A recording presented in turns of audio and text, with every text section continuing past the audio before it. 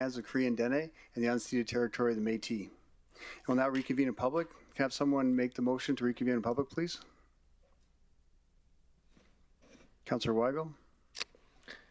I move that the meeting reconvene in public. Thank you. Can I have someone second the motion? Councillor Benjoko. I second that motion. I'll call for a vote. All in favor? Any opposed? Not seeing any. It's carried unanimously. For our guests in chamber this evening, if you wish to speak as a delegate to any item in today's agenda, if you haven't done so, please register with the Legislative Services. Before we adopt the agenda, does anyone wishes to serve notice of motion? For those with a notice of motion, please press your microphone button. If on Teams, raise your hand. Can someone adopt this evening's agenda?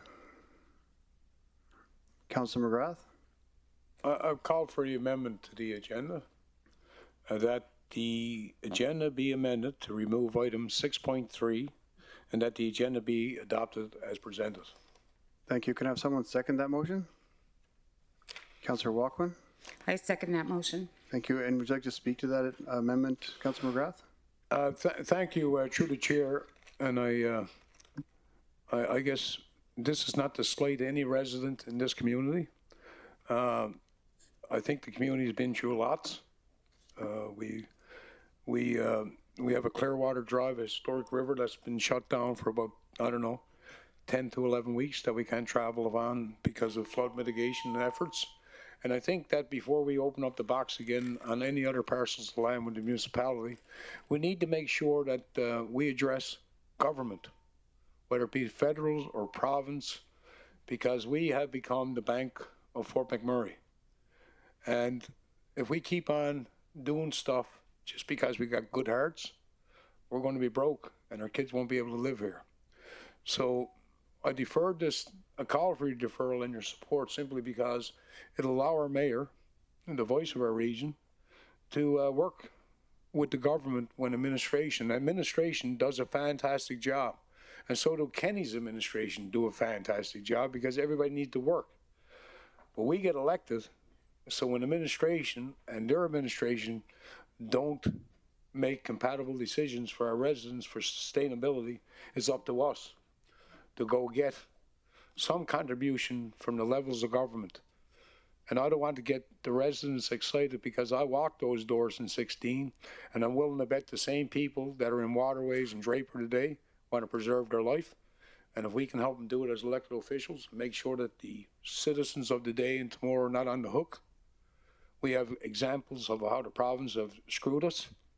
Last with the land transfer deal. So I'm asking to support this deferral and allow administration to get some kind of commitment from the province before we make a commitment to our people. And that's the only people we're here to serve, the people that live here in our region. Thank you, Councillor McGrath. Does anyone have any questions? Councillor Weigel? Thank you, Mayor, and through the chair. I just want to speak to the amendment, just in the sheer fact that we haven't had a lot of luck going to the government, and I do believe that we do need to hold the Alberta government and the federal government, in that fact, accountable for the money that they're supposed to be spending and using during this. But at the same time, I worry about spending, waiting.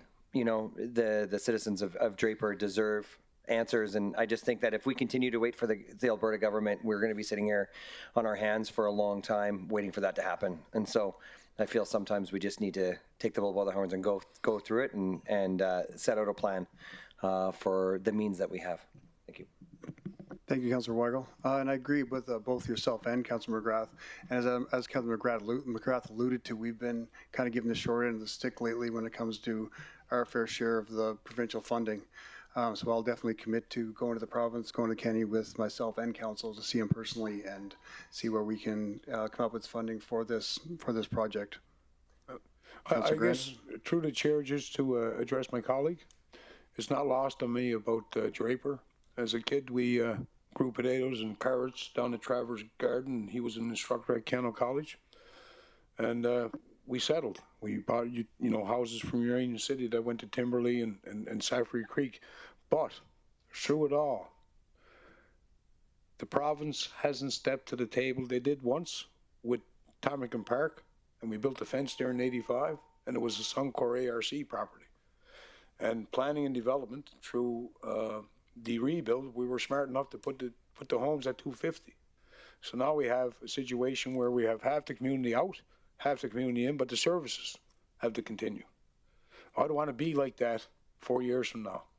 And trust me, if anybody's listening from Draper, I respect where you're coming from, but we want to make sure that if we're going to make you a commitment, that my kids are going to be able to carry on living here.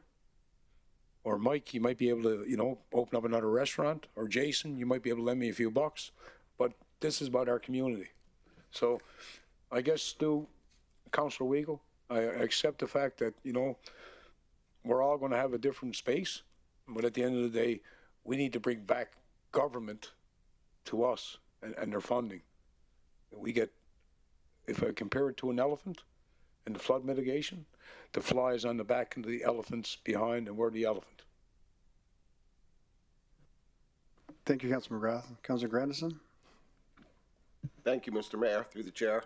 I think I'll stay away from the elephant analogy for a moment here, but I agree with both parties. So I have perhaps a question that I can ask, because I agree that we've had our fair share of challenges getting a response from the province, and anybody who knows me knows that I'm going to fight always to ensure that the appropriate level of government pays our municipality. I think far too often we've delved into provincial and federal responsibility, and when we pay for something, why would they have to? So I definitely think that's there. But I guess my next question is, if we were to undertake some of the work, I know the cost associated would be staff costs related to actually doing some of the work. But beyond staff costs, can we still move forward with doing some things to get the train moving with an understanding that it's ultimately a provincial financial responsibility? Or should we even go that far? Maybe CEO. Through the chair to Councillor Grandison, we've done a lot of work on this file, if I can use that word. We have looked at many different options. However, I think as Councillor McGrath is so astutely pointing out, we wouldn't want to continue with that work without first exhausting the province as a potential funding source. And if they're not willing to fund any of it, then that involves a different conversation with council. So I think that's where we are, and we have done a lot of work. This was more so of a presentation to what that looks like, but the deferral, of course, is to go chat with the province further and get a finite answer from them, either yay or nay, or they're going to help us or not. Thanks, Theodore. And I think continuing with this, right now we're just discussing the motion, not anything to do with the flood mitigation or any of the fixes we're talking about or anything going forward, just the motion that Councilor McGrath put on the floor so we can pass the agenda.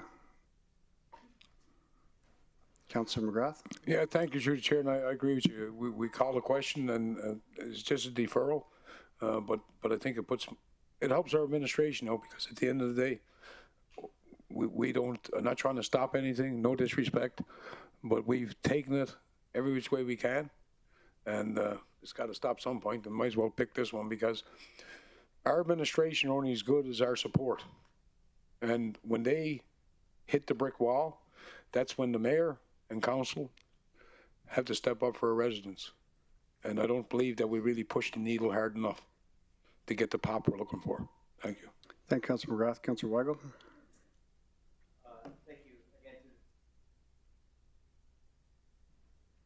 Thank you again to the chair. I appreciate the sentiment, and I won't go on too long about it, but if for some reason it does get passed, I won't vote for the amendment, but can we put a date to having this back on the agenda, just so we're not left in limbo? Thank you.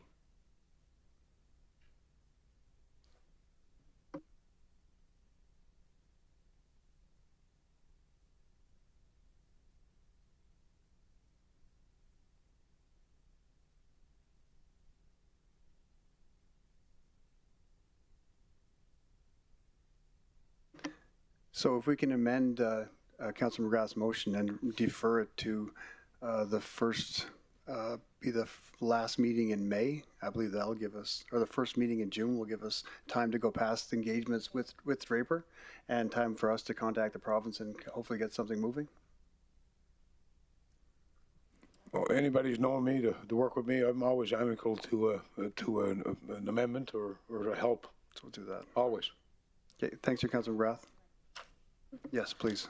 Thank you. So through the chair, council, to confirm the motion, you're basically amending the agenda to remove item 6.3 to have that deferred to the end of May to allow for administration and council to discuss with the province, and then that the agenda be the first meeting in June. First meeting in June. Okay, so we'll do that, and then that's the motion that's on the floor. Thank you to our CLO, do great work for us and make us look like we know what we're doing most times. Appreciate it. Thank you, Councilor McGrath, and thank you, CLO. Is there any other questions?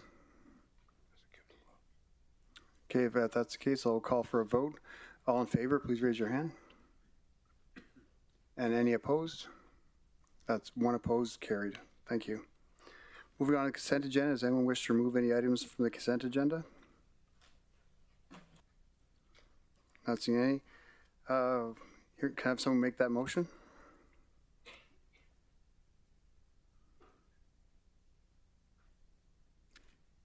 Anyone?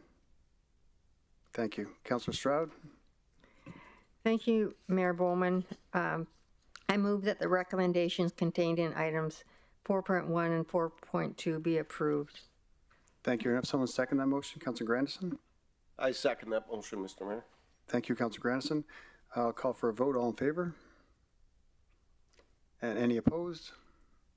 Not seeing any. It's carried unanimously.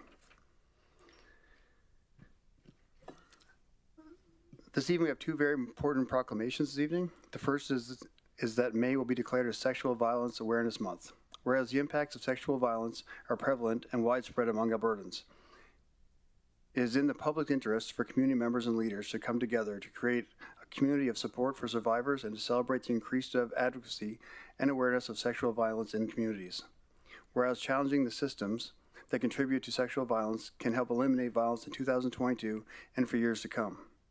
And the Regional Municipality of Buffalo supports working together for elimination of sexual violence in the region. Now therefore, I, Sandy Bowman, Mayor of the Regional Municipality of Buffalo, do hereby proclaim the month of May 2022 as Sexual Violence Awareness Month. The next proclamation on the agenda is recognize May 5th as the Day of Awareness for Missing and Murdered Indigenous Women, Girls, and Two-Spirit People. Whereas the Regional Municipality of Buffalo stands with the supports the families and communities impacted by the national crisis of missing and murdered Indigenous women, girls, and two-spirited people. Whereas the Regional Municipality of Buffalo commits to creating understanding and awareness of ongoing violence and tragedies against Indigenous people in Wood Buffalo. And whereas 9 Indigenous women have gone missing or been murdered in Wood Buffalo since 2004, although this number is likely much higher due to inadequate reporting. And whereas Indigenous women and girls are 12 times more likely to be murdered or disappear, and more than 6 in 10 Indigenous women report having been physically or sexually assaulted. And whereas missing, murdered, and exploited Indigenous peoples recognize the importance in acknowledging the violence committed against Indigenous boys, men, and gender-diverse persons. And whereas violence against Indigenous women, girls, and two-spirited people is a systematic national crisis that requires urgent, informed, and unified action. And whereas the Regional Municipality of Buffalo supports the justice-related Truth and Reconciliation calls to action and the National Day of Awareness for Missing and Murdered Indigenous Women, Girls, and Two-Spirited People, to honor and remember that the people and families so devastatingly impacted by this ongoing national tragedy. Now therefore, I, Sandy Bowman, Mayor of the Regional Municipality of Buffalo, do hereby proclaim May 5th, 2022 as the National Day of Awareness for Missing and Murdered Indigenous Women, Girls, and Two-Spirited People.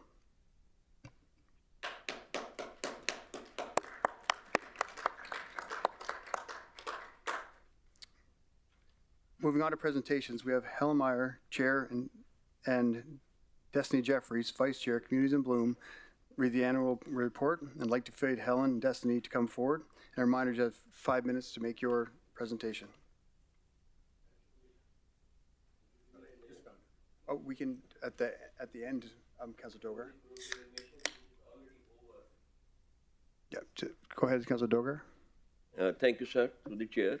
The two recognitions, sexual violence awareness, and the second one, National Day of Awareness of Missing, Murdered of Women, Girls, is only this is enough what we have spoken?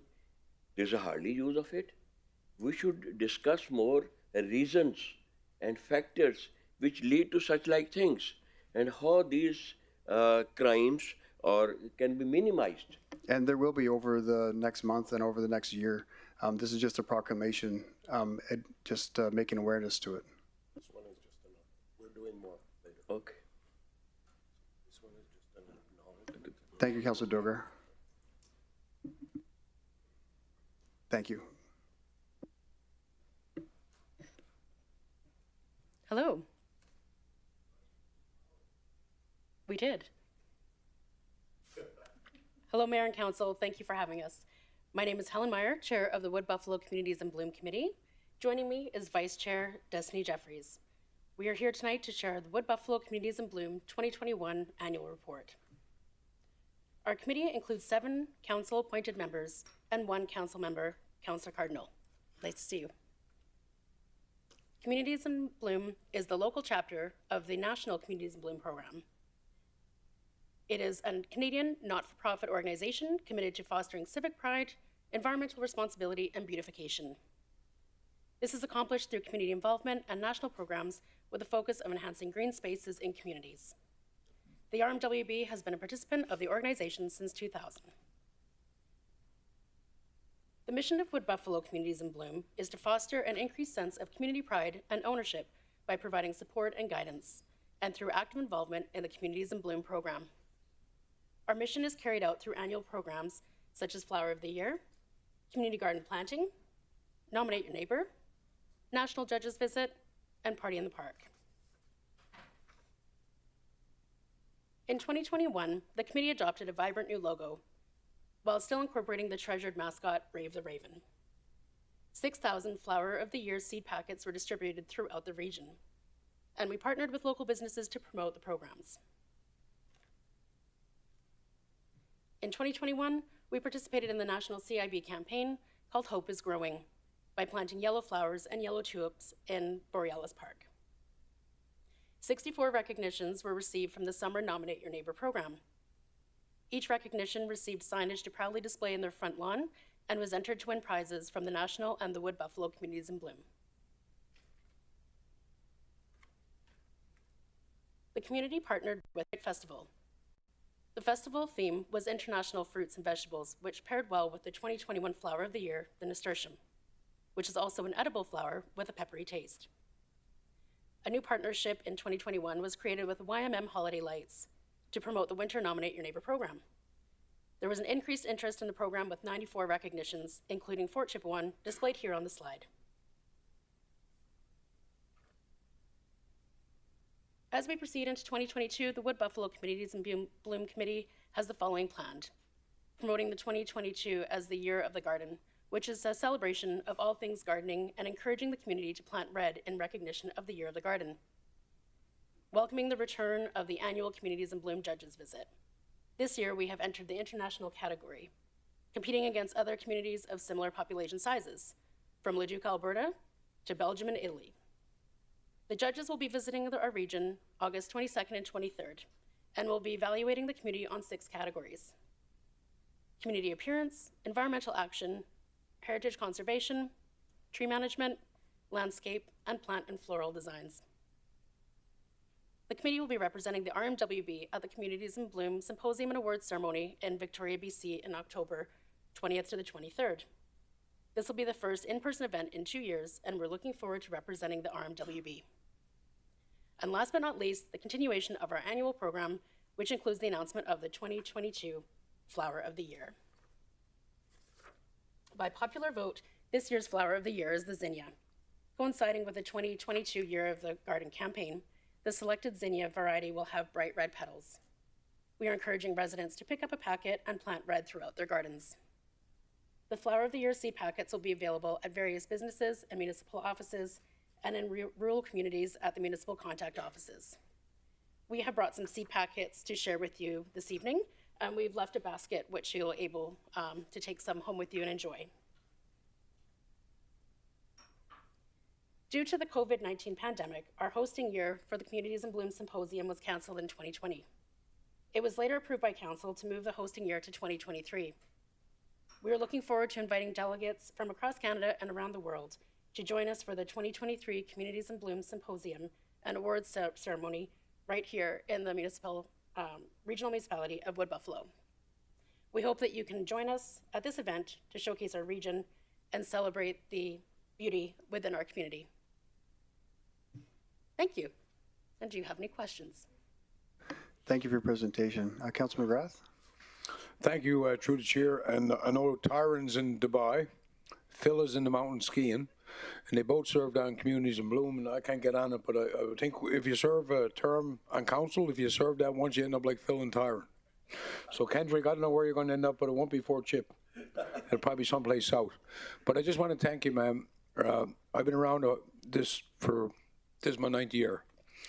And Communities in Bloom, everything about it is good.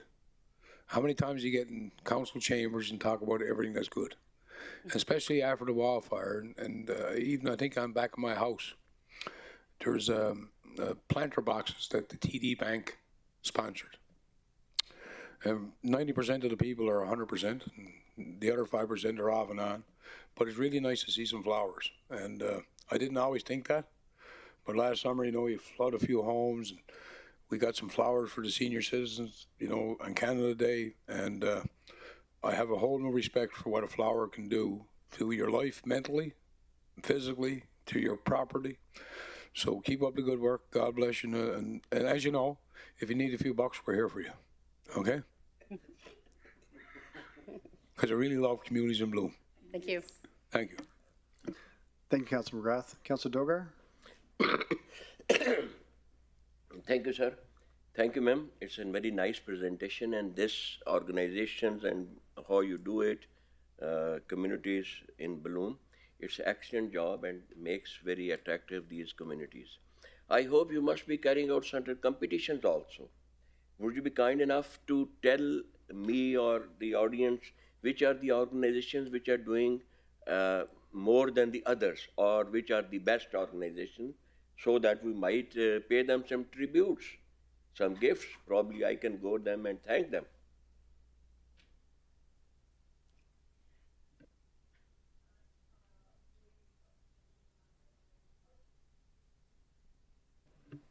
Oh, thank you very much. I believe that question may be better answered by someone in administration.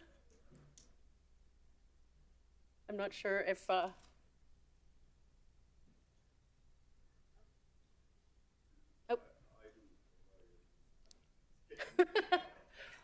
The organization is funded by the municipality.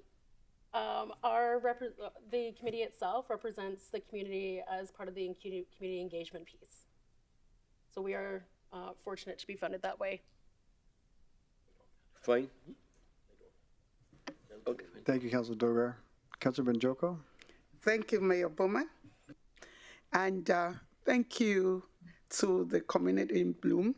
I was fortunate enough to have served in that committee, and I'm so excited to see Helen. Thank you for the good job that you have continued to do for the community.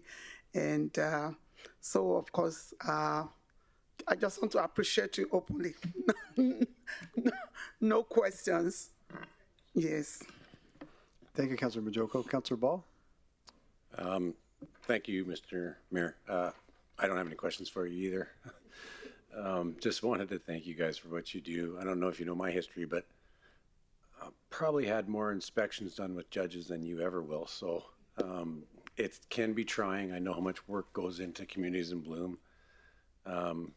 We just need to keep it at that 5-star level, 5 blooms. Thanks. Thank you, Councilor Ball. Councilor Stroud? Thank you, Mayor Bowman, and thank you for the presentation. I was just wondering, do you have a plan this year to approach the businesses to put out flowers outside? Yes, we have already started reaching out to different community members and businesses to help us distribute the flowers this year. it's very well received. Heritage Village is stepping up for us, and a number of different businesses across the community as well. Thank you. They'll look very nice. I appreciate that. Thank you, Councilor Stroud. Councilor Cardinal? Thank you very much, Helen and Destiny. I got a question, actually. It's, is there a, Councilor Dogar, or sorry, Councilor Cardinal? sorry, There you go. there we go. I was just thinking rurally, how much funding, I guess, for, let's use Anzac as an example. Is there a certain amount of funding that would go to, say, Anzac and then as to opposed to Fort Chipewyan? Thank you for the question. As I mentioned earlier, we aren't as involved as a committee in the budget itself, but I do know that the program that we organize, it reaches all of the regional communities equally. Okay. Okay, thank you. Well, I appreciate the flowers that I'm gonna get, and I'll plant them for missing murdered Indigenous woman, and that'd be a nice thing. But I wanted to also say that I really enjoy the meetings, our meetings that we've had, and I appreciate the engagement, and I look forward to building the, better relationships for, our rural communities, especially Fort Chipewyan, Fort Fitzgerald, and Fort McKay. But thank you very much for your presentation, and I look forward to our next meeting. Thank you.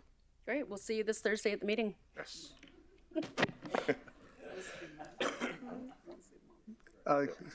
Thank you, ladies, for your presentation, and thanks for all you do for all your whole committee, what they do for the fostering and beautification of our community. And as a side note, I will be attending the Communities in Bloom in October in Victoria, so I'm looking forward to that, and I think we'll have a good time. But thank you very much for everything you do in the community, and very much appreciated. And it was a feel-good moment in council, so that was good. That's what flowers do. So thank you. Thanks very much for having us.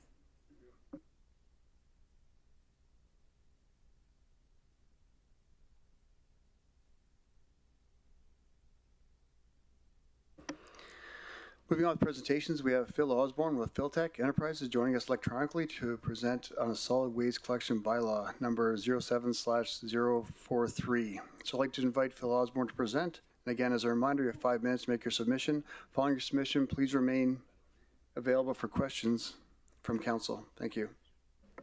Thank you, Mayor and council members. For the record, we do not have the presenter joining us by Teams. The presenter is not connected at this time, nor have we heard from him. Okay, thank you, Jade. We'll move on to item 6.4. Up next is an update for the framework for the Local Business Advisory Committee from CEO Doyle. You can go ahead, CEO, please. Thank you, Mr. Mayor, members of council. I want to take a quick opportunity to provide you a verbal update on the Business Advisory Committee framework. After lengthy conversations with the group, what was collectively decided upon was that an ad hoc committee would be much more nimble and advantageous for such a group rather than a committee of council, and that would be more appropriate. So our next step, Mr. Mayor and council, is to formalize our draft terms of reference. We had several completed, but now we have to more tailor it for an ad hoc committee and identify the reporting structure back to council. So how we will present to you items or issues that we see and how we're going to resolve them. We're targeting, we'll have this in front of you on or before the regularly scheduled meeting of May 24th.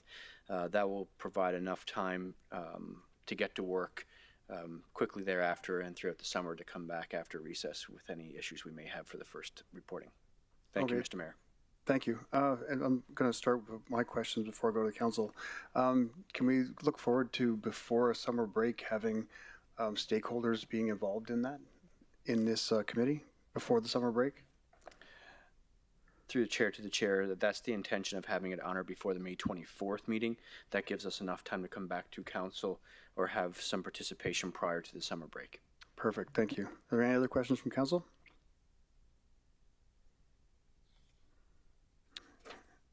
I'm not seeing any. Thank you. And we'll move on to unfinished business. We'll now move on to unfinished business. We have the 2022-23 Community Plan and Homelessness grant allocation, which was referred back to administration on February 22nd council meeting. And I'd like to invite Deanne Berge, Director, Community Protective Services, to introduce the report.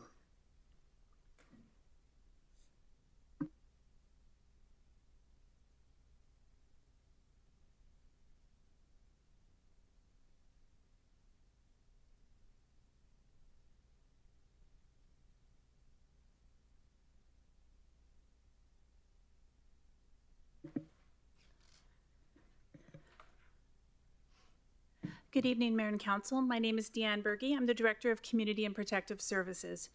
I am presenting the 2022-2023 Community Plan on Homelessness grant allocations. The Regional Municipality of Wood Buffalo is the local administrator of the federal and provincial funding for individuals experiencing or at risk of experiencing homelessness. Through the Community Plan on Homelessness grant, these funds are distributed to nonprofit organizations whose goals align with the municipal, provincial, and federal objectives to end homelessness. The funding allocations before you have been reviewed and recommended by the Homelessness Initiative Strategic Committee, or HISC. HISC is an action-focused committee that stewards and advocates for the Community Plan on Homelessness. Having a committee like HISC is a funding requirement of the federal government. HISC ensures that the recommendations comply with the provincial and federal agreements, identifies systems barriers, and works collaboratively with the community to alleviate them. This provincial and federal funding supports the following programs: Housing First, which is intensive case management for those with high acuity experiencing physical health concerns, chronic substance use, and mental health conditions. Rapid Rehousing, which is case management for those with medium to high acuity and anticipated to be short-term housing for 3 to 6 months. The Diversion Program assists individuals that are or at risk of being homeless. The program strives to meet individuals where they are and build in supports before they enter the shelter system. Permanent supportive housing houses the most chronically homeless with severe barriers and is highly successful with participants who have been otherwise unable to sustain housing. This program provides 24/7 wraparound services. Centralized Intake is a frontline program for all individuals seeking housing. This program conducts triage for assessing people and placing them into housing programs and outreach as required. There are 14 coordinated access points in the region. Prevention programs include the Outreach Program, where caseworkers assist with community referrals, housing, employment, and provincial benefits like Alberta Works and AISH. And the Eviction Prevention Program works with individuals who have received an eviction notice to support them in retaining their rental. The program offers one-time support with utility and rent arrears and works with individuals for referrals to community supports. Since the Community Plan on Homelessness began in 2009, there have been over 1,100 unique individuals housed. The stats show that as of April 5th, 2022, there are 159 participants in housing programs and 28 individuals on the by name list experiencing chronic homelessness. A client-centered, results-oriented approach was taken in analyzing the existing programs and formulating the funding recommendations. This included reducing duplication based on client needs and resources and ensuring the required funding and rental supplement is sufficient for participant success. The recommendation is that $5,071,945 be allocated to the 2022-2023 Community Plan on Homelessness grants, as outlined in Attachment 1, dated April 26, 2022. That concludes my presentation. Thank you. Thank you, Deanne. Do we have any delegates for this item? Thank you, Mayor Bowman. We do have a number of delegates registered for this item, and we'll start with Edna Moman, Executive Director of the Salvation Army. Thank you.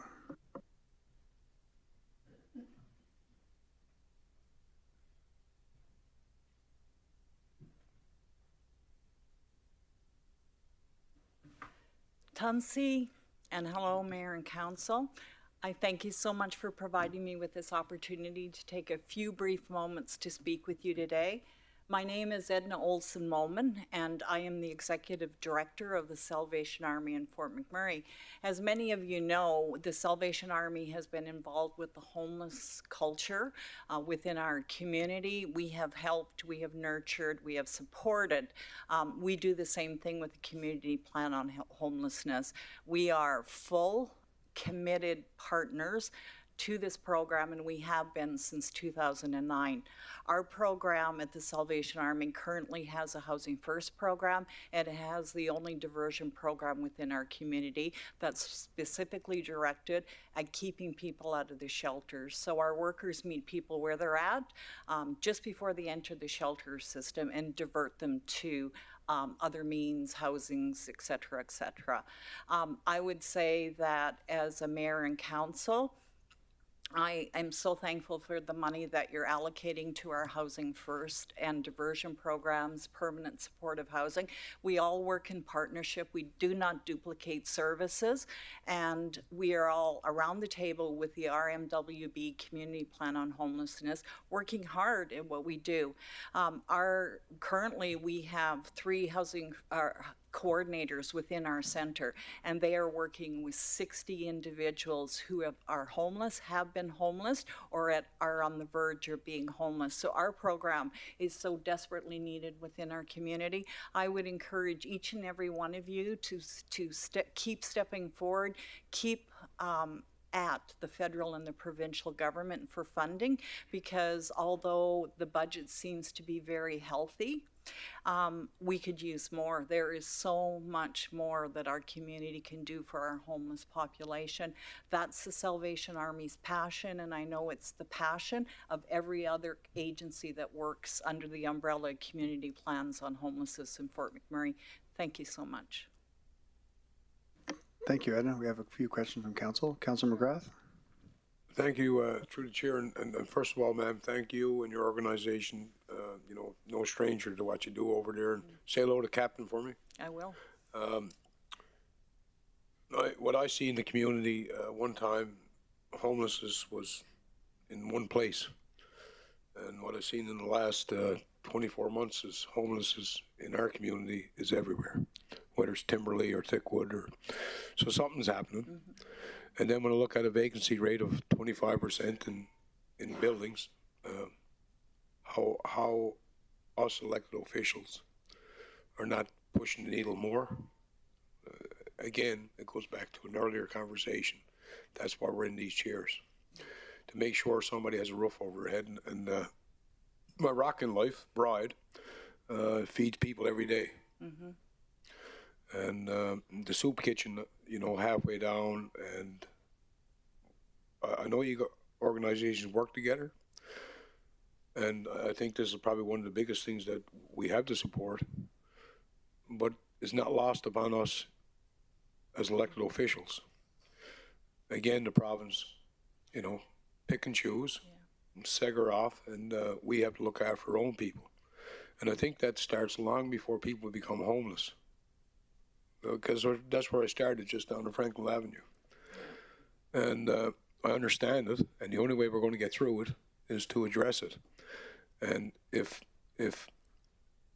through the province, if we can get some more funding for that emergency housing and long-term housing, that's on us.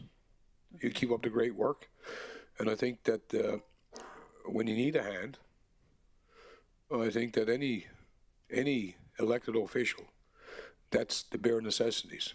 And, through 7 Métis nations, 5 First Nations, and about 61,000 of us need a place to live and sleep and be safe.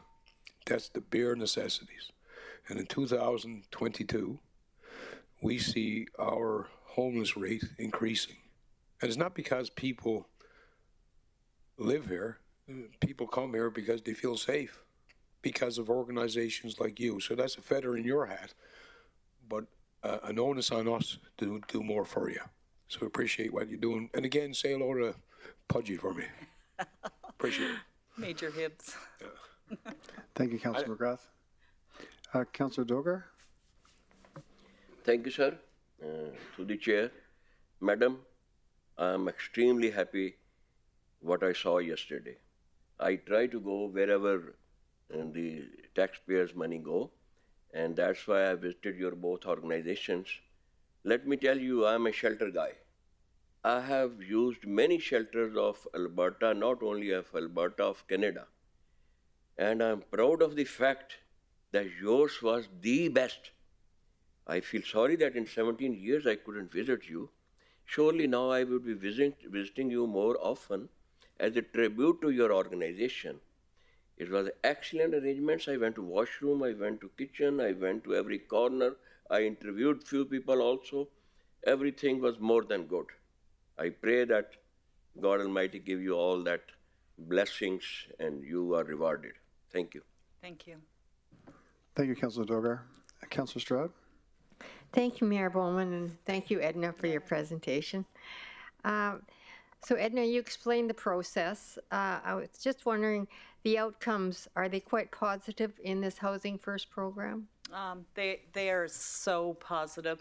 We have a continuum of services, so we get people before they're entering the shelter. And this is just not our program. This is a whole community plan on homelessness. We're all working together as a community.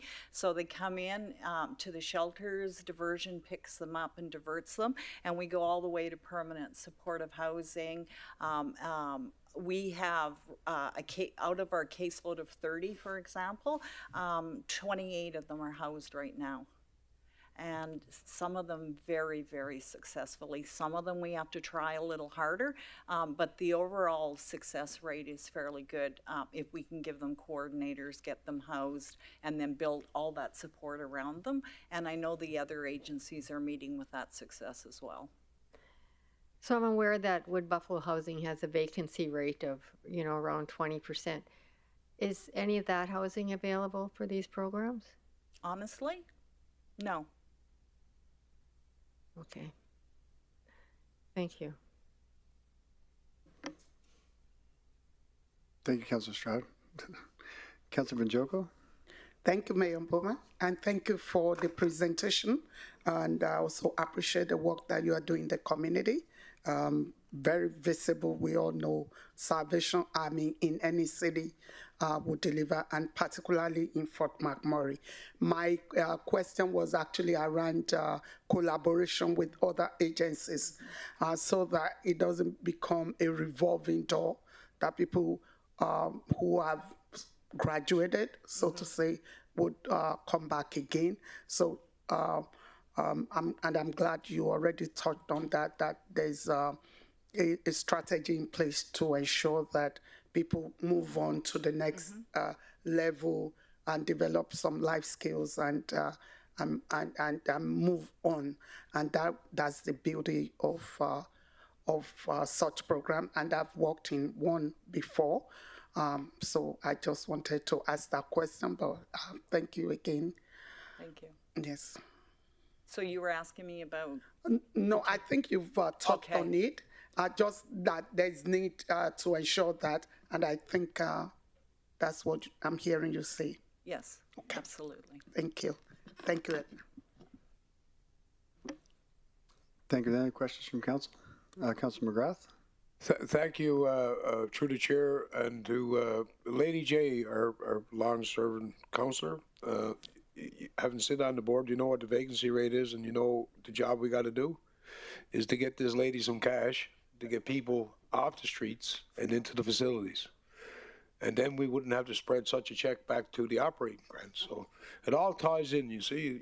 We're going to spend enough time around here that if we do our jobs, we won't have to be laughed at, because the reason why our spend is so high per capita is because we've taken on every responsibility of every level of government and then some. Whereas the other municipalities are big enough to say no, Province going to do that. And that's how they get their spend to $2,000 or $2,500 per person. And that's why ours is $6,000 a person, because we have taken on every responsibility that municipal government shouldn't be at. 4 care services, we have 14 care services. So I appreciate what you're saying. And hopefully next year, we won't have assets that are free while we have people freezing in the street. That's on us. Thank you, Councilor McGrath. Councilor Cardinal? Edna, thank you. I just wanted to say thank you, Edna, because it touches my heart to, support the homeless, especially, I guess homeless is not only just, people that are on the streets. Homeless is, people in the rural communities as well that don't have housing, you know what I mean? And, you know, really looking at, you know, social housing, whether it's apartments or whatever, and changing the bylaw possibly to, you know, fit the needs of our rural communities when it comes to social housing, because, you know, we can't build up right now. We only build at 2 stories. So let's build up, and hopefully, you know, we can take that rate away and help our homelessness, our homeless get places to live. And then, you know, not only Edna, but Joy as well, and Linda and Rosie. I just want to say thank you all ladies for all the wonderful work you do. You ladies are the true leaders. And, you know, I appreciate everything that you do for the homeless, you know, and I may ask the Creator to bless you and your families, and keep up the good work. And Kananaskumten. Hi. Thank you. Thank you, Councilor Cardinal. Any other questions from council? I'm not seeing any, so thank you, Edna. Thank you for everything you do, and thanks for your presentation. Thank you. I'll just invite Joy Flett, Chair, Homelessness Initiative Homelessness Initiative Strategic Committee. Who came up with that?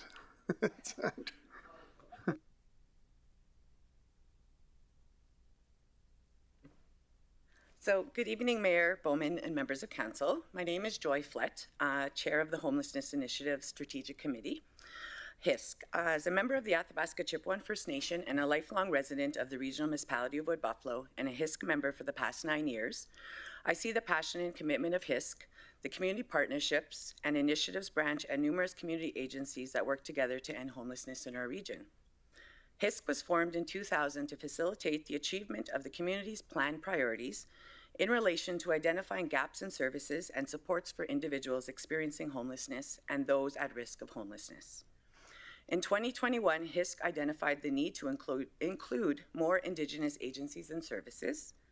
HISC includes representatives from United Way, Wood Buffalo Housing and Development Corporation, Oil Sands Community Alliance, Suncor Energy Inc., rural communities, Indigenous communities, landlords, Alberta Health Services, Alberta Works, and non-voting members from both federal and provincial governments. As a requirement of the Government of Canada, HISC makes recommendations to Council on funding allocations, provides advice on strategic direction, and advocates for ending homelessness. The HISC Committee reviews and recommends funding through an Indigenous lens and in alignment with the TRC calls to action. The HISC Committee recognizes that participation from all levels of government is needed for the community plan priorities to be successful in ending homelessness. The HISC Committee will continue to work in partnership with the RMWB and CPH funded agencies with the same commitment, passion, and drive to end chronic homelessness in our region. Masi Cho, thank you for your time. Thank you, Joy. Do we have any questions from council? Councilor Grandison? Thank you, Mr. Mayor, through the chair. Amazing job, obviously, in dealing. I remember back in the day there was a 10-year plan to eliminate homelessness. Where is that done? Is it over? Is it successful? Is it just ongoing? Where did that specific plan come to an end or go to? Or you even know what I'm talking about?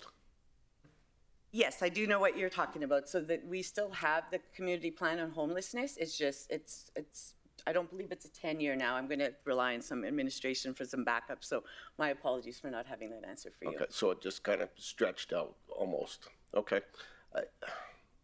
My question is more on, I remember back in the day with the 10-year plan and the objectives. Is it getting better? Are we, with the funding that we're getting, are we able to meet the needs? Is it getting worse? Where are we at in the overall scheme of things? We are slowly getting better. The numbers, we've seen a change in some numbers since the fire and since the flood, but we can do better. There's much more that is obviously needed in our region, and the funding is not enough. We're having to really make some shift and changes, right? So there's always a need for more funding, for sure. Well, and I think to my councillor colleague Keith's point of that he made earlier in terms of our jobs and our ability to advocate to both provincial and federal sources, our ability to advocate is much stronger when certainly I have an understanding of specifically where the needs are and how we can advocate specific within those needs. If we've got enough here and we don't have enough here, then we can put our energy into those areas. So that level of education for me would certainly be helpful in order to do that. And I would look to the CPH team administration for the answer for that. Okay. And one last question, the funding recommendations comes through your committee, is that correct? So when I'm looking, and this is more of a question, some of the funding applications appear to be more in some areas than what was requested, less in some areas than what was requested, which is very confusing to me, putting up my hand and saying, when I don't understand, if I look at some of the more categories, then the first thing that comes to my mind is, is there an opportunity within the framework of that program to spend funding on something that's not being done that could be done rather than topping up funding? That's the way it looks to me, because all I get is this document, and I see a difference between, what was requested and what's been approved, and I don't know what the difference is or why it's there. So that information is what is presented to us as a committee as well. So the CPH team is the organization that receives all the funding, and they compile the information to share back with us. So again, I would rely on the administration So that's for them. They would for have Ben. the answers for you for that question. Okay, thank you. I will ask that of our administration.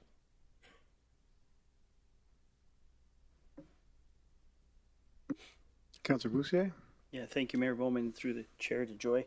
Thank you for the presentation, Joy. And Councillor Grandis had asked most of the questions. I was going to ask, though, obviously the community's been hit hard the last 7 or 8 years. Is it safe to say the homelessness numbers have increased since the fire and the flood, or is...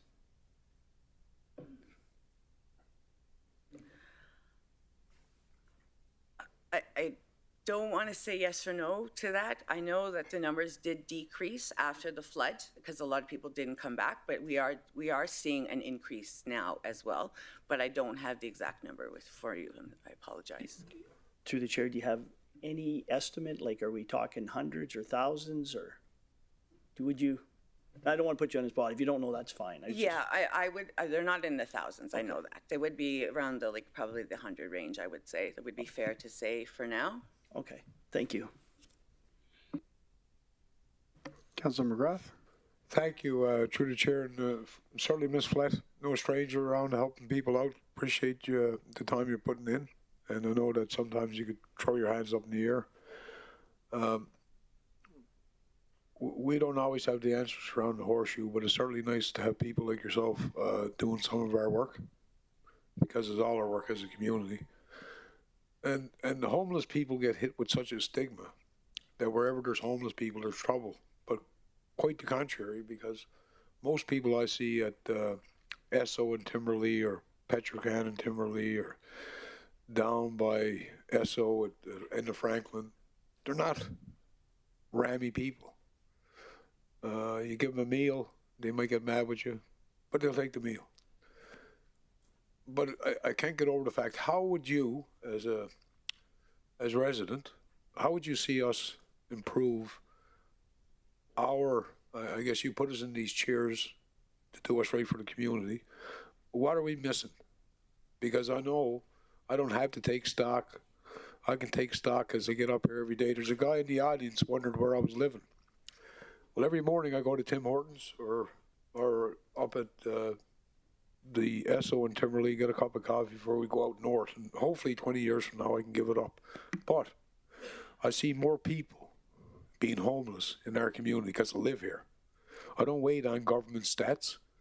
I do it by my eyes every day. And every day there's people that are homeless in our community. And if you took the time to stop, they're anywhere from McKay Mine to Toronto to Newfoundland, and they're here. So they're here.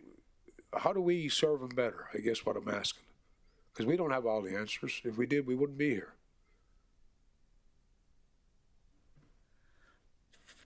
Firsthand, I could probably say what I can mention. It's the agencies. It's the funded agencies that do the work. We are just a committee that comes together to review the recommendations that come in through the RFAs.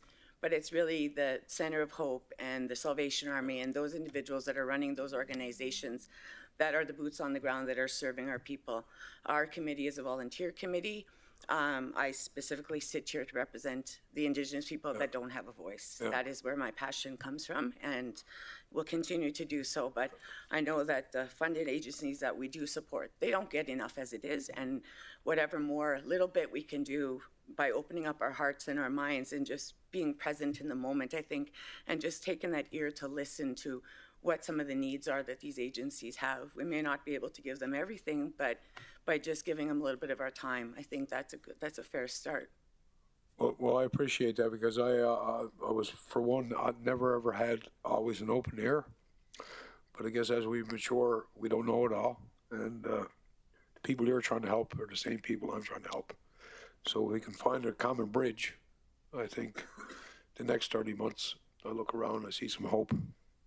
And I know for sure the numbers are going up, they're not going down. And that's on us. Appreciate what you're doing. Thank you, Councilor McGrath. Councilor Majoko? Thank you, Mayor Bowman, and thank you for the presentation. I'm not even sure my question should be directed to you. My comment is around the cost analysis, and I've heard you say the agencies are not getting enough. But I was actually concerned about the number of homeless people in the city versus the cost of managing homelessness in this region, and whether we are delivering results at all, and especially when you do the cost analysis of per capita or per person. I don't believe, I did some check before this meeting. I believe we have below 400 homeless people. I can answer some of that just from meetings with Adam Hardiman, as well as a meeting I was part of with Norma Shaw earlier this year on the homeless initiative in the province, and we discussed in our community.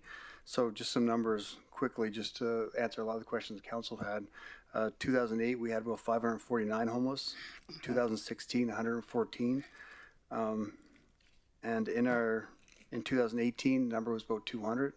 And in 2019, our rural community was about 148 in our rural. So those are some numbers there to help some of the council understand how much the homelessness and all our organizations we have in our community have been helping the homeless and all the hard work they do. So, and we look at a community, compare us to a community like Medicine Hat or Lethbridge.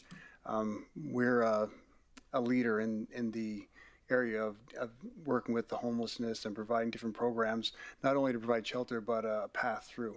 That's what I've seen through presentations from all the organizations we've had, and over the last few months sitting in this chair and speaking to the people in the community. We go over and above in this part.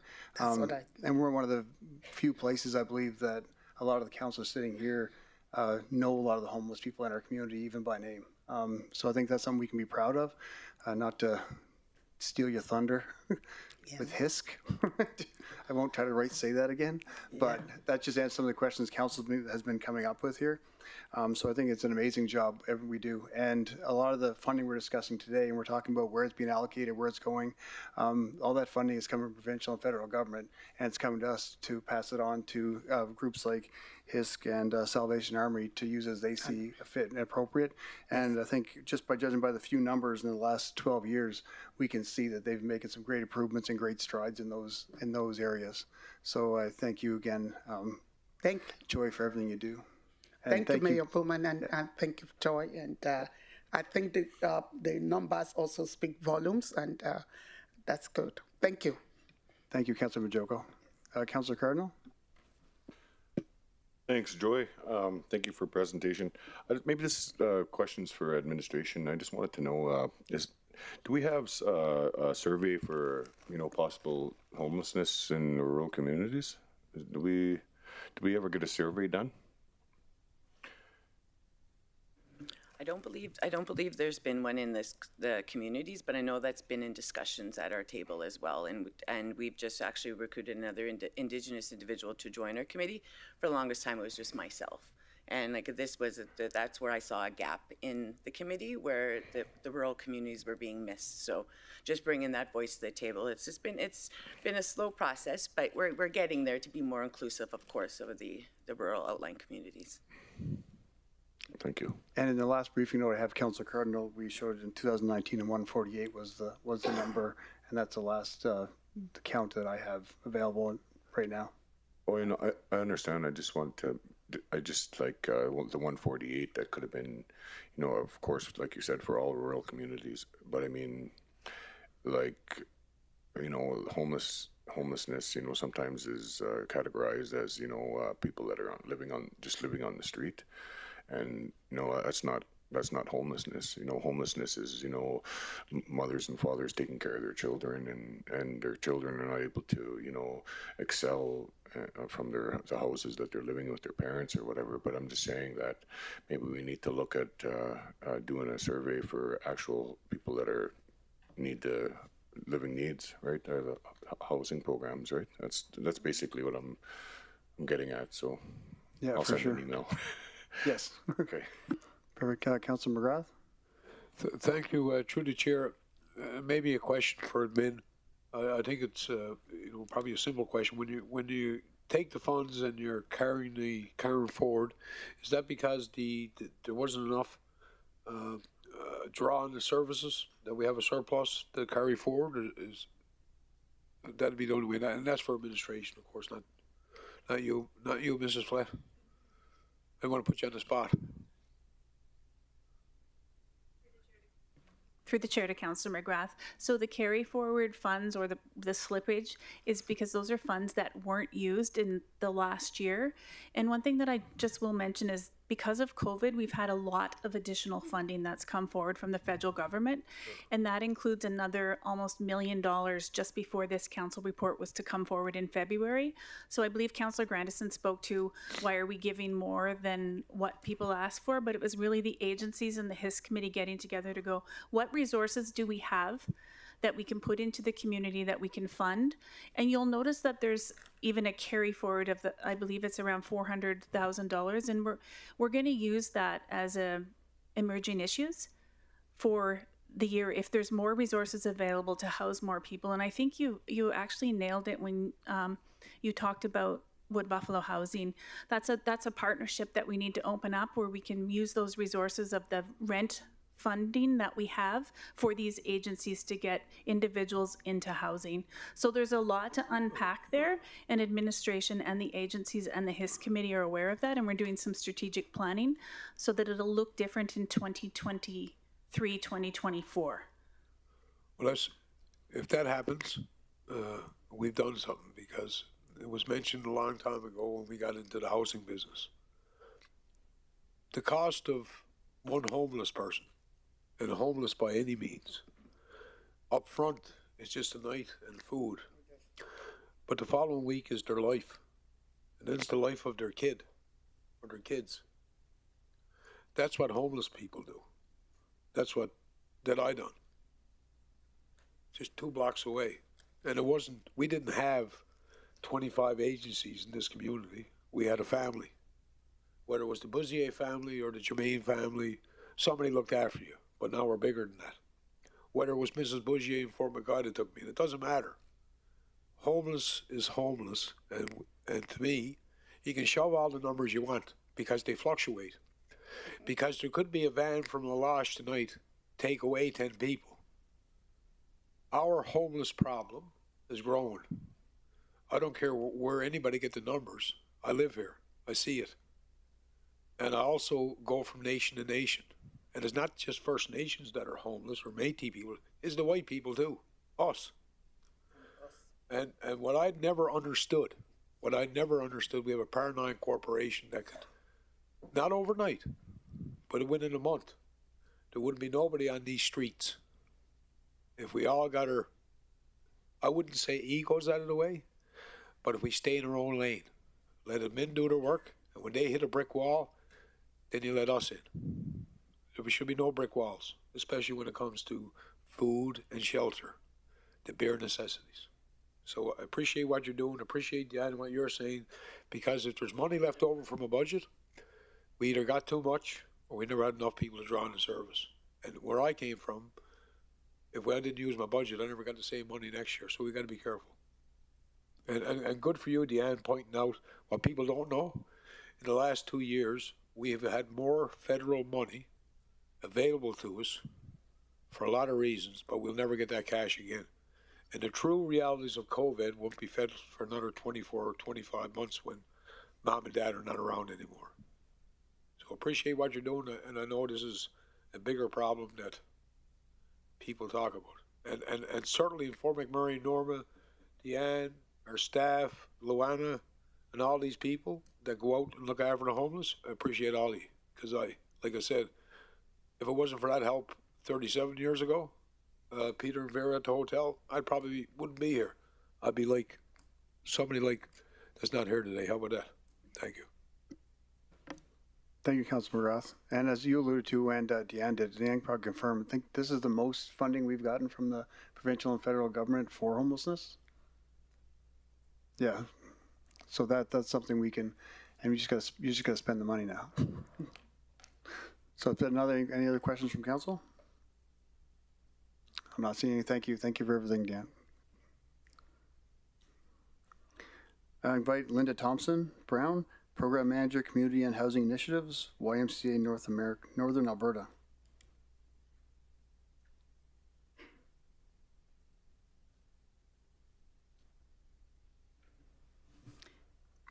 Good evening, Mayor and Council. Thank you for allowing me to speak this evening. My name is Linda Thompson Brown. I'm the Programme Manager for the YMCA of Northern Alberta Housing First Programme. So that includes Red Deer, Edmonton and Wood Buffalo. We are currently one of the 13 programmes that the YMCA Northern Alberta runs in Fort McMurray and the Wood Buffalo region. And I'd just like to echo some of the things that have already been said this evening. Where Edna referred to collaboration and cooperation between the organisations. I would just like to emphasise that the collaboration in Wood Buffalo is second to none. The work that the groups do together, that includes HISC and also the rmwb administration, the work that they do together every year, not just at budget time, it really is second to none. And it just goes to prove that when you look at the numbers, so 10 years ago we had over 600 at the point in time count, which is not really a good actual measure. But we had over 600 people then, and today we probably have less than 100 if we were going to do a point in time count. It does work. It's a continuum of care. So each part of that continuum care is necessary. And I would just like to thank Mayor and Council and HISC and administration for continuing to support the community plan on homelessness. Our team at the moment is 1 supervisor and 3 case managers. We provide intensive case management to 45 participants, and at the moment we have 42 who are successfully housed. Thank you, Linda. That's great. Councillor McGrath? Thank you, and it won't leave you out. We appreciate what you do, and you say you're helping 45 clients in our region. We're funded for 45 participants, and we have 42 successfully housed at the moment. So your funding envelope from here, plus your other 2 funding envelopes supports 45. Yeah. Is that correct? And you're at 42. So you have room for 3 more. Yes, we do, and we're working on it. And so the 3 people that are not being helped today, because I know there are 3 more, and maybe they don't have the vehicle to look for help. They don't have the vehicle of a computer or a phone at home. How do we get to people that don't have the means to get to you? They do have and I realize I hear in the background. I know all about choices and the STAR program because I worked in them, and they haven't changed. I think they altered quite a bit, because my understanding is we used to have programs in the municipality like, heaven forbid, the FODAR radar program used to give you some cash back. And I think it still does, but that's not the conversation. What I'm asking you is, if you have a funding envelope, and we go back to the overflow, if you have a funding envelope to sponsor 45 people, there's 3 people out in the streets tonight that could use your help. How do elected officials help you with the tools to get to those 3 people? One of the biggest bottlenecks that we have in this region, and we always have, right from the very beginning of the community plan on homelessness, is the access to social housing. We do not have enough social housing. And you know, God bless you, ma'am. I don't know if you're Scottish or Irish. I'm English. Oh, I guess what? And I'm not, and being a McMurray baby, they know it's not the first time I'm wrong, so they'll take me the way I am. So, and that's what it always comes back to. I've been in this chamber for 9 years, and it always comes back to A, the government won't sponsor us, so we can't fill up the houses, but we just cut a check for $5 million a couple of weeks ago. That's all this entire program is asking for. You see where I'm going? So we built Bethlehem out in the park, but we won't let nobody in the manger. So on one side, we're cutting checks to support our Power 9 corporation. The other side, we have people that are homeless and we can't help them. And then you wonder why I get drove nuts. Well, if you sit back and think about it, we have the resources in our own community to solve this problem. Well, I don't know what it is. And everybody can shake their head. But if you got 100 people that are homeless tonight, we have 157 units that are empty. And the only thing that separates it are egos and money. That's it. And I just want to drive that home once and for all, because I hear some people shaking their hands around here, but I sat back here for 9 years and watched 42% vacancy rate. I think we have the issues. I think we have a lot of talent like yourselves that are out there trying to help us. And the biggest roadblock has always been, and always will be, the roof over our head and who pays for it. But we either pay up front to keep people safe, or we spend it at our hospitals that are overmaxed, the nurses that don't get a break. Either way, we're paying for it, but we're paying for triple duty right now. So appreciate what you're doing, and I think maybe some of us can go away tonight thinking that today we learned something. We learned good people like you, and elected officials owe it to the people on the streets, and even the small business community, to make sure that these people have a place to go. So I appreciate your time, man. And I know now you're not Irish. Thank you, Councilor McGrath. Do you have any other questions for Linda from council? I'm not seeing any, so thank you, Linda. Thank you for everything you do. Thank you. Next up, we have Rosie Keating, Executive Director, Fort McMurray Center of Hope.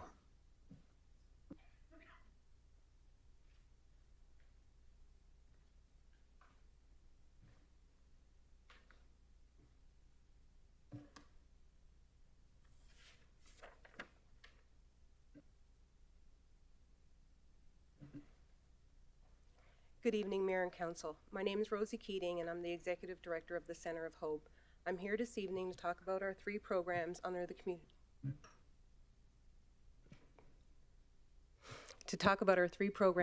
Community Plan on Homelessness. The Center of Hope operates 3 programs. We have the Permanent Supportive Housing, which is a 17-bed program located on the 2nd floor of the Center of Hope, with 24-hour support staff and 2 social workers. This program works to provide an inclusive harm reduction and recovery-based home for individuals who were experiencing chronic homelessness prior to entering the program. These individuals have been identified to have extensive barriers to independent housing.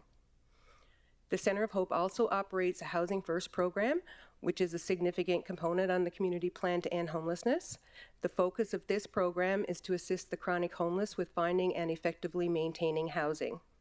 Once participants are housed, coordinators provide intensive case management to help achieve sustainable, independent living. The Center of Hope caseload for Housing First program is 45 participants. The Center of Hope also operates the Eviction Prevention Program, which is a community-based program designed to prevent individuals from entering into homelessness. Individuals assessed may receive case management, financial assistance, service referrals, and/or landlord-tenant intervention. The Center of Hope works closely with the Salvation Army, Wood Buffalo Wellness Society, YMCA, and the administration of the RMWB to work toward our plan to end homelessness in Fort McMurray. I'd like to thank you for taking the time to allow me to speak this evening and for your continued support of the Center of Hope, the Salvation Army, the Wood Buffalo Wellness Society, and the YMCA as we continue to work collaboratively to end homelessness in our region. Thank you, Rosie. Appreciate it. Councilor McGrath? Thank you, Mayor. So I guess you get this kind of close to me, because when you start out this way, I never knew you before, but seeing what you're doing at the Center of Hope, having worked with Akon and down, cooking meals for you guys, Debbie Hahn and all her time and her people's board's time. And my big screw up here a few weeks back, 2 weeks early for the macaroni dinner. But the boys enjoyed it. All I'm saying is that what you're doing, you're saving people's lives. And when I watch my daughter and my wife doing it, it hits home.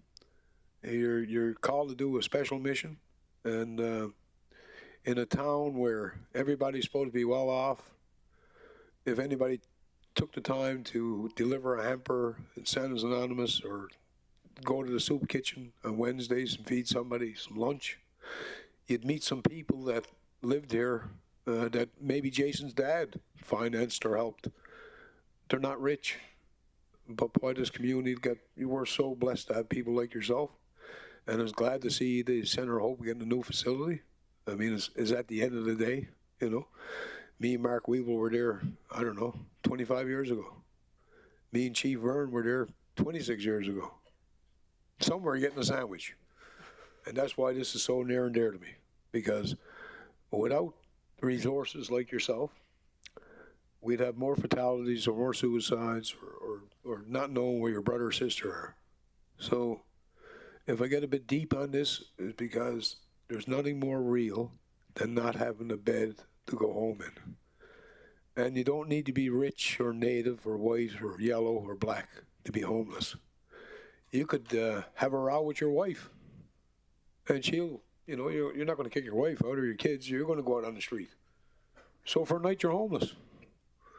And this Christmas Eve, I was at the Edmonton Eskimos Commonwealth Stadium. And I'll never forget what I seen that night. And if it wasn't for people like you, I was at midnight. We're at the end of our shift. I hope you don't mind, Mayor, but I'm going to delight you in a story about homelessness. There was a guy wrapped up from head to toe, and it was 40 below, and I said to Teresa, geez, this must be a mannequin. The guy was actually wrapped from head to toe, and I said to him, are you okay? Have you got a smoke? And I thought, if I was only tough as that guy back then, man, that guy was tough. But he had nobody to help. And what they do in the big cities, I guess they bring people into a common area. And I hope it never gets to that in our community, because I think we have, and I've heard it around tonight, I think we have the resources. And you don't have competing agencies. Maybe we need to bring Mr. Jean and Tanny together and the mayor, and we have a community-made solution. So we keep up the good work, and next year I'll make sure it'll be on time and in the right place. See ya. Thank you, Councilor McGrath. Councilor Benjoko? Thank you, Mayor Bowman, and thank you for the presentation. I just want to appreciate the Center of Hope for all that you do, giving hope to the hopeless. That's my description of the place, and it's one of my favorite places to go in this city.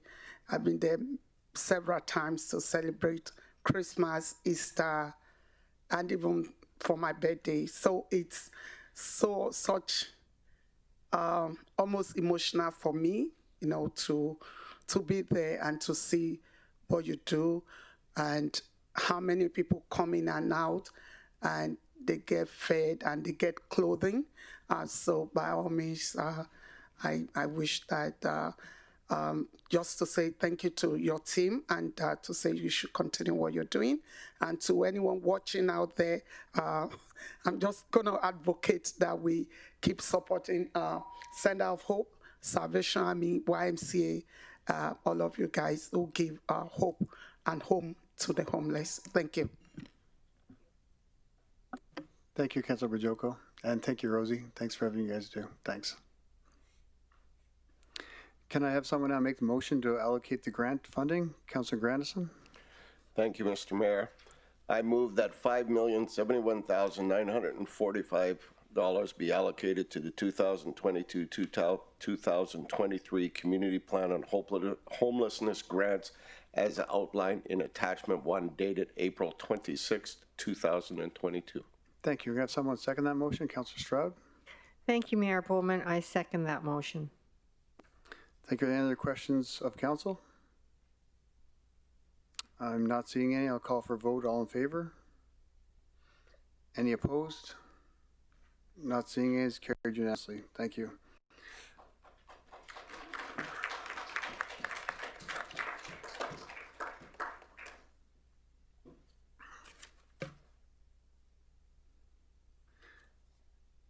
And right now, if there's no objections with council, Mr. Osborne is now with us online as he was having technical difficulty. If there's no objection from council, we can have him present now. No concerns, so we'll go ahead. Let's move on to presentations. 6.2, we have Phil Osborne with Philtech Enterprises joining us electronically to present on the solid waste collection bylaw number 07/043, and I'd like to invite Mr. Osborne to present. As a reminder, you have 5 minutes to make your submission. Following your submission, please remain available for questions of council. Hello. So I'm Phil Osborne. I've enjoyed living here since 2009. This evening, with warmer weather and spring cleanups on the way, I wanted to look at an important aspect of the municipal garbage collection and recycling program. I'll start with an example situation and then ask a question related to this problem, and then explore the rationale on how this situation could be resolved by reading a proposed bylaw. And I'll just be requesting that this presentation be accepted as information at this time. Okay, so first, let's consider two hypothetical neighbors. Conscientious Charlie doesn't generate a lot of garbage. He might put out his bins a few times per year.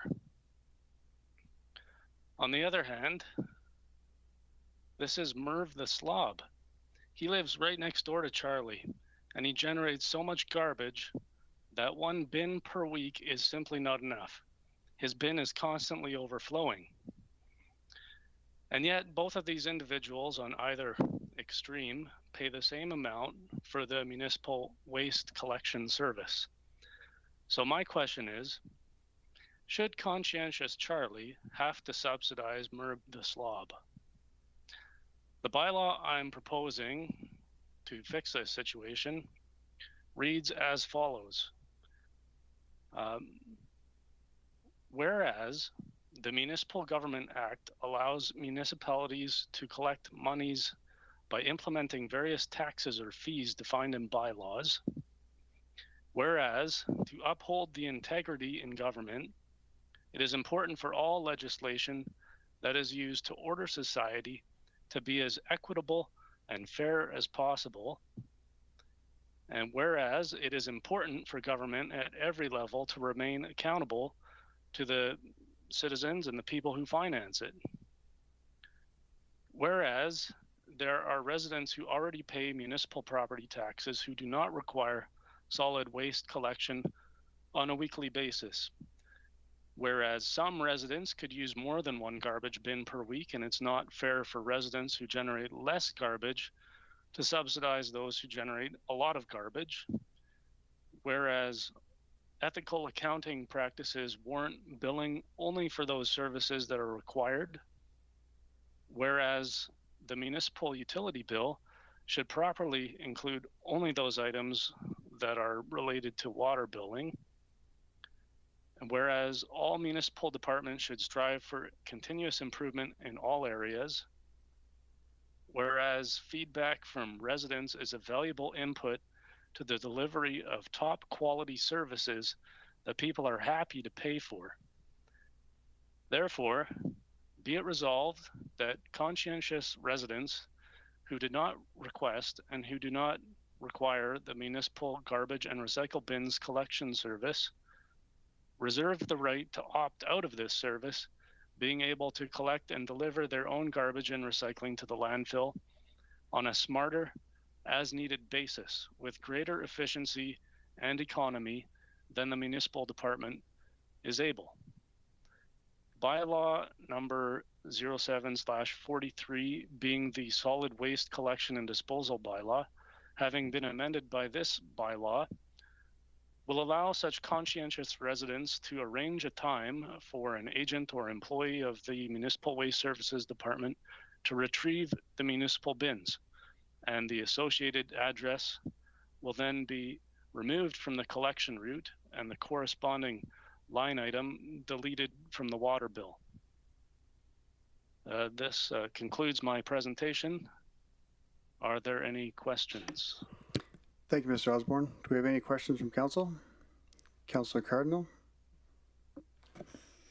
Thanks for the presentation, Phil. I guess my question would be, how would we monitor, let's say if we're to go to the waste, the dump and, have conscientious Charlie that brings, one load of garbage a month or a week, and then you have the slob guy that brings garbage 2 or 3 times a week. Like, how do you think we'd monitor something like that? So the idea is for each person who, like right now, the garbage collection bylaw is indiscriminate.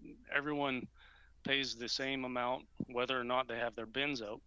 What I am proposing is that some people can opt out of this service. So whoever needs to use the service, maybe they pay for 2 bins, right? If they need 2 bins, but they'll still be paying for 1 bin in any case. Okay, thanks. Thank you, Councillor Cardinal. Councillor Dogar? Thank you, sir. Through the chair, I heard the presentation. There is a point in it. There's a logical point in it. That if you want to help the individual, if you want to help the resident, first of all, I should appreciate the democratic process that a resident, whenever he felt like saying something, he is given the opportunity, chance to speak.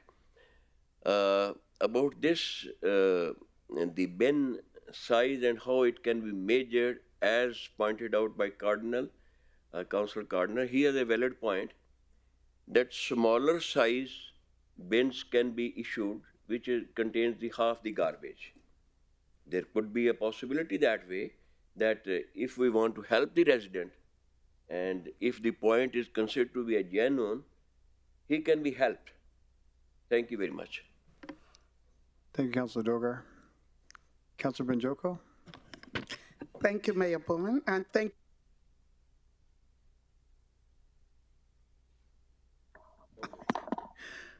you again. Thank you for the presentation.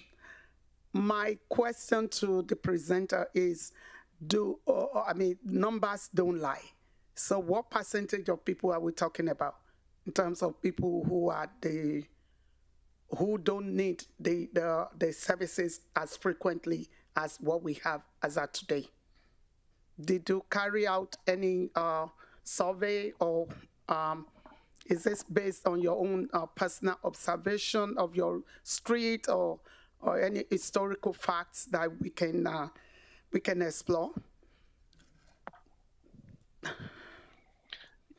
It's just based on my own observation.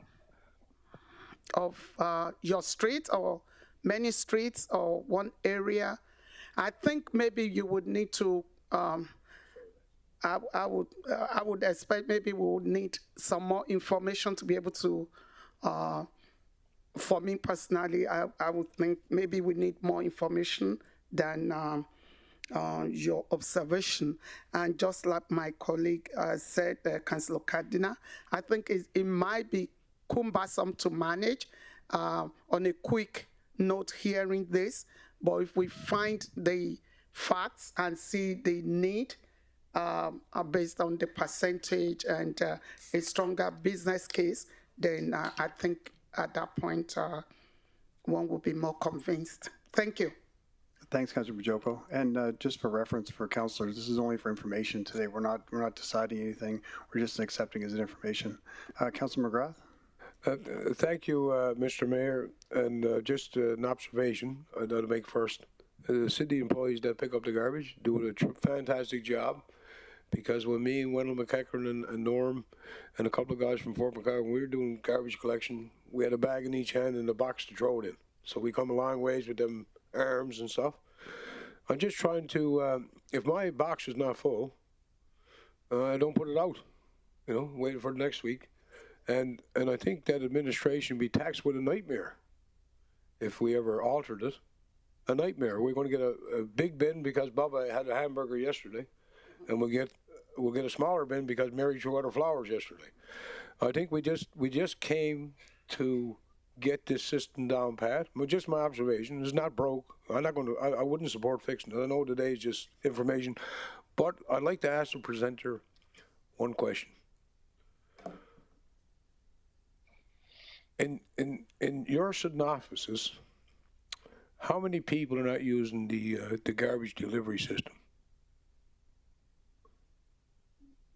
Sorry, could you repeat the question? How many residents in Wood Buffalo are not using or upset with the garbage collection?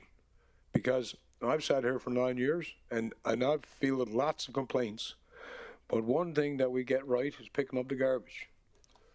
You know what I mean? I've got beat up about everything else, but not the garbage. I'm only speaking for myself. Okay, well, I appreciate that, Phil, and I tell you that I appreciate the wisdom you share with us every now and then. And my last question to the presenter, given your knowledge of different aspects of environmental stuff, do you think there's a correlation in our plastic bag ban? As every spring we drive around right now from the city landfill to the other end of Suncor or Syncrude or CNRL, there's litter everywhere. And I think that when we gave up on the plastic bag, I'm just asking Phil, when we gave up on the plastic bag, Mom and Dad that had the popsicle sticks and I had my McDonald's wrappers, I had a place to put them in my vehicle, then I'd take the plastic bag and I'd throw it in the big bucket. But now that we don't have plastic bags, I think that there's more garbage around the community. So I'd ask you, Phil, is there any sense to the little bag going away, making our landscape a little dirtier? I hadn't thought about that before, but I did notice some of the things you're saying. There is a lot of litter, and that's why I like to see a clean countryside, and I like to see the streets kept clean as well. So I can see how that. I don't see how that's related to what I was proposing, but it's all garbage. So it's all about garbage. What you're proposing. Yeah, the residential garbage. Like, I'm not talking about like people littering out the window. I don't think there's ever an excuse for that.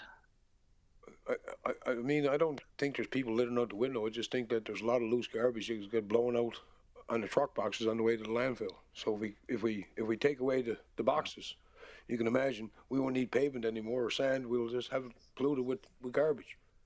I appreciate your time, Mr. Mayor, and appreciate your presentation once again. I remember the first one you made and what it made me. So all the best to you. Thank you, Councilor McGrath. Councilor Dogar? Thank you, sir. As told by Councillor Keith McGrath, appreciated the garbage staff. I also appreciate it. It is a great work. But the point which I have in mind that during Christmas I wanted to gift them something to go for appreciation, and I sent a letter to CEO office to tell me the place and the individual whom I should contact. In turn, I was replied that giving a Order. Point of order. We're just talking in the presentation, not about CAO. Listen. It's just an incident I'm telling you. Please hold on. Sorry, Let Councillor me Dogar. also take a little bit of a share what all you speak for so much of time. No. What thing I am saying, I was replied that giving a gifts to the people is not very much on. You know, they are doing very good job, excellent job, and it is the most difficult thing that employees do. So would you put some light on it? Yeah. Sorry, Councillor Dogar, what I'm taking for you saying is that you're just saying that our garbage collection, our municipal employees are doing a good job? They are doing excellent job. I wanted to gift them during Christmas. Okay, yeah. I asked the office and they said that it is not permitted. Such like things are not permitted. Yeah, but that's be a different subject. But yeah, I agree. The municipal garbage collection, all municipal workers are doing a great job. So thank you, sir. Are there any other questions from council for Mr. Osborne? Councillor Cardinal?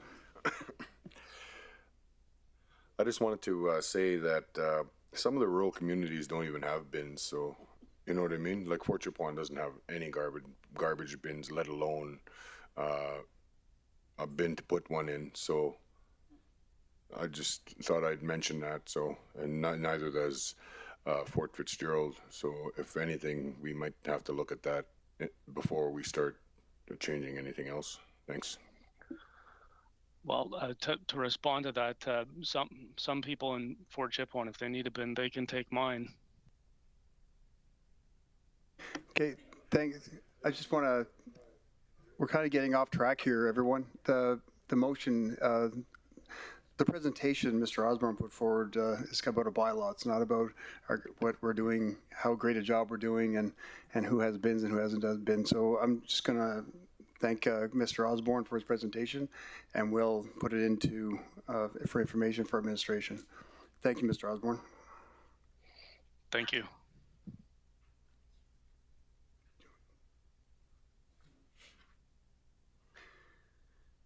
Moving on, we have bylaw number 22/004 is our 2022 tax rate bylaw. Council's bylaw is being presented for second and third readings tonight. I'd like to invite Linda Olivier, Chief Financial Officer, and Kevin Navindi, Manager Assessment, to introduce the report.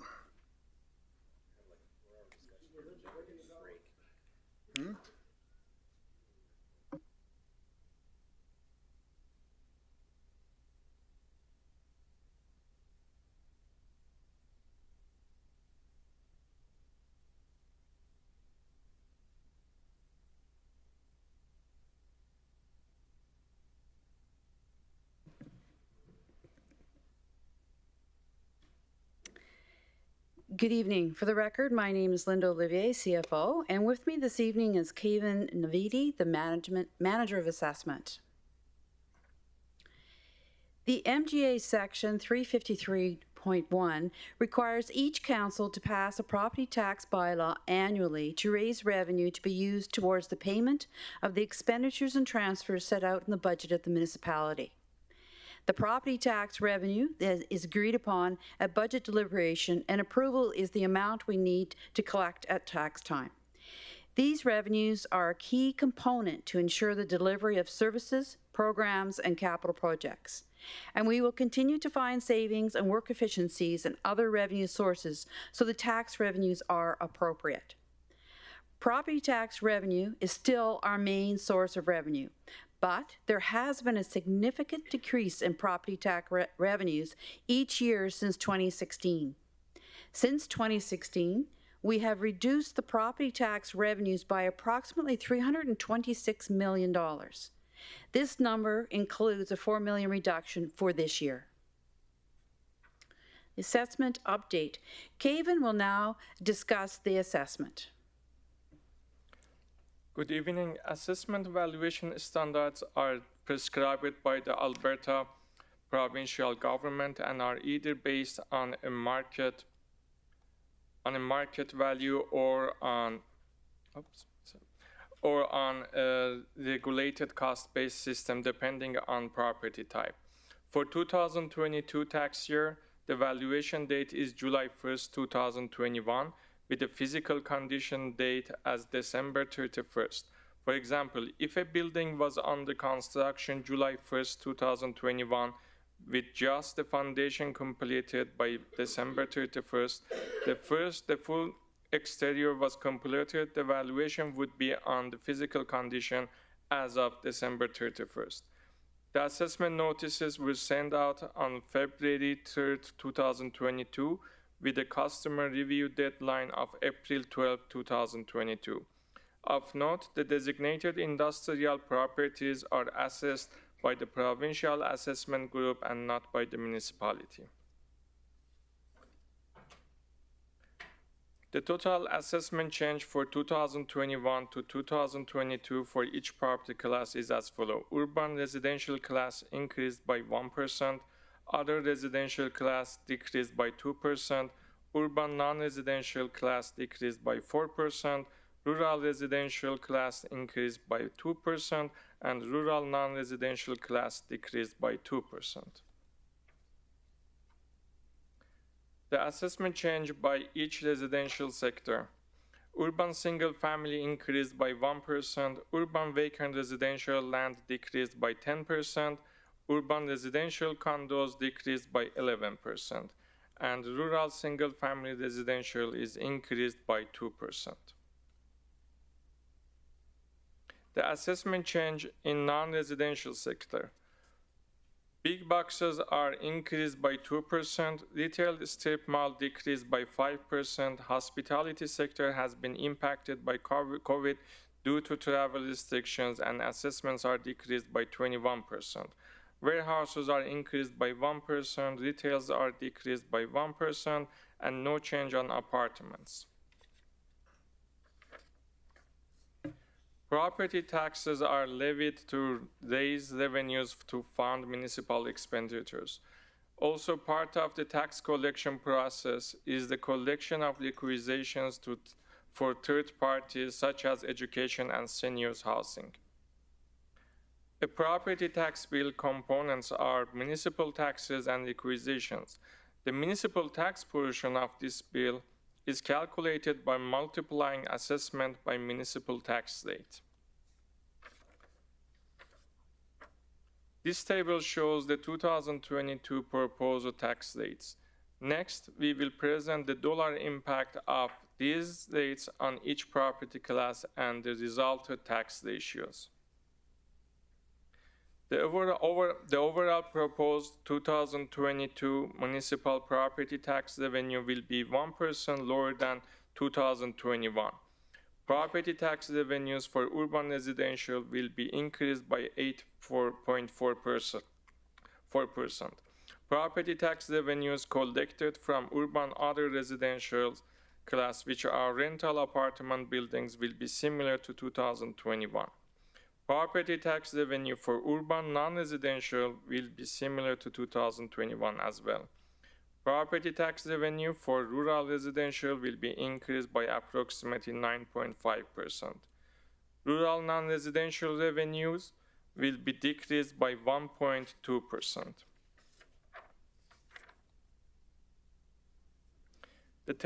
This table shows the median tax payments for certain classes.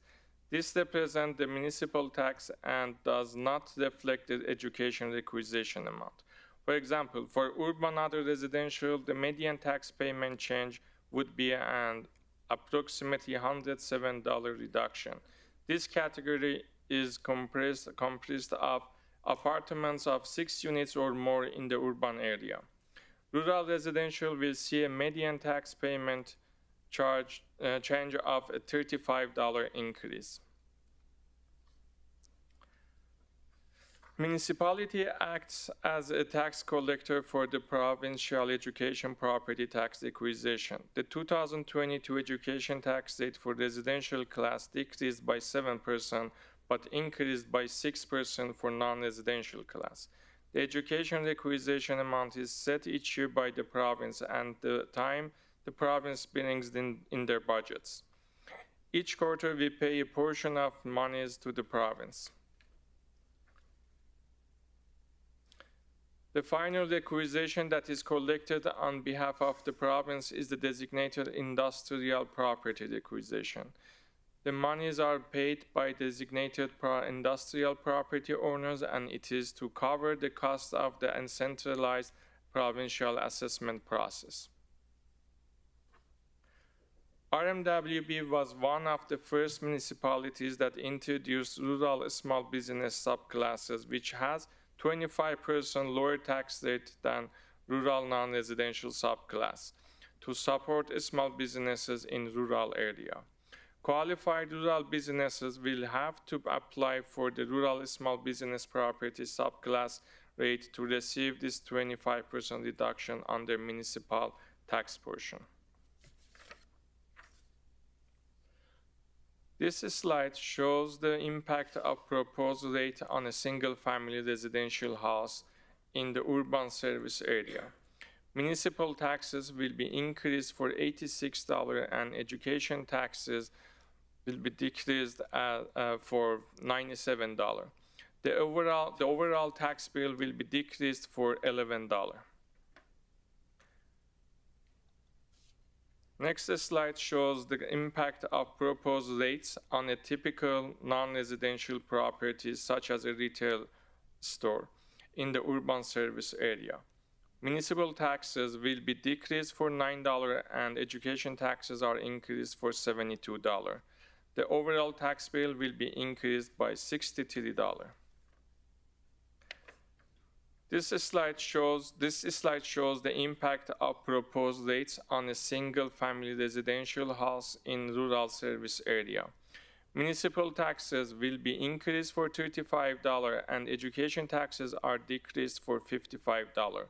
The overall tax bill will be decreased for $20. A further breakdown of rural residential tax change by neighborhood is as follows.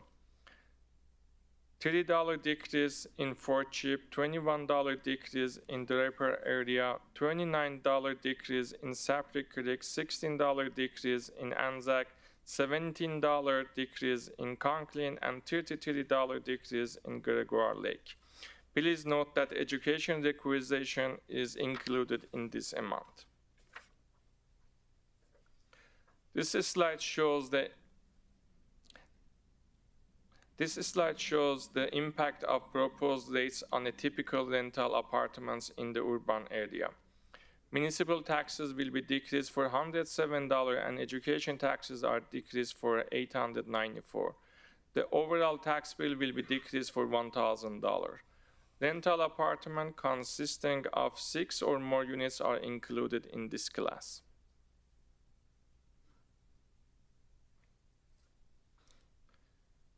This slide shows the impact of proposed rates on a typical non-residential property in the rural service area. Municipal taxes will be decreased for $18 and education taxes are increased for $27. The overall bill will be increased by $9. The next slide shows the impact of proposed rates on a typical machinery and equipment property in the rural service area. Municipal taxes will be decreased for $51,264. Education requisition is not calculated on machinery and equipment.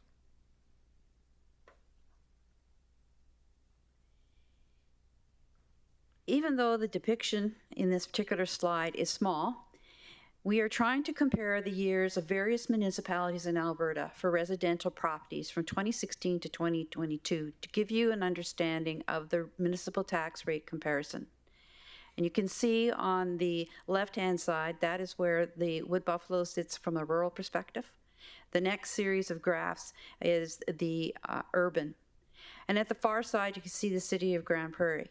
So we are still showing the lowest taxes in the province as far as municipalities that we compare against.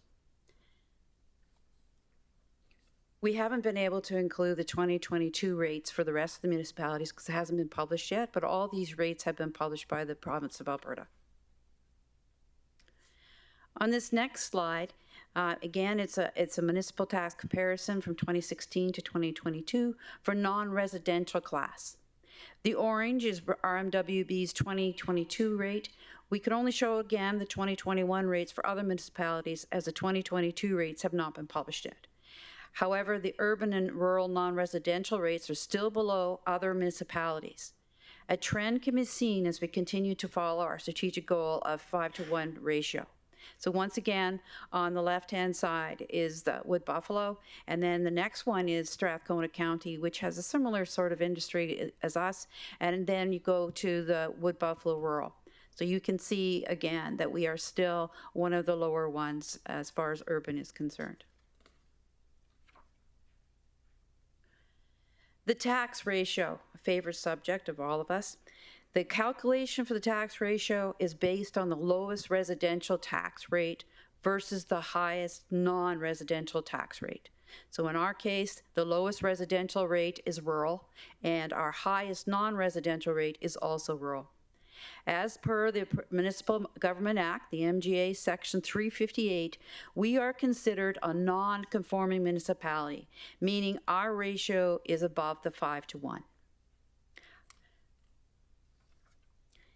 This graph shows that we can be at 5-to-1 by January 2028, which is the end of the 10-year time frame commitment that was made to the province, and also as per the motion that was brought forth earlier this year. However, this can only be obtained if we continue to increase the rates for rural residential. And then this particular graph compares RMW's tax ratio with other municipalities in the province that were non-conforming, and it shows where they are and where we still have to go. Thank you. Thank you for this presentation. Councilor McGrath, I know you have a question, but we don't have any delegates for this item, so I'm going to put the motion for the second reading, then we can go to questions if you're good with that. Thank you. Can I have someone make the motion for the second reading? Councilor McGrath?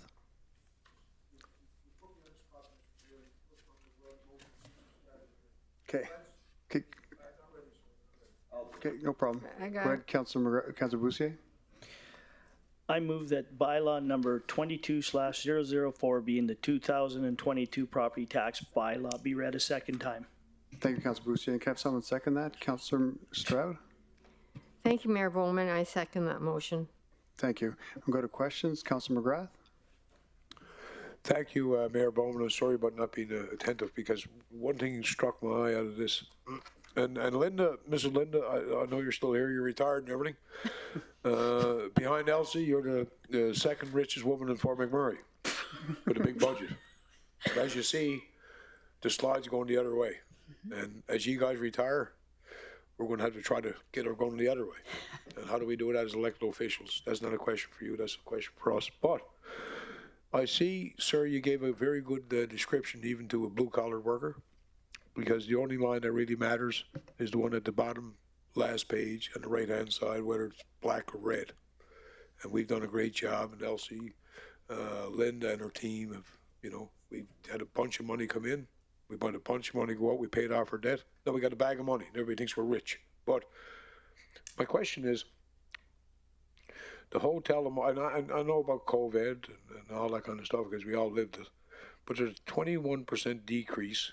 Is that because I know we lowered some of the rural, and I think, down in Conklin we have a hotel or two.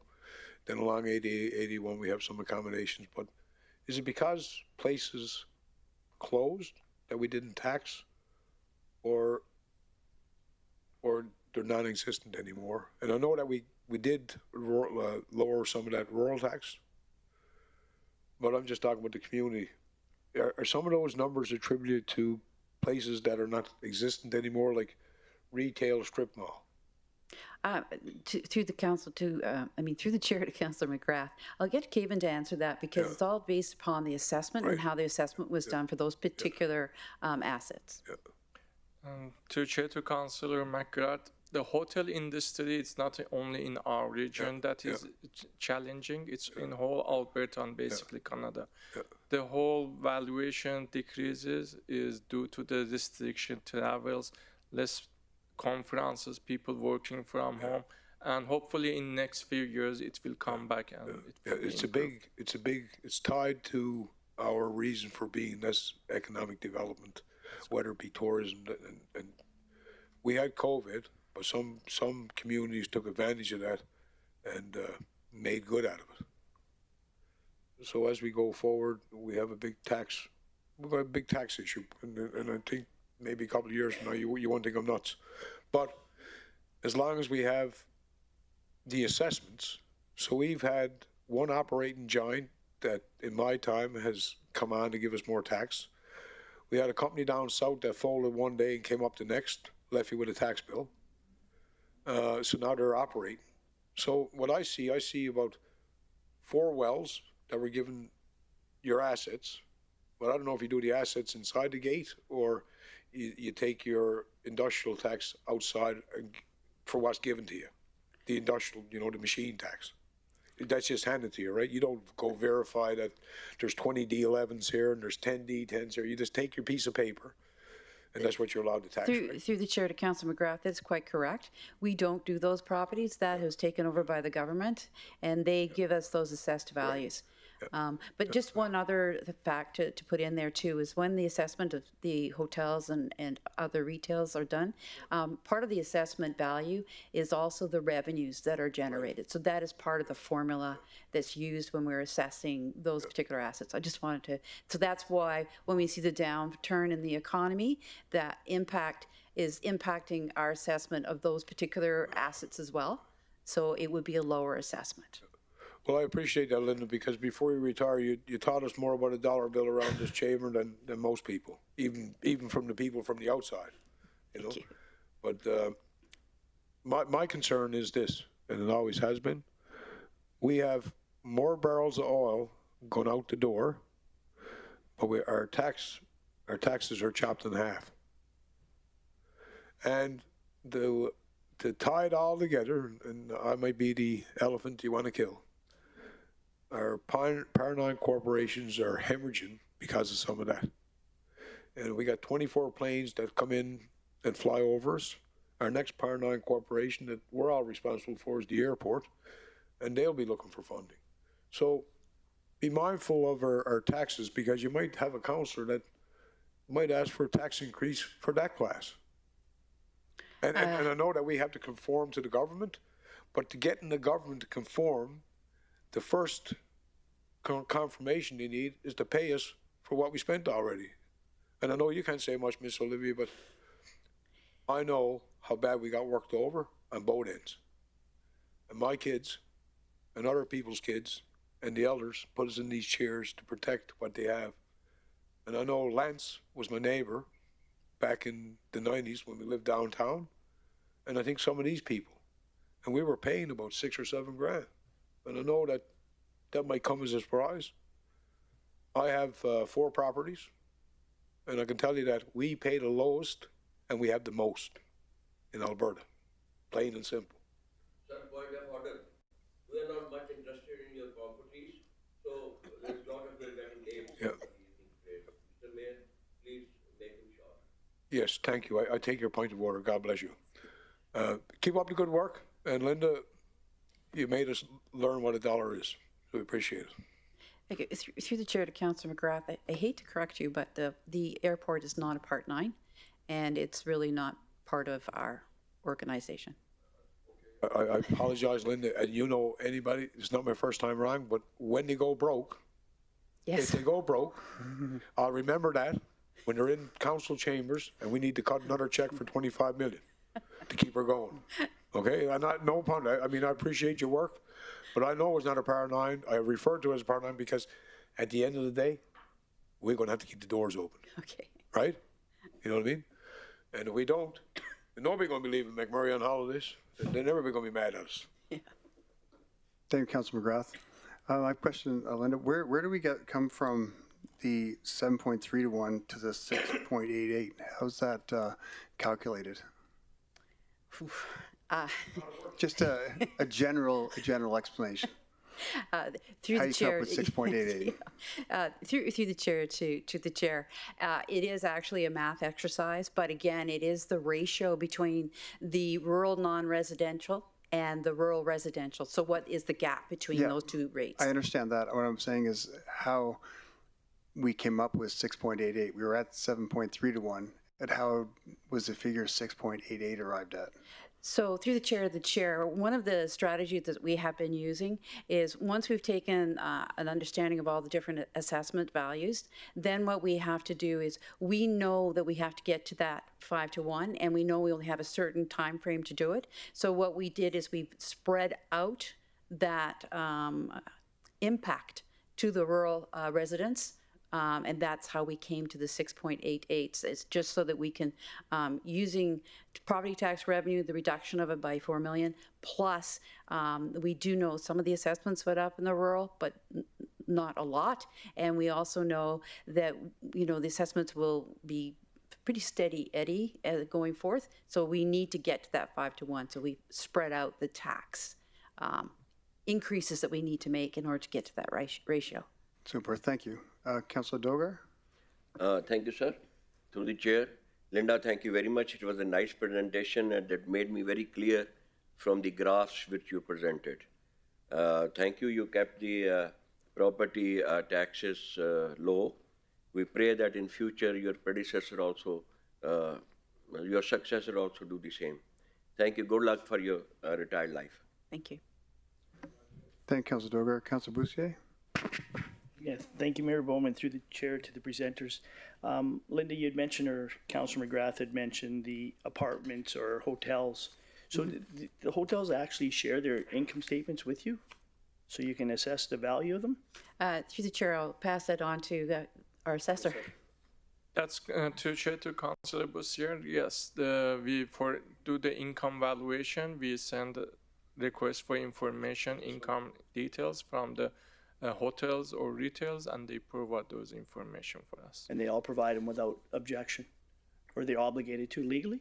They are obligated based on MJ to provide information for assessment purpose only. So these are highly confidential. Right, okay. Through the chair to Linda, so to get to the 5 to 1 ratio in 2026, where does the mill rate need to be for rural residential? What's the impact on our rural? Through the chair to Councilor Boussier, I cannot tell you what the mill rate will have to be because it's also predicated on the assessed values at the time.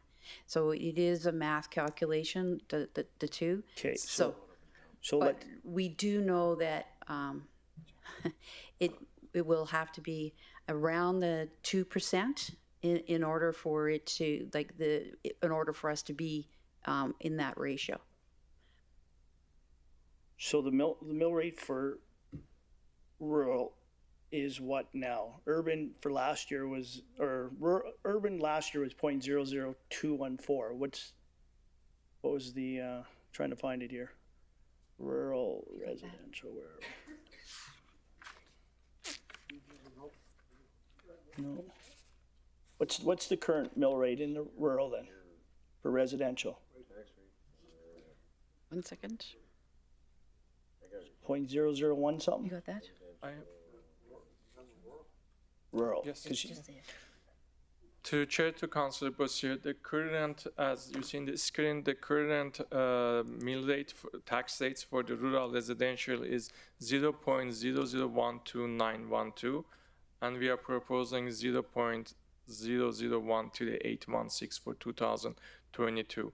And as Linda mentioned, in 2027, we are probably gonna reach to 0.002 to be on 5 to 1 ratio. But do you want to caveat that? That is our plan, but we don't have the crystal balls as far as the appeal process, for example, yeah. and the assessment. So that is our plan, and if it goes as it has in the past 5 years, we should be able to make that.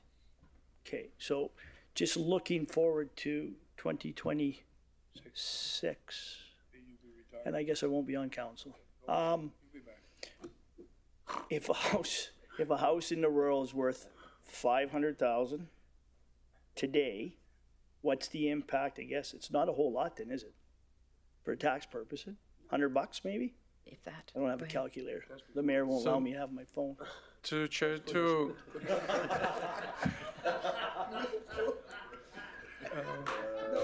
I don't have a calculator. Sandy's reeled in the kids.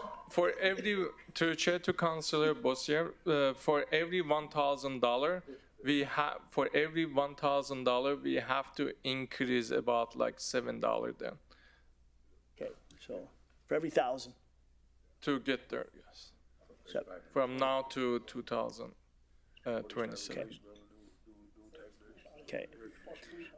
And just one last question through the chair. So basically, during the presentation, you had indicated that the average went up 5,000 for a single family. Is that a number that just picked out of the hat, or like you used $495 for last year, and this year's assessment was 500, and it goes up, was $11 or something total, 86 or something? I'm just wondering how you got 5,000. The assessment in to Chair to Councillor Bossier, I use the median assessment for a typical residential house in urban area. And for example, if it was $500,000 this year, if it was $495,000 last year, it was $500,000 this year.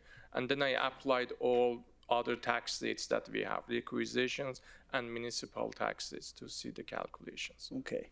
The only the only thing I know is a little bit of homework I did. Most of the single family homes were a bit more than 5,000 assessed value from 21 to 22. I mean, most of the ones I looked at were 20 to 30,000, which isn't going to have a huge impact, but I was just wondering how you went from 495 to 500. So we, to Chair to Councillor Bossier, we used the basically 1% increase in market from last year to this year. Okay, thank you. Thank you, Councillor Bossier. Councillor Stroud? Thank you, Mayor Bowman. And my question is, it's my understanding that as per the Municipal Government Act regulated through the province, that there are 4 tax classifications. Is that correct? Through the chair to Councillor Stroud, at this particular time, that is correct. Yeah. And then we have that subclass that with the business. Yeah. Yeah. But that was a resolution through mayor and council and then through to the province to bring that 25% down. Yeah. Yes. I understand that one. So I was just curious, is the urban other residential a class that the municipality initiated? To Chair to Councillor Stewart, the other residential class is a subclass of residential based on MGA. Oh, so it's in the MGA too. It's basically, it's under the matters related to the subclass regulations, which is regulated by the MGA as well. So the mill rate is higher because it's an apartment and there's numerous, I guess, homes you would call it? Is that why the rate is higher? The rates mill are rate is historic higher. coming, and we actually reduced the assessments more. Like last year, the assessment was reduced by 31%. So we are just trying to collect the exact amount of the taxes we were collecting last year. Okay, so you're just working through the tax ratio. That's good. Okay.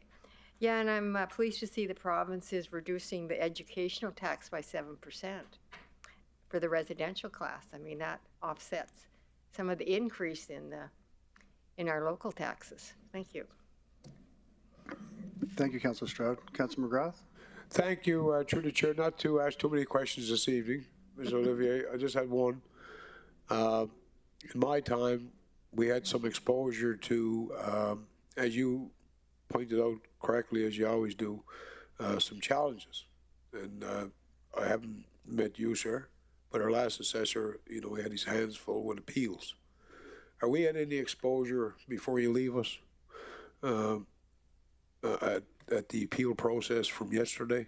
You know, are there any active files? Because I know you managed to close down a couple of years ago, and I guess through COVID, my own problems, we got disconnected. And the chamber got disconnected. We got a new council, but is there exposure still to outstanding appeals? Through the chair to Councillor McGrath, yes, there are. Yeah. From 2019, 20, and 21, I believe.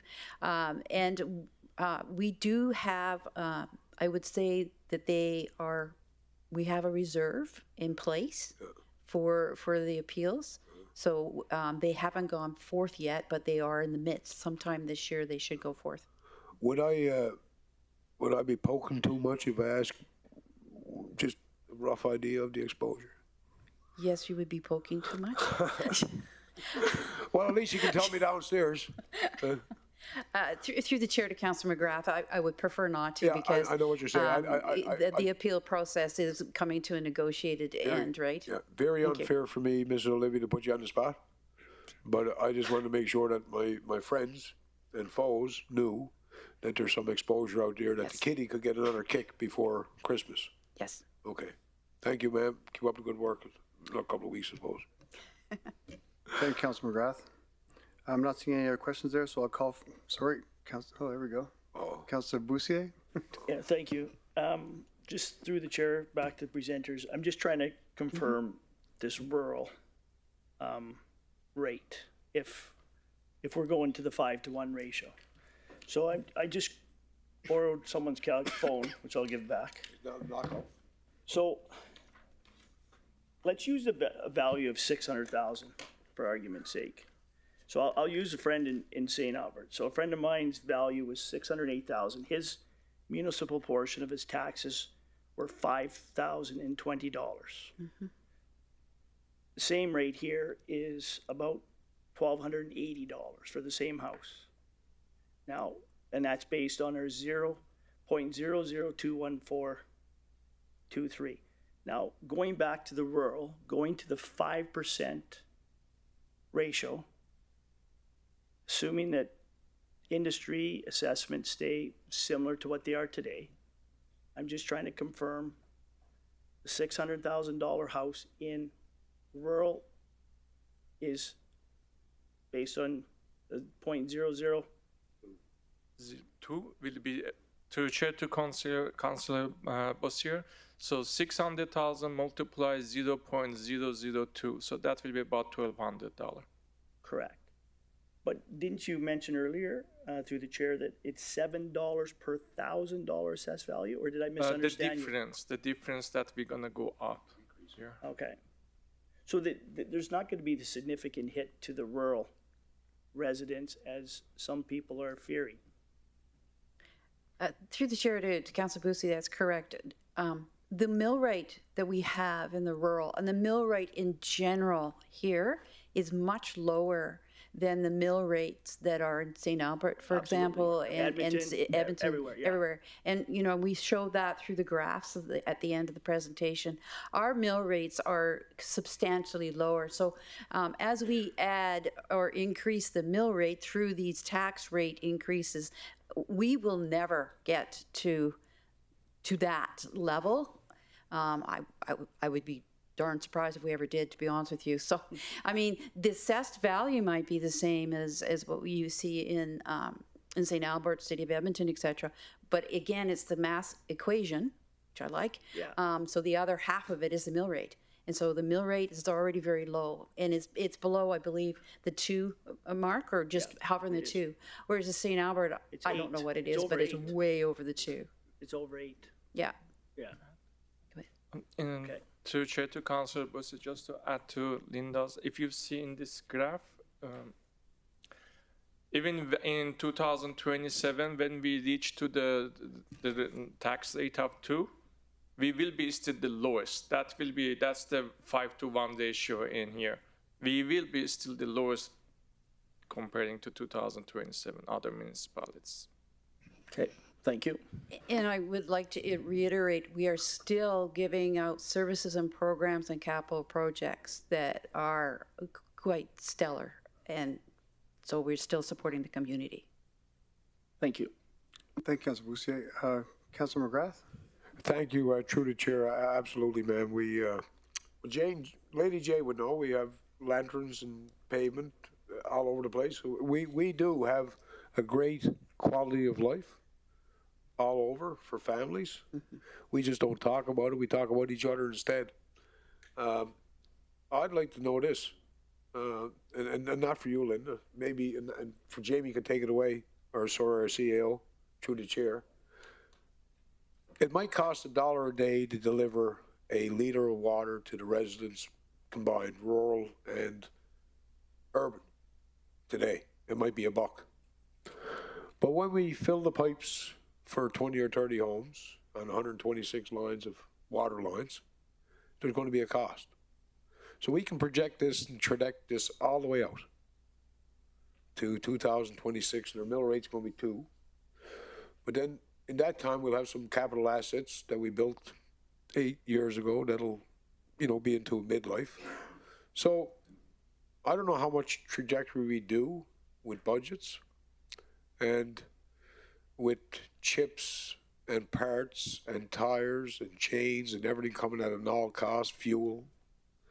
All this stuff that we hear this evening, I might be in space sometimes, but I can tell you that I don't know what's going to happen in 2026, but I know we got a big headwind coming that we never had before. Even China's starting to affect delivery of products and services. Food, just the bare necessity. So we can our tax rate might be 2, but all these capital projects that we're finishing off and all the operating grants, our operating budget, I think, will surpass our capital. It already has. That's without the assets being used. So I'm still fearful that, yes, absolutely, we have the lowest tax rate in any place in Canada. And we got the highest spend per capita any place in Canada. Why? Because we're getting the cash. But the cash that we're making up is going to have to come from our residents. Right now, we're pretty good. And you manage money well. I mean, we paid off a debt. We were collecting $4 million for our residents every year because you invested your money. But because we made a political show, we paid off our debt. And now if we're in the hock, the government don't care because they think we got lots of money. It's all politics. And I appreciate what you're saying, but I don't feel comfortable saying that. I don't want to go back to 94 when I was working 3 jobs trying to keep the wife and kids where they, keep them in school. And I know what the $5,000 tax bill is because Lance is a couple of dollars short, and we don't have the same services. So what I'm saying is we can sit around here, but I just want the public to know that I can guarantee you in 2026, my properties in Fort McMurray will not be $1,200 in residential tax. I can guarantee it. Because by that time, our biggest shareholder will be, down to 5-1. We'll have some more assets. And I'm just saying, and I can say that as an elected official, I respectfully disagree that we don't have a big headwind coming because we never had raw water and sewer, for example. We never used it. And we still got to make right with these communities to give them what we're supposed to give them, going from ID 18 to the regional municipality Wood Buffalo. So I'm not disputing what you're saying. I think you do a wonderful job, especially for a guy that gets out around. We live in a great community. We got all the services. Well, we just, I think we're going to tighten down the reins a little by virtue. So appreciate what you're saying. And Linda, when you're 5 years into retirement, and if I got to pay anything more over $1,200 and calling you and your husband, I'm going to get the backfill. Keep up the good work. Thank you, Councilor McGrath. If there's no other questions from council, Councilor Grandison? Oh, no other question, Mr. Mayor. Just moving on. Okay. I'll call for a vote. All in favor? Opposed? Sorry, Councilor Dogar, are you in favor or opposed?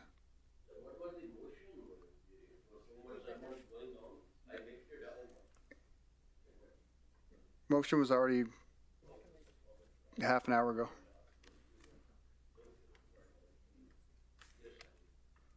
Favor? That's all in favor. Can I have someone make? It's carried unanimously. Everybody's jumping ahead. Hurry, slow down. Can I have someone make the motion for the third reading? Councillor Weigel. I move that bylaw number 22/004 be read for a third and final time quickly. Thank you. Can I have someone second the motion? Councillor Stroud? You just shut your mic off.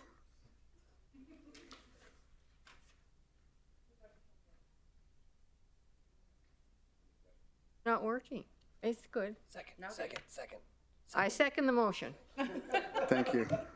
Twice. Is there any questions by council?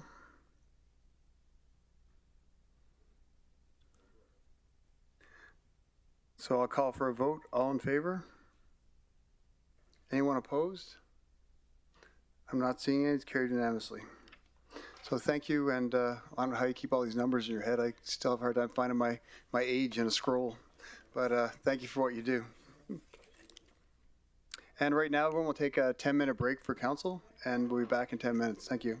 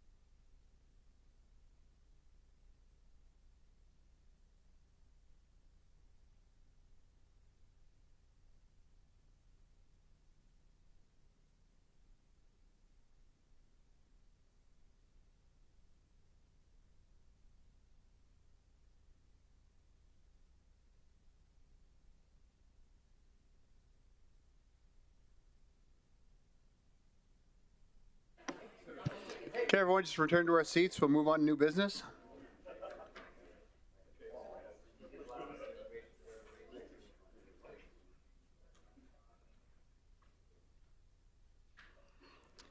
Thank you. Move on to new business. We have Fort McKay First Nation, addition to reserve, and I'd like to invite Chris Davis, Senior Manager, Legal Services, to introduce the report. Thank you, Your Worship and members of council. It's a real honor to be here tonight, especially being here on the first night of presentations with the talking stick that's before me. Many of the people at home who are watching online may not have seen this before, and so I just want to acknowledge that the talking stick and the septarian dragonstone are both in this presentation box in this presentation facility. And I think that's a real honor to be here on the first night where that's been made available. So thank you, Your Worship and members of council. This evening, I'm here to speak to an item that's an ongoing matter for the regional municipality, which is a continued support of our Indigenous and Métis communities. And part of that process is through the additions to reserve process. So as you know, in Fort McKay, there is a First Nation, and they have some needs for additional lands to support some of the things that they're doing in the First Nation.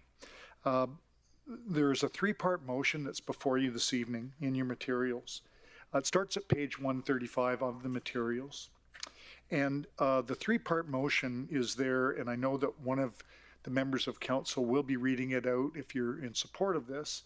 I've also on the overhead got a map, which I think will be helpful for you this evening.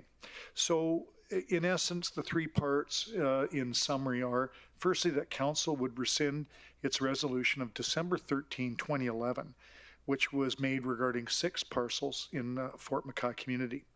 The second motion is that the municipality issue a letter of non-objection to the Fort McKay First Nation as a further addition to reserve, being the inclusion of Lot 5. And you can see on the overhead that red circle is around Lot 5. It's the current fire hall site, which is in the process of being superseded by a new fire hall site. So the municipality would be supportive of that addition to reserve, subject to 2 conditions. Firstly, that we've moved, that the fire hall operation is actually up and commissioned at the new location. And secondly, that whoever does receive that parcel would, either the province of Alberta or the recipient, would take responsibility for the building. In other words, any operations, maintenance, ultimate demolition, that would be assigned over to that party. And the municipality would be relieved of that responsibility. The third and final part of the motion is that the municipality issue a letter of non-objection to the Fort McKay First Nation as, again, a further ATR, being the inclusion of lots 6 and 7. And I think I can put the hand right there, approximately on 6 and 7. That's just on the other side of the Fort McKay Road from the circle. And these are the lots that are currently the Northland School Division parcel. And the only condition associated with that addition to reserve would be the inclusion of the existing utility right-of-way registered on title, and it will then be transferred to the Indian Land Registry as an addition to the federal blanket utility permit that is registered to protect utilities on the Indian Land Registry. So in terms of the background to all of this material, the important thing to keep in mind is, firstly, that we had an arrangement about 10 years ago that the lands that you see in kind of the dark blue, I've got the cursor on up at the northern part of the community, those lots and some of the ones along the river, including the fire hall, they were all going to, 10 years ago, be transferred by the province of Alberta, who continues to hold title. So all of those lots are in the name of the province of Alberta Municipal Affairs, and they were all a byproduct of the amalgamation process. So in 1995, those lots probably should have come to the municipality, but for a number of reasons, they didn't.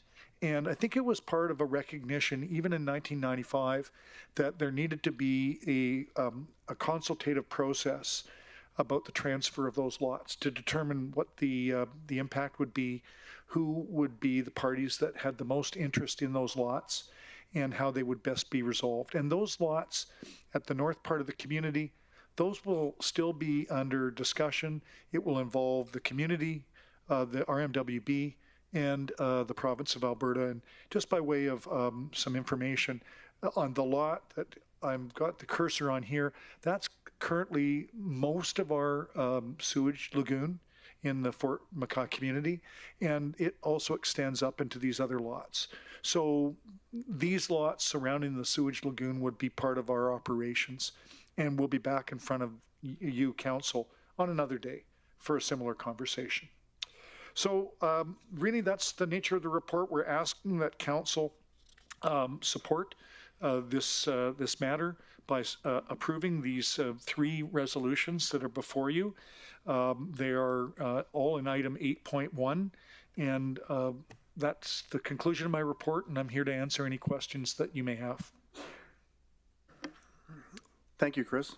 Move on to take a presentation, Chris, and move on delegates. I think the only delegate we have is Mike Evans. We have one delegate, Mike Evans. If you could come up forward, Mike. And for the record, state your name, and just a reminder, you have 5 minutes to present. And remain for questions following that. Good evening, Mr. Mayor, councilors. Thank you for entertaining this motion and me this evening, who intend to speak to you very briefly.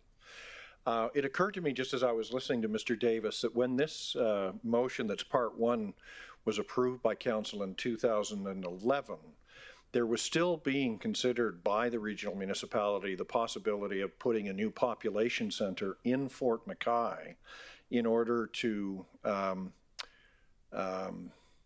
provide incentives to folks who work in the industry to live closer to the industry, to lower the amount of bus traffic that was required every day for folks commuting to and from work. And it was one of the early proposals as well to try to fight the fly-in, fly-out movement, which really caught fire about 2010, 2011. I had always wondered why it was that council would have been so enthusiastic about getting its hands on those properties, and that suddenly makes a lot of sense that was part of the reason then why. I don't need to give any of you a history lesson about the Fort McKay Hamlet Reserve that exists 50, 60 kilometers north of town, except that it's kind of a hodgepodge. And it has been assembled over the years out of different parcels that have been owned by different parties. So the nation has been trying for the last decade to consolidate its holdings in the community. It has at different times created a bit of friction between the municipality and the nation.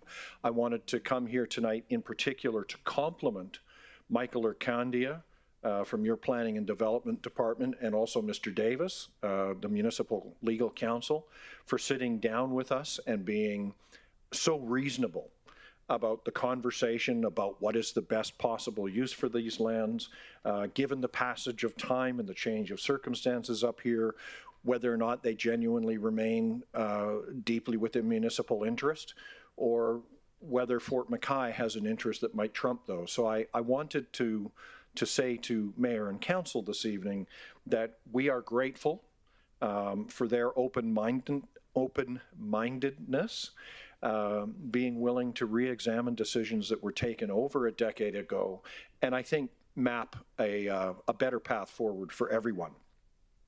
With respect to the other, I wouldn't call them recitals, but the other sections of this motion 2 and 3, I hope those are pretty straightforward.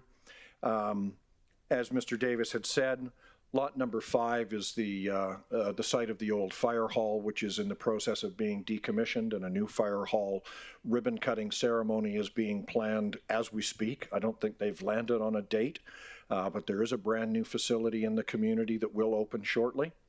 And as he said, the lots 6 and 7 are the site of the Northlands School Division School, which will close at the end of June this year and be replaced by a brand new band-operated, band-funded Fort McKay school. The intention that council has is to take possession of that building. It'll come with this council's notice of non-objection as part of the transfer from Northland School Division back to the Ministry of Education and from the Ministry of Education to the federal government for inclusion in the reserve. And then the building will be retrofit as a health center because we're too constrained by the facilities that are available within the band council office. So we've got a good purpose planned for that building. It provides services to Fort McKay members, but also to our neighbors from the Fort McKay side of the hamlet, Fort McKay Métis side of the hamlet. And we look forward to being able to expedite this transfer so that we can go to work in July with the conversion of the building, even as we prepare to open the new school. So thank you for the consideration on the motion. Thumbs up to your staff. And thank you for hearing me out. Thank you, Mike. Are there any questions for Mike Evans? Councillor Cardinal? No, do you have any? Councillor McGrath? Thank you, through the chair, and certainly Rick Granjam. I doubt if he's listening tonight because he's almost retired now, but Fort McKay is kind of where Cookham lives in Beverly Hills, where the Blacks are, and it's kind of my second home. So I think the last lots you're asking for are rightfully theirs, and I think Chris, you know, and Mike and those guys, planning and development, great people. I think our relationship absolutely needs to be fostered again. But just so people know, this little bit of land you're asking for is landlocked like we are in Fort McMurray because there is no other land, because the province gave it to other people. And when I go to Fort McKay, it's a staple community, and people might think that he's my buddy, but he's not. I have the utmost respect for Council or Chief Jim Bougier because he built a community of haves, not only with the housing, but with employment. So this piece of land you're asking for, it was always Fort McKay's. We were just slow to the draw for different reasons. And I don't think the whole satellite community, that wasn't mayor and council. That was the leadership of Chief Jim Bougier, because it made sense.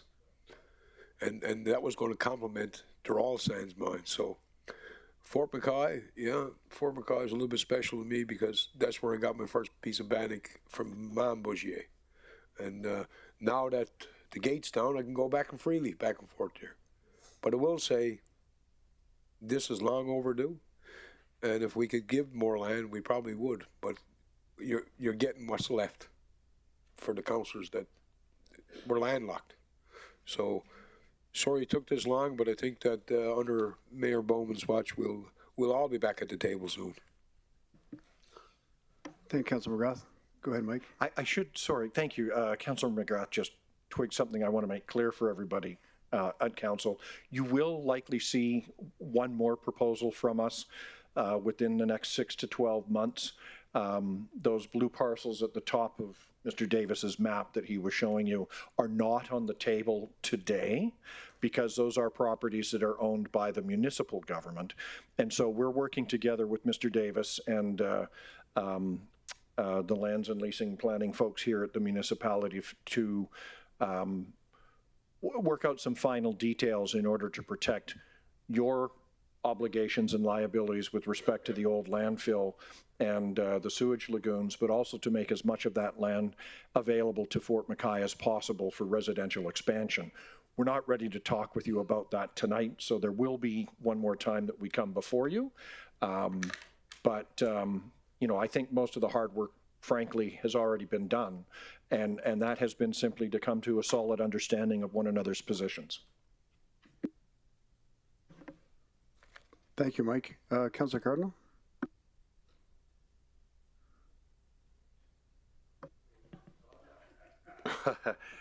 I want to say thanks, Mike, for your presentation. I wanted to say thank you to Chris and Mike Arcandia for a wonderful job they're doing as well and representing the RM, and I appreciate your guys' hard work, and I look forward to, I actually am thankful to be a part of this, and I also look forward to being a part of the next request.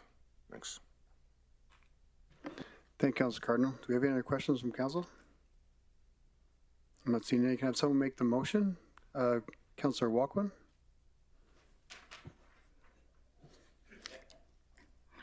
Thank you, Mr. Mayor. One, I move that the council resolution dated December 13th, 2011, authorizing the RMWB to purchase 6 parcels of provincial crown land for a nominal sum in Fort McKay be rescinded. 2, that the municipality issue a letter of support, non-objection, to the Fort McKay First Nations for the Fort McKay First Nations proposed additions to reserve ATR for inclusion of portions of Lot 6 and Lot 7, as legally described on title, see attachment 2.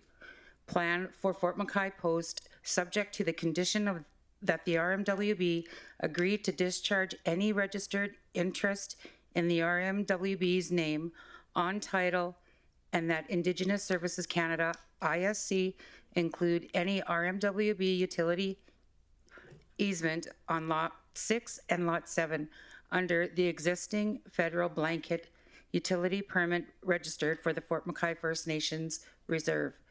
3, that the municipality issue a letter of support, non-objection, to the Fort McKay First Nations for the proposed additions to reserve ATR inclusions of Lot 5 as legally described on title, see attachment 4, plan McKay settlement, subject to the conditions that A, the RMWB has relocated the current municipal fire hall operations from Lot 5 to a new location, and B, the province of Alberta either assuming site remediation for Lot 5 or requiring the transferee party to indemnify and release the RMWB for any and all costs associated with the existing decommissioned fire hall structure on Lot 5. Can I have someone second that? Councilor Cardinal? I second the motion. Thanks. Is there any other questions from council? I'm not seeing any. So I'll call for a vote. All in favor? Any opposed? I'm not seeing any. That's carried unanimously. Thank you very much, and we're happy to work with Fort McKay First Nation.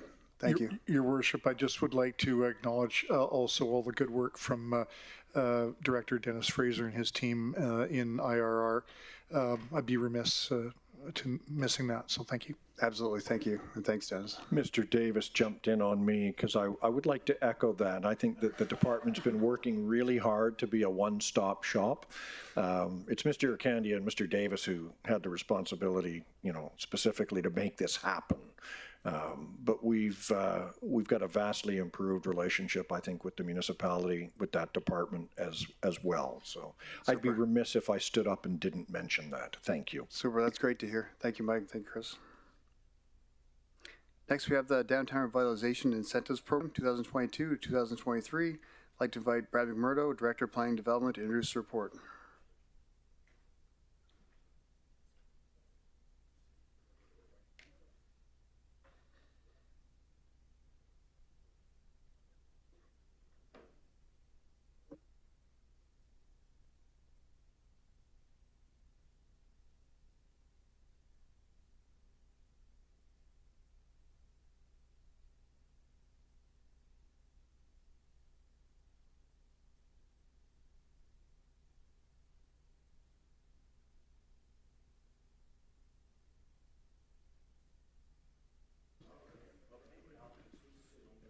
Whenever you're ready, Brad. Thank you. Thank you, sir. Good evening, Mayor and members of Council. For the record, my name is Brad McMurdo, and I'm the Director of Planning and Development. I'm joined this evening by Jennifer Wardell, Senior Planner with the Planning and Development Department. This evening, we'd like to thank all of the staff who continue to support this great initiative, both in planning and development, which includes Susan Frampton, who's joining us this evening. As well, I'd like to thank Community and Protective Services, so Deanne Berge's team, as well as Tony Elliott and Norma Shaw. It's with support through multi-departments that we're able to deliver what I would believe is a very successful program for the community. Before I begin, I do want to apologize for the long presentation, as this is the first presentation that this council has received on the Downtown Revitalization Incentive Program. We wanted to ensure that we provide a comprehensive update on what we've accomplished over the last 2 years. Today's presentation will cover some ground. We will start by sharing an update on the Downtown Revitalization Incentive Program. We will tell you how the program has been going, what the uptake has been. We will share some early insights into the impact of the program, and we will also share some of the completed projects with you. After we have shared the update, we'll move on to the next steps. More will be said on this shortly, but we will be seeking support for additional funding from the Emerging Issues Reserves to cover a funding shortfall for Phase 2 applications. And based on the high interest, we would request that Council consider extending the program into next year. This presentation will not go into detail on grant offerings, but I will offer a brief refresher on the 2 phases of the program, as these terms will be mentioned again. Phase 1, the program was launched in June 2020. It was launched as a sort of pilot program offered for just 6 months. At that time, it offered grants for facade improvements, interior renovations, patio beautification, and mural projects. Interest was very high and certainly exceeded expectations based on the benchmarking. Early expectations were low due to anticipated challenges with COVID-19 and also trying to grapple with the 2020 flood and also the general economic conditions. Phase 2, due to high interest, second phase for the program was launched in April 2021 and accepted applications as of until March 2022. It just recently closed to applications. Phase 2 introduced several changes, including more flexible facade grant offerings and a new premise improvement grant. Staff also worked to address feedback provided by the community to expand the offerings. As mentioned, the program recently closed to applications. As of April 21st, 2022, 80 applications were under review. This is more than the funding currently allows, which I'll touch on shortly. With respect to funding, the program is currently being funded from a $5 million allocation from the Emerging Issues Reserve, dated June 2020. Funding is provided on a first-come, first-served basis. Applications are processed on an ongoing basis. The next few slides will provide an idea of the number of inquiries received, meetings held, and also applications received, approved, and reimbursed. These figures are effective as of April 1st, 2022. The interest in the program has been high and remains steady. To date, more than 400 first-time contact inquiries have been received. Under Phase 2, a centralized email was created, which is incentives@rmwb.ca, which has enabled staff to better track inquiries received about the program.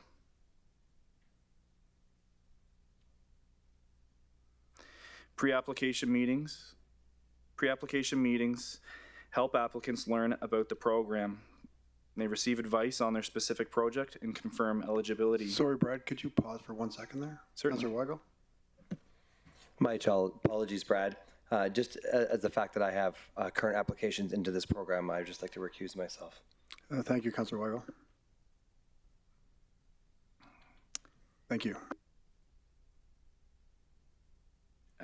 To date, there's about 223 pre-application meetings that have been held. Due to COVID-19, most of these meetings were held virtually.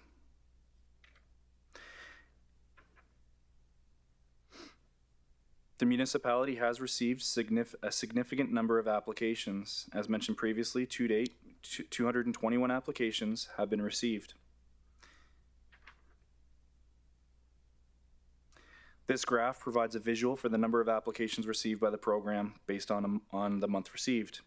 Green denotes Phase 1 applications, while blue denotes Phase 2 applications. This graph shows a strong increase in the applications right before the deadline. As you can see, for Phase 1, we received the very vast majority of the applications right before the end of the expiry of Phase 1. Likewise, that consistently applies to Phase 2. To date, 113 projects have been approved, committing roughly $4.3 million in grant funding to the projects. This funding will be provided after the projects are completed and verified by staff.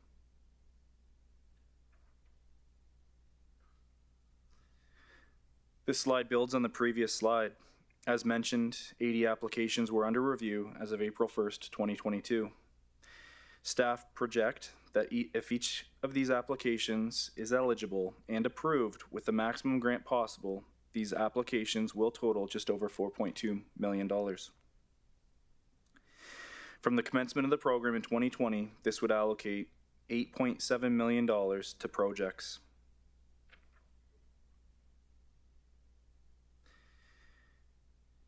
As noted previously, the program has received sustained interest from the community.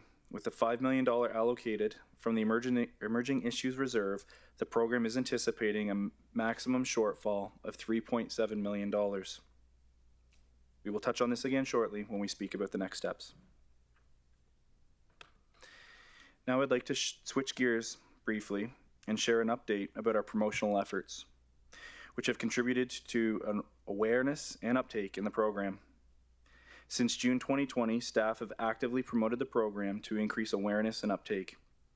Program promotions include regular social media posts, a nearly monthly e-newsletter, regular presentations, for example, at Startup YMM or to the committees of council, a door-to-door campaign, fall 2020 and again in August, September 2021.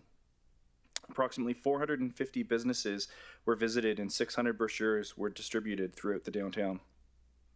This program has also been promoted by Fort McMurray, Wood Buffalo Economic Development and Tourism, the Chamber of Commerce, and other organizations in our community.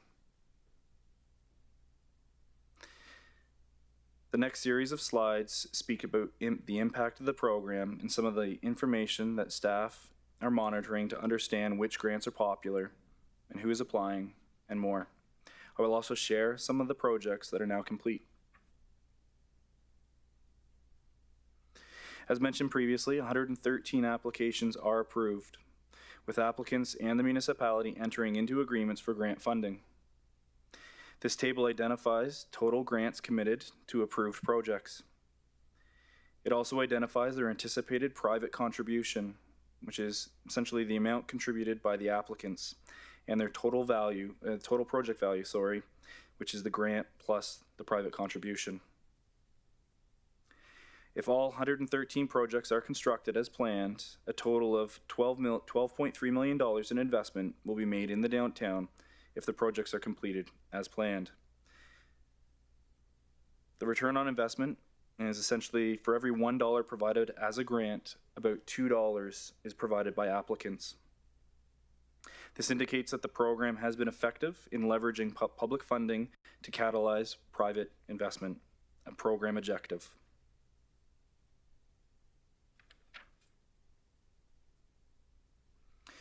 This map provides the location of approved applications. This is effective as of March 30th, 2022. This map indicates that approved applications are well spread throughout the downtown.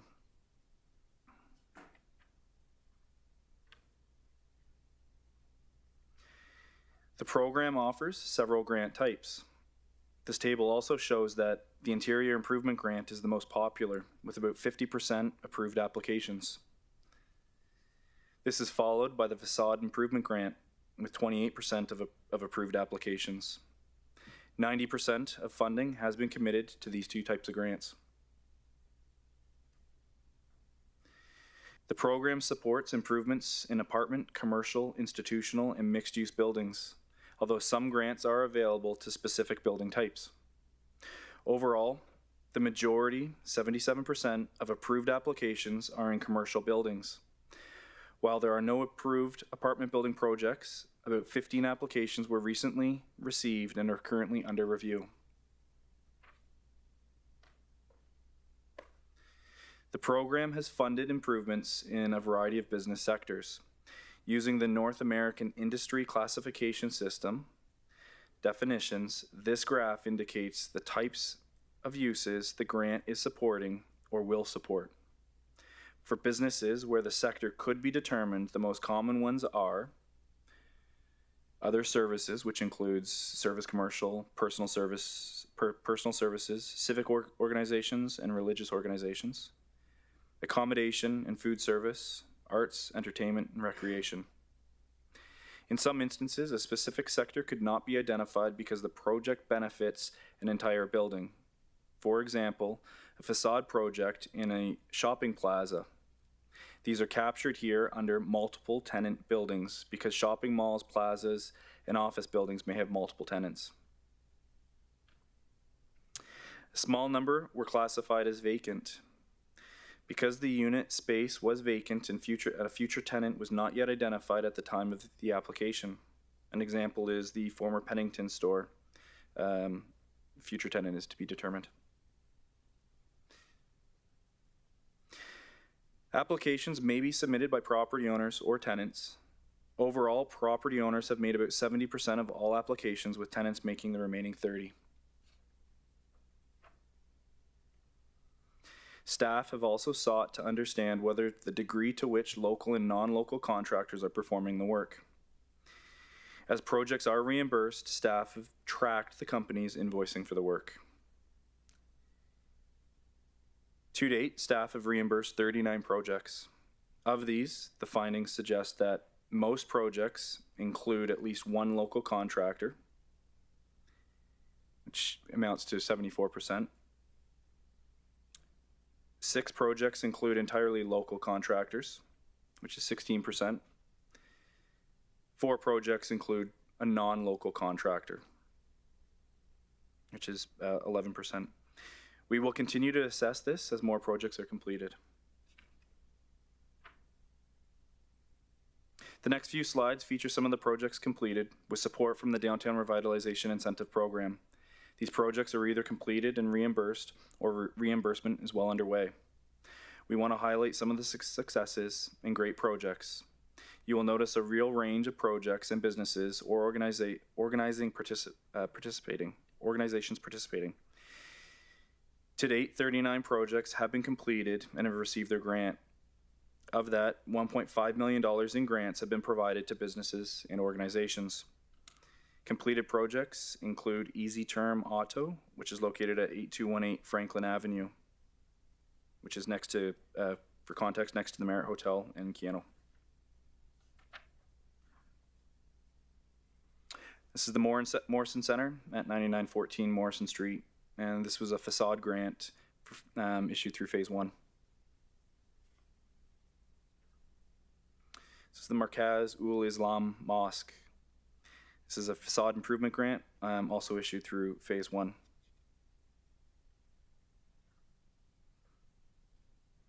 Achieve Wellness and Spa.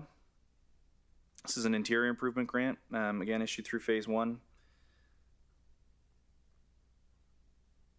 Wood Buffalo Therapy, interior improvement grant, Phase 1. Cozy Corner Restaurant. This is an interior improvement grant. Major updates in this particular case, funded new HVAC roof units in order to meet code. Wood Buffalo Food Bank Association. Again, this is an interior improvement grant, also issued through Phase 1. The Chamber of Commerce was able to take advantage of the program, and they applied for an interior improvement grant also. North Fort Gymnastics, another interior improvement grant. And Spices Indian Restaurant. And this is a patio grant also issued through phase 1. Tavern on Main was also able to benefit from the program, and it's a patio grant that was approved as well. This is River Glen Park Condo Corporation. This is a beautification grant for issued through phase 1. Rivers Casino. This is a murals grant, and the new mural was installed along the Hardin Street facade, creating interest in the redeveloped property. I won't go through all of the testimonials specifically, but overall we do feel that the program has been very well received. Interest in the program and uptake has surpassed our expectations, and as I mentioned earlier, well exceeded the benchmarking. Staff have really appreciated some of the kind words from the applicants, and we've shared some of these excerpts here.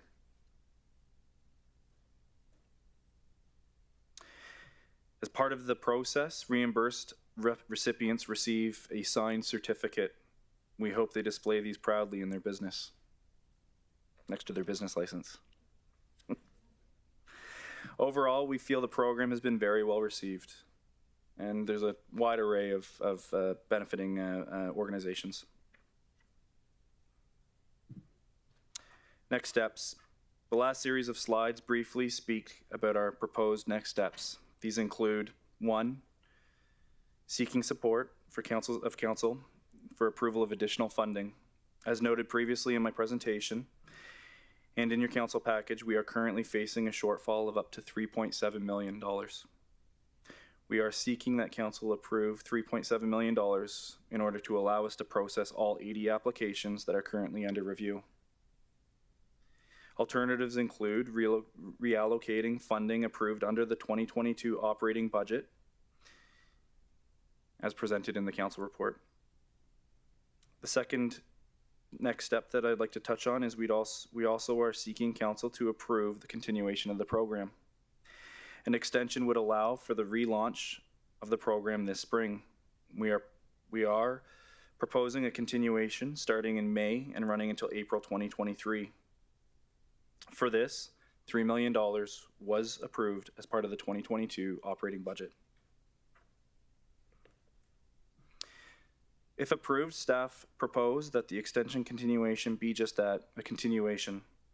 We are not seeking to introduce any major changes, such as new grant types or alter the grant amounts or percentages. The majority of the changes focus on ways to clarify or streamline the existing program. A few changes are noted here.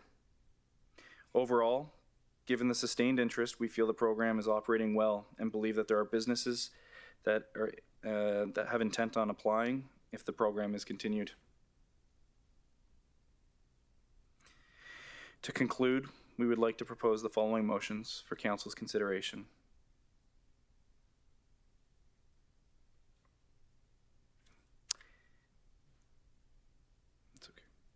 Again, I'd like to thank you for the opportunity to provide this update and request for council's support.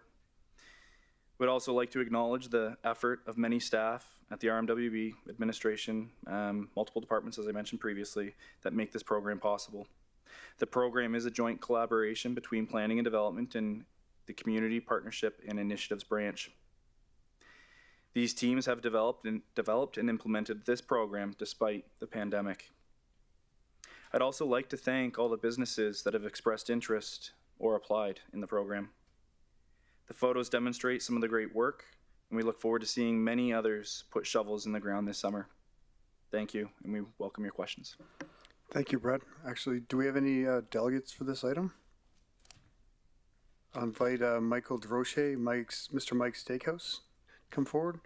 And just a reminder, Michael, if you could state your name for the record, and you have 5 minutes to present, and just remain for questions after. Thank you.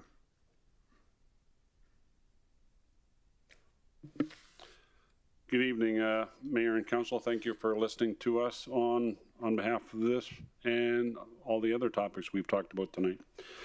I'm here, once again, it's Michael DeRocher, D-U-R-O-C-H-E-R. I want to give a thumbs up to this initiative. It came out at a time when the purpose for many of us in the hospitality sector, especially, really needed something because the face of business that we were faced with changed dramatically. As such, funds like this, while difficult to express at a time when we had no money, was difficult, but in the face of the changing businesses and the environment that we were faced with, it was absolutely crucial, and has probably saved a good 50% or more of the businesses that might have gone under otherwise. I did have a little speech here, but the presentation has made me change what I want to say and how I want to say it. This program, I see it's only for new applicants or existing ones. That to finish it off, I think it's crucial that you guys move forward with it because of what it does to these businesses that depend on it. Stu is part of this thing, and it was great to see him recuse himself. You have a mechanism here that helps us identify how to change and attract the new business as we ramp up post-COVID. This incentive program allows us to move forward with that in a way that no other program has been able to, and allows some of the businesses that are now finally recovering and starting to get some of that business back within the next 6 months to a year and a half before we fully recover, if not longer. This is needed. When we look at the facades, when we take a look at what makes a place, you only really have to think about places like Nashville with their Main Street, Broadway. Take a look. What makes Broadway, Broadway? Take away all their signage, all the pizzazz that makes Broadway, Broadway. And what do you have? You have a street. Things like this incentive really help bring things out. So my location, we're down on Manning. But if you come to the corner of Hospital Street and Manning, and you look right and left at that street, you don't know what's down there. To me, one of the things that really make this thing potentially explode is something that the ECDev team has been working on a long time. I don't know why they've never completed it, and I'm going to go off topic just a little bit, but it's regarding, signage. And that signage, like we were talking about, is huge. In any community we ever go to, when you're traveling down that highway and you've never been there before, where are the services? You have the blue signs for food places, you have brown signs for services, you have things like, we don't have anything. And if you're traveling down 63 and you've never been here before, good luck finding out where anything is. You don't have anything for the boat launches. We identify our hospital. I think we have a sign for Keano College. If not, you got the Purple Palace to see. But these identifiers are what make towns vibrant, which makes the downtown vibrant. A lot of the pictures that we saw up there of facades and areas that have improved greatly makes it more inviting to be around. As we, as business owners, become more successful, we're able to hire more staff. We're able to invest back in the community. And programs like this are really important to us. In the old days, we used to look at industry as a really good support, and because they would always announce what was going on. We don't get that anymore. For some reason, industry has stopped announcing their big jobs and all that. So the trust in, I see I'm going over my 5 minutes, if that's allowed. We'll probably wrap it up really quick. Okay, wrap it up. All right. The trust in investing in our community relies on how we view the future. And those initiatives from industry are vital to us as well. Okay, thank you. Thanks, Michael, but I'm sure we got most of it to questions, but I really appreciate your presentation and sincerity of it, being a local businessman downtown. The questions, Councillor Dogar? Thank you, sir, to the chair. Mike Josh, I know him for the last 10 years. He was director of Chamber of Commerce. Since then, whenever I have any problem to understand some issues, I went to him and he was extremely helpful. That I take it his services to the new immigrants, and I appreciate that. And his mind is very innovative. I went to see his patio also, which I don't think she has mentioned, and that was very good. Surely he tried to make it decorated, tried to make it attractive. So that's how we have to make the things very good. Another point he mentioned is about Highway 63. We should do signpostings also, and in between Wandering River and this place, Airport Road 881, we should try to establish some organization so that during winter, in any emergency, there could be some helpful. There used to be Milder Lake before, that was quite helpful. Thank you very much. Thank you. Thank you, Councillor Dogar. Are there any more questions from council? I'm not seeing any. Thank you, Michael. All right, thank you. And next, I'd like to invite Jason Vargo, Vargo Investments. And for the record, Jason, just state your name, and again, you have 5 minutes to present, and just stick around for questions.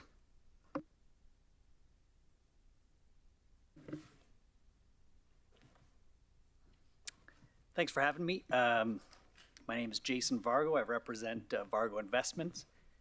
I've got a letter on behalf of Robert Vargo, just to read out, as he couldn't be here. He's dealing with COVID here now. So, Mr. Mayor and Council, on behalf of Vargo Investments, formerly operating and better known as Alberta Motor Products, I would first like to thank you for the opportunity to speak here this evening. Secondly, I'm here to tell you about our experience with the Downtown Revitalization Program, with Phase 2 extension being under consideration. We were fortunate enough to be the recipient of funds under Phase 1 in 2020, and we have just recently had our application for funds approved under Phase 2. Once a program is approved, whether by City Council or the board of an organization, not everyone thinks about the success of the program after the fact. Many members of council might be wondering if the RMWB's investment into this program is worthwhile, and we'd like to state that it definitely has been for us. As you drive through the downtown area, you can't help but notice the changes to the exteriors of many of the buildings. This, of course, is a benefit in itself. However, the benefits of the revitalization program extend far past just what you see on the exterior. The exterior change is the spark that creates excitement and energy around the buildings and has contributed to new businesses opening and city residents visiting buildings that they may have never been in before. The grant money provided by the RMWB has allowed us to attract new tenants and new businesses. It further allowed us to offer our tenants affordable rates and secure long-term lease agreements. Business owners could see the changes that were happening downtown and regard it as a place they would like to be. New tenants mean new people spending time downtown. Both employees and customers alike are taking advantage of the new businesses in the area. We may stop at Caribou Flowers and Gifts for something for mom. And while there, notice that there's a new sports store called All Sports Den, so I look for a gift for dad. When heading home, I notice a new restaurant and make arrangements to meet a friend for lunch the next week. This friend, who hadn't been downtown in months and wasn't aware of the changes and new businesses opened, ends up doing some of their own shopping after our lunch. The benefit that benefits many. This increase in activity in the downtown area has resulted in added security for patrons and business owners alike. The exterior grant money made allowances for improved lighting, which makes customers feel more comfortable at night. and the well-lit areas discourage mischievous behavior. The RMWB was forward-thinking in making grant money available to help owners make their premises more accessible. This is a necessary but costly renovation that many owners were unable to contemplate without the help of the RMWB. Accessibility, both from the exterior entrance to the ability to refit bathroom facilities to be barrier-free and welcoming, extends to so many different groups, and every business wants their premises to be welcoming for all individuals and families. The Interior Grant Program recognized the need for more barrier-free washrooms and provided the help to businesses to make this change.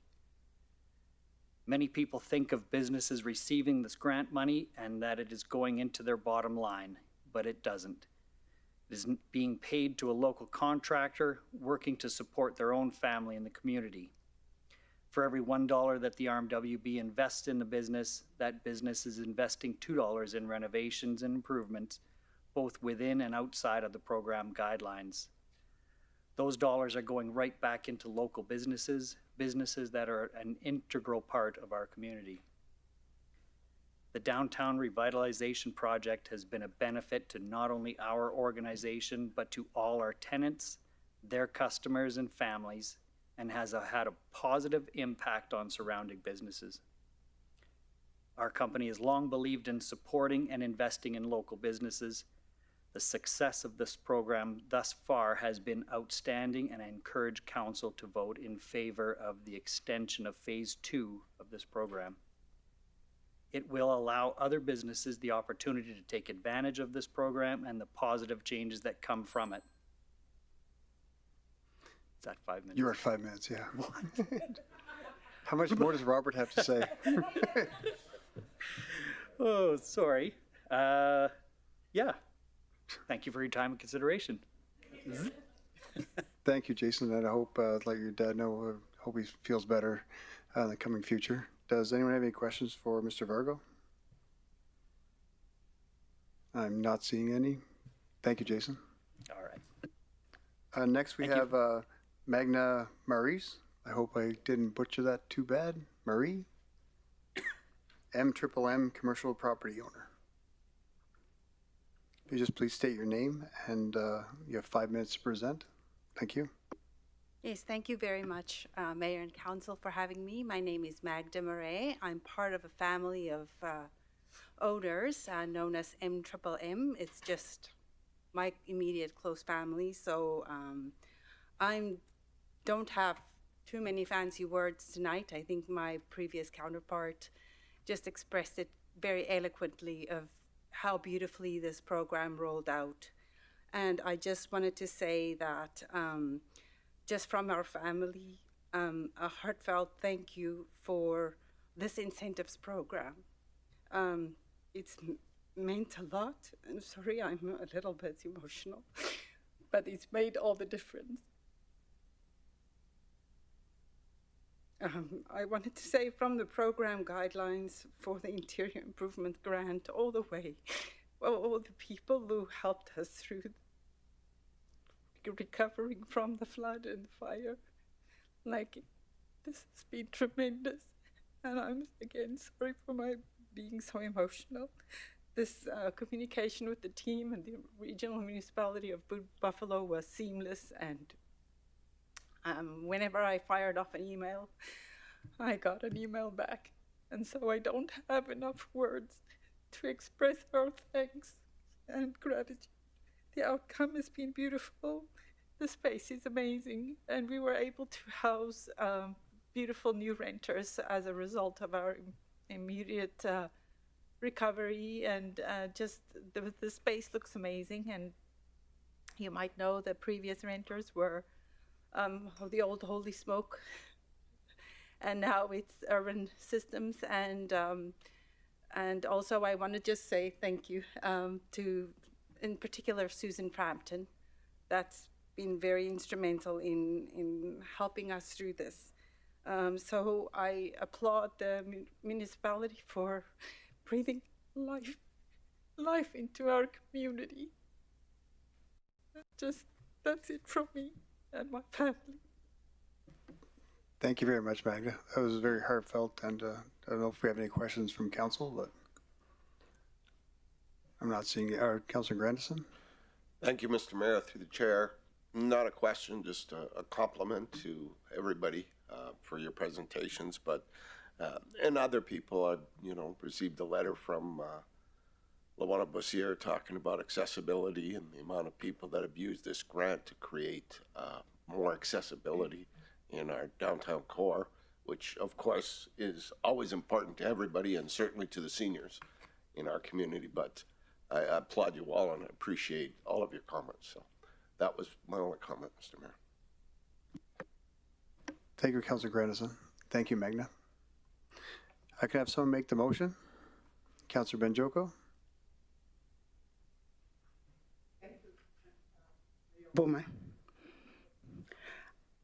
I move that council approves the allocation of up to $3,710,000 from the Emerging Issues Reserve to fund the outstanding Phase 2 applications to the Downtown Revitalization Incentives Program, Policy FIN 320, and that council approves the amended Downtown Revitalization Incentives Program Policy FIN 320 as outlined in attachment number 1, and extend the program to new applications commencing May 16th, 2022 through to April 30, 2023.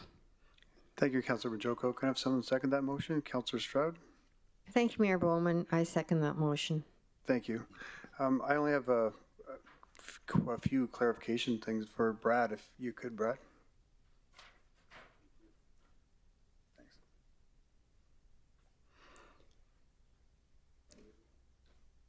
Thanks, Brad. One of the things I want to, as Michael mentioned about signage, I believe 2 meetings ago we did approve some through the downtown committee, wayfinding signage through our downtown around the community. Is that correct?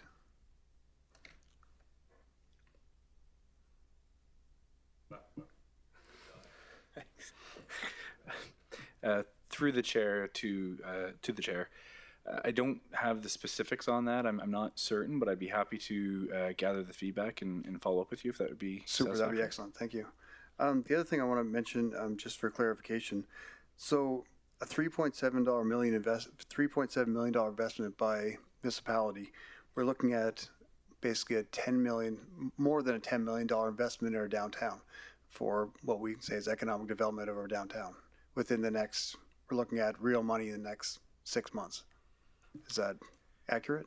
Through the chair to the chair, that's correct. I would also draw on some of the remarks made by the delegates this evening as well. We aren't even capturing the money that's respent in the community. So the contractors, and as I mentioned, the team has been tracking local contractors delivering the work. So I don't even think that begins to fully appreciate the impact that it's having. Yeah, so it's I think when we talk about our development of the downtown, our development of the community, and we talk about downtown development, I think just for the public and us here, just to know that most of the money, upwards of 75% of the money we're investing is spent on local companies, and those companies aren't just located downtown, they're located around the entire municipality. Is that fair to say? Through the chair to the chair, that's correct. I feel like a lawyer when I say fair to say. But yes, okay, that's great, thank you. Councillor Ball? Thank you, Mr. Mayor. And I think to maybe answer your question about the wayfinding signage, that was in there, and that was King Street, I believe, that intersection was what they were looking at there. Brad, I guess my question is more about the overall funding. So it's $5 million to start.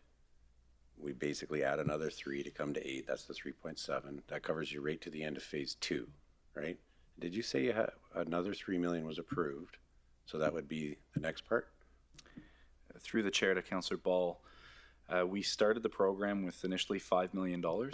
That $5 million was able to cover all of phase 1. A portion, residual of the $5 million was left over, which we intend to use for phase 2.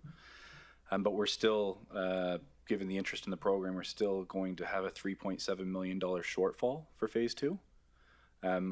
As part of the 2022 operating budget presentation, we did present and seek approval, we're able to obtain approval through council for an additional $3 million for, at the time we were calling it phase 3, but it'll be the extension of this program if granted. So a total of 11. That's correct. So that's a total of 33 million invested, basically. I guess what I'd like to try and understand, and I totally support it. I think it's a great program. What might be the end? Like, could this keep going and going and going to 20 million, 25 million? Through the chair to Councillor Ball, that's a great question. I will invite Jen to add additional remarks, but I'll take a stab at it first. As part of the downtown revitalization, our department is also working on a downtown area redevelopment plan.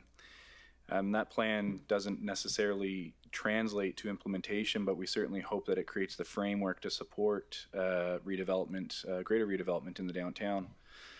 As part of that plan, once completed, we might be able to look at bringing forward targeted grants to specific areas within the downtown to target redevelopment initiatives that would be specific to whatever it may be. It might be to create different character throughout the downtown.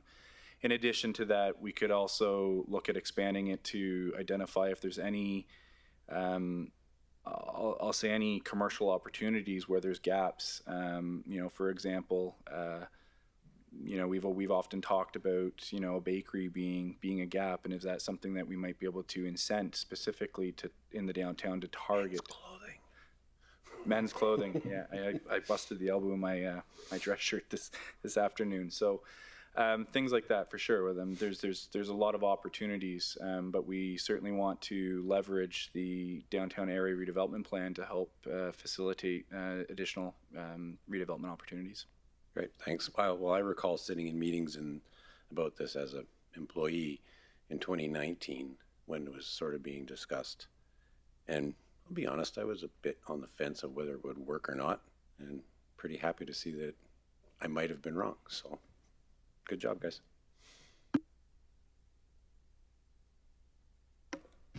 Councillor Banjoko. Thank you, Mayor Bowman, and thank you for the presentation. And you can see that I fully support this initiative, especially when it comes to, apart from the facade and the eccentrics, the building, but when we also can have more places that are accessible to people who need assistance, ramps and elevators, those are good things. I have a question though about you had said that tenants also got the grant. So I was wondering for my education and education of other people, because I have been asked by some tenants if they could qualify. And when I heard that, I just wanted clarification, not only for me, but for other people, the public who might be listening. Through the chair to Councillor Banjoko, it's correct. I believe it's 30% of the applicants were tenants, not necessarily property owners. There is obviously some criteria in order to apply as a tenant. We'd obviously want to ensure that the property owner is on board with any sort of building improvements, if they do in fact require building improvements. Okay. But perhaps I'll invite Jen to add to my comments around tenants if she has anything she cares to build on. Thank you, Brad, and to through the chair to Councillor Banjoko. That's true. Tenants are welcome to apply for the program. The only additional documentation they provide is a letter of authorization from the property owner. Thank you. Thank you. Thank you, Councillor Banjoko. Councillor Stroud. Thank you, Mayor Bowman, and I want to thank all the presenters and Brad for your presentation. I was just wondering, is there a cap on the funding for the projects for the business owners or tenants? What's the ratio?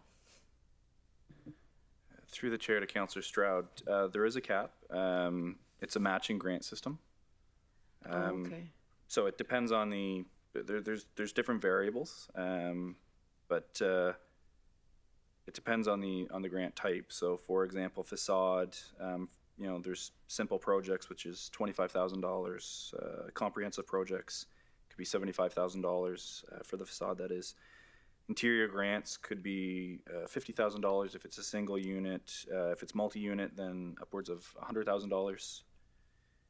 Patio grants, $15,000. Beautification, $1,500, and so on. So I'd say it's given the interest and the uptake in the program, I think it's very appealing, and we're not. I think what I would add to that is we're not also seeing businesses and property owners only invest sort of an equal amount. They're actually investing more than the matching amount as well. So, to that end, I think the program is tremendously successful. Yes, I've seen some very good improvements in the downtown area. I'd just like to strongly recommend, I noticed 74% are local business contractors.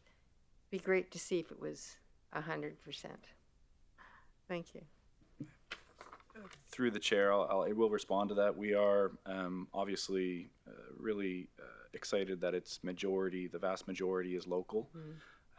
Again, like many things related to, I'll say, procurement and contractors, there are regulations in place that I would say restrict the municipality's ability to fully perhaps achieve or realize 100%. Nevertheless, I would also like to compliment the community itself for taking the lead in seeking out local quotes and using local contractors. I think really the fact that we're hitting 74%, it's a compliment to the community itself. And we also have our social procurement policy within our region. Thank you. Thank you, Councillor Stroud. Councillor Walkman. Thank you, Mr. Mayor. Yeah, I'd like to thank the presenters. You all did really well. And please send our regrets to your dad for the well wishes. Also, I'm in favor for this program. As you can see with the slides, it showed how it beautified part of the city already. And if we can bring that part this way, start moving this way with the other applicants, I'm sure we'll have more people moving down here and bring the beautification back up. So I commend and thank you for the presentation. Thank you, Councillor Walkman. Councillor McGrath. Thank you, through the chair, Mayor. And I guess, Brad, I worry about you, for what you've been through the last few years, and I hope you're doing okay, because you feel the brunt of every mistake in the municipality, besides 11 of us. And I've always appreciated your honesty. I had a question, and I've seen some of the work, and I don't know if you go back in and do let's say a deficiency report. So if I gave Mike, we'd say my good friend Mike over there, if I gave him $5,000 to do a wall, he's supposed to spend 5, the municipality spends 5, he spent 10. So the tangible item, you go back and I suppose you check it off and say she's done. Because there was a bit of a rift around town that some guys got some dough and never really done what they're supposed to do. Then, they call the city councillors. You can chase ghosts all you want, but you look after your family first, and that's what you should do. Because you're only as good as your last shift at work. Take it from an old guy. Doesn't matter if you make millions. You're only as good as your last shift. So look after yourself firstly. But the question I got to ask, is there a way through the proper channels, because that's, most times, all the time, I suppose, the downtown, the buildings that are orange, blue, yellow, red, it's not like St. John's, it's not Bean Row, it's what we got to look at. And to entice people, you need good aesthetics. So I think that's one that we could, I don't know if we send planning and development or, the team to talk to these owners and see if we got them involved in the incentive program. We'd have to go across the ocean and find the owners. But it's horrible looking. So you can paint, you can put a rose on side of a dead rose, but you're still looking at the dead rose. So we need, you know, like there was a time when I first got elected, we had guys from Toronto who were going to spend 100 million streetscaping. When I go out to, I don't know, Revelstoke, you go downtown, they got some nice lights. Got them at Canadian Tire, but man, it looks good in the nighttime. Palm Springs or Arizona, same thing. We just get lost. And my question is, as a council, can we help you anymore to get those, the defunct buildings? Like, nobody wants to drive in town and see orange, blue, yellow, and white down Franklin Avenue or the highway, because that's what builds the story to the haters. You know? So if you can put that in your pocket. And then the other thing I'd like, you know, I guess I get, as the question I have, where do we get our best bang for our buck? Is it on the inside or the outside? That's anybody's guess, I think. And then how do planning and development work with council to get the government facility, the biggest eyesore on Franklin Avenue that I've seen since we landscaped grasslands? You remember we built gaslands or fast gas, but the biggest eyesore on Franklin Avenue right now is owned by the province. It's boarded up. So we can spend all the cash we want to make downtown look pretty. But we got the province with housing boarded up, and we sit here and talk about people being homeless. Well, during the fire, you know, you worked your arse off, and we had a deal that could have, and Jamie was in on it, we could have had a deal that them places got renovated. So I just want, the question is, how do us elected officials go to the government and expedite the middle of Franklin Avenue becoming a housing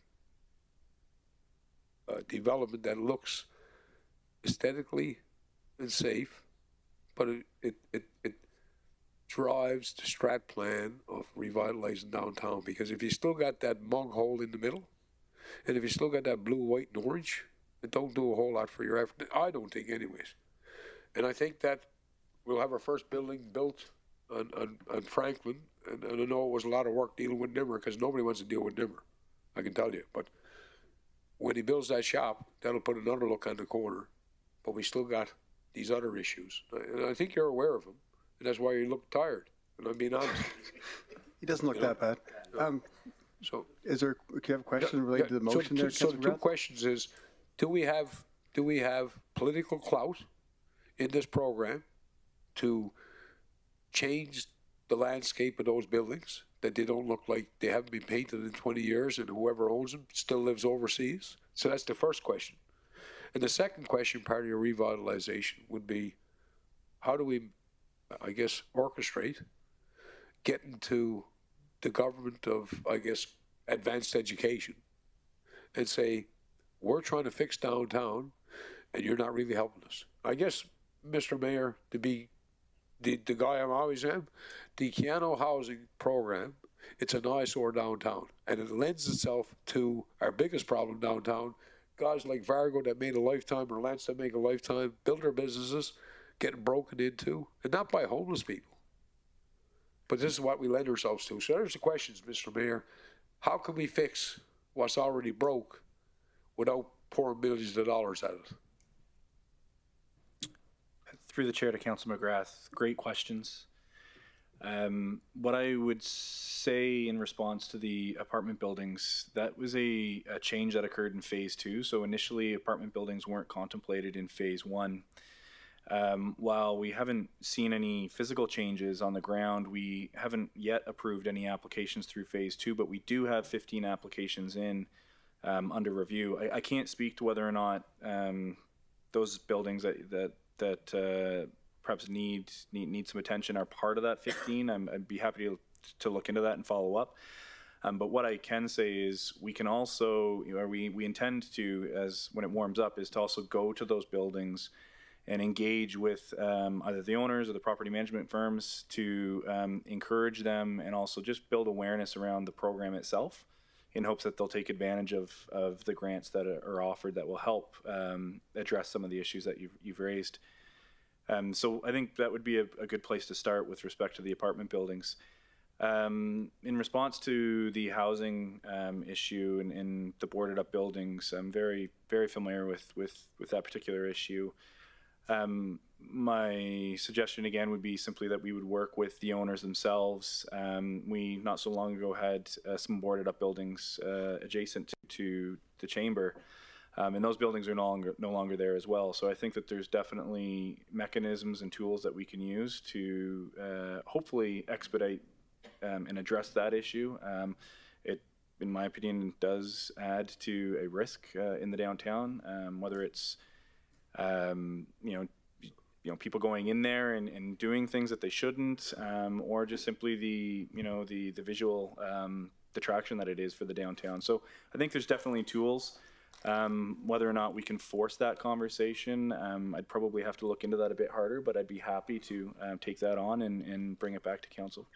Well, I certainly appreciate it, and I'm very serious to say to you, I've watched you grow, literally. Look after yourself and your family, because at the end of the day, it's just a job. And going back to the place across the street, as councillors, we are responsible for the safety of the people, and that's how we got that place tore down. Lance can tell you that, because it was what's going on up the road. It's a place where people seek a safe haven after dark, and they go through those boards, and I worry about those people. So I appreciate it. There's a couple of questions, don't add, something that we can stream along. Thank you. Thank you, Councilor McGrath. Councilor Doger? Thank you, sir, to the chair.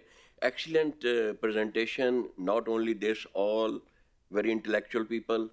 5 minutes or less as compared to proportion. Here, councillors are dragging for 20 and 30 minutes. There should be a balance. We should try to be very fair. That is my point of view. Thank you very much. Thank you. No question? No, it is just a suggestion that unnecessary dragging and stories should be. Thank you, Brad. Thank you. Can I call now for a vote? All in favor? Anyone opposed? It's carried unanimously. Thank you again. Thank you. Clapping for everything? You can sit back down, Brad. Yeah. And next we have the Municipal Census 2021 results. I'd like to invite Brad McMurdo back,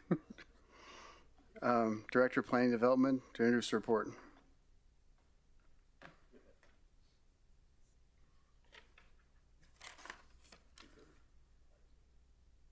Any delegates for this?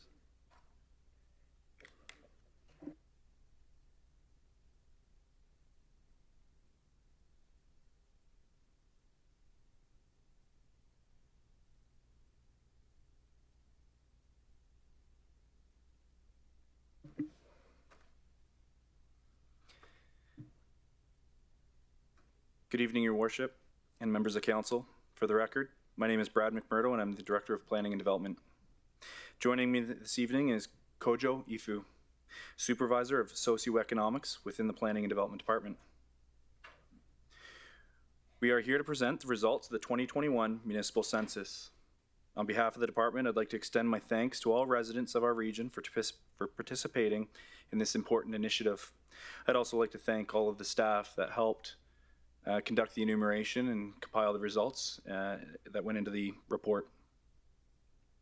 The regional municipality of Wood Buffalo has traditionally conducted a census every 1 to 3 years to monitor and update its demographic and housing profile. The last municipal census was conducted in 2018 and provided insight into how the municipality's population and housing were impacted by the devastating 2016 Horse River wildfire, as well as the economic downturn. Since then, the municipality has faced new challenges, including the 2020 flood. To monitor and assess these changes, the census team planned to conduct a census in 2020. However, due to the impact of the COVID-19 pandemic, the census was postponed until 2021. Census 2021, therefore, provides up-to-date and reliable information on the municipality's population and housing at both the regional and community, which is neighborhood, level. While there are many things worth highlighting about the Census 2021, the most important findings are the following. 1. Despite the challenges posed by COVID-19 restrictions, the census achieved a 90% enumeration rate. 2. The population of the project accommodations decreased by 17% between 2018 and 2021. 3. The region's permanent population has increased by about 1%, and this finding is consistent with outcomes of the very recent federal census within our region. 4. A 33.4% online enumeration was achieved compared to our previous best, which was 24.2%, that occurred in 2018. 5. People between the ages of 35 to 39 are the largest age group in the population, and they represent 11.2% of the population. 6. Lastly, and perhaps most important, despite the challenges our region has faced, it still managed to attract about 6,700 new residents since 2018. I would now like to invite Kojo to present the results of Census 2021. Thank you. Good evening, Mayor and Council. My name is Kojo Efu. I'm the Supervisor of Socioeconomic in Planning and Development. In this capacity, I lead all analysis related to population and demographic trend in the region.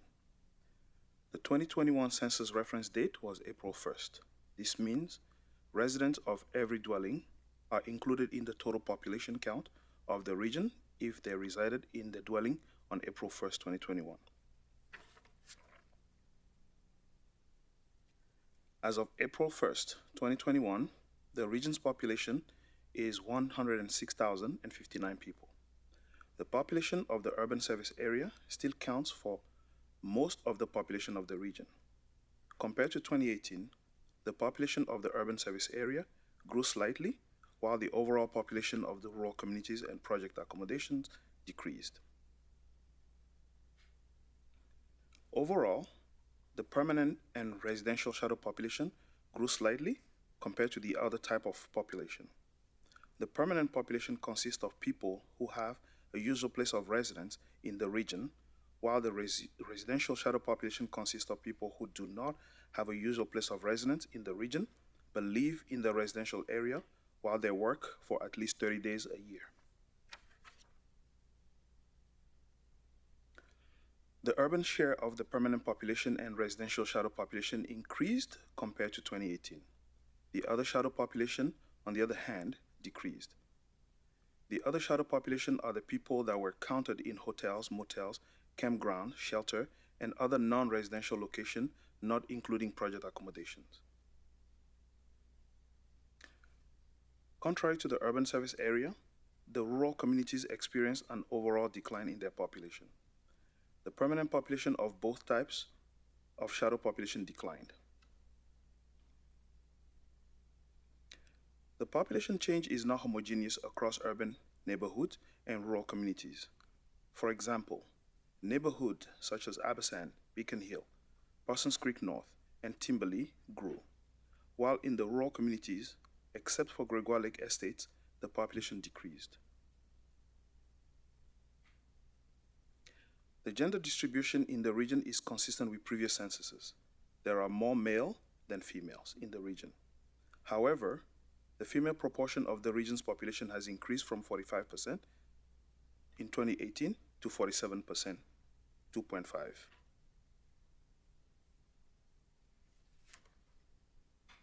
The population of the RMWB is young.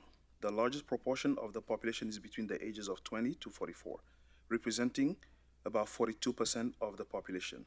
However, this age group's proportion has decreased compared to 2018. On the other hand, the share of the senior population in the region has increased from 2.9% to 4.3%. 13% of the region's population, that is about 6,700 people, are new entrants to the community since 2018.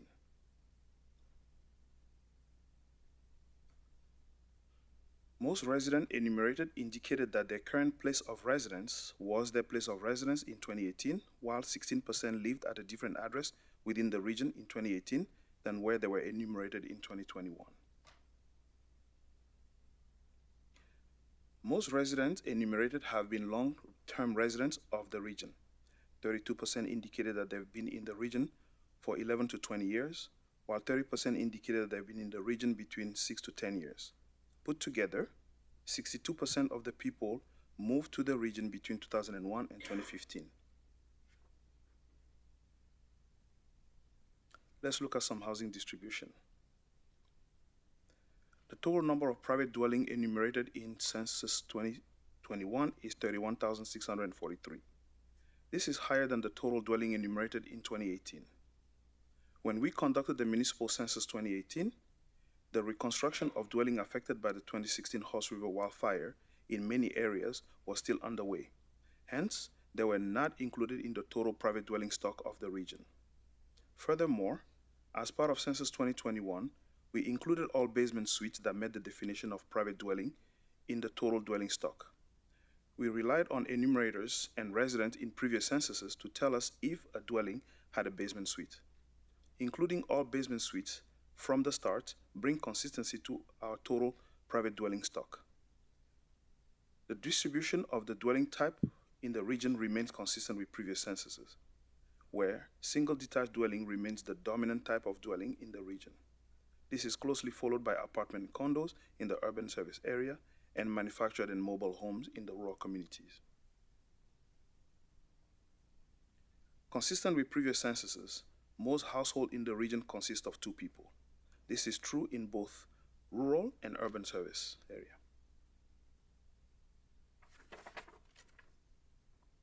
Each time we conduct a census in the region, we strive to improve how we collect and provide access to the data. With Census 2021, working with the Communication and IT Department, we developed a dashboard to make it easier for residents and stakeholders to access, interact, and draw insight into the region's demographic trends. Making the data and analysis readily available this way further improves our processes, reducing the time it takes to fulfill data requests from different stakeholders. The results of Census 2021 are available through the municipal website at www.rmwb.ca/census. As of August 4th, 2020, the government of Alberta repealed the determination of population regulation. However, recognizing that the detailed demographic data collected by municipalities through the census is valuable for service planning, and the information is also used by many organizations and businesses, the government of Alberta therefore maintained the ability of municipalities to conduct a census in the Municipal Government Act. However, the government of Alberta will no longer utilize municipal census count for provincial funding purposes. Mayor and Council, this concludes my presentation. Thank you very much. Do we have any questions from Council? Councillor Stroud? Thank you, Mayor Bowman. I'd just like to say, in fairness, I was unable to understand some of the tables in the report. However, in talking to administrators and principals at the Anzac, John V. and Conklin schools, enrollment has remained steady from 2018 to 2021. Children have left, and in their place, new students have enrolled. Thank you. Thank you, Councillor Stroud.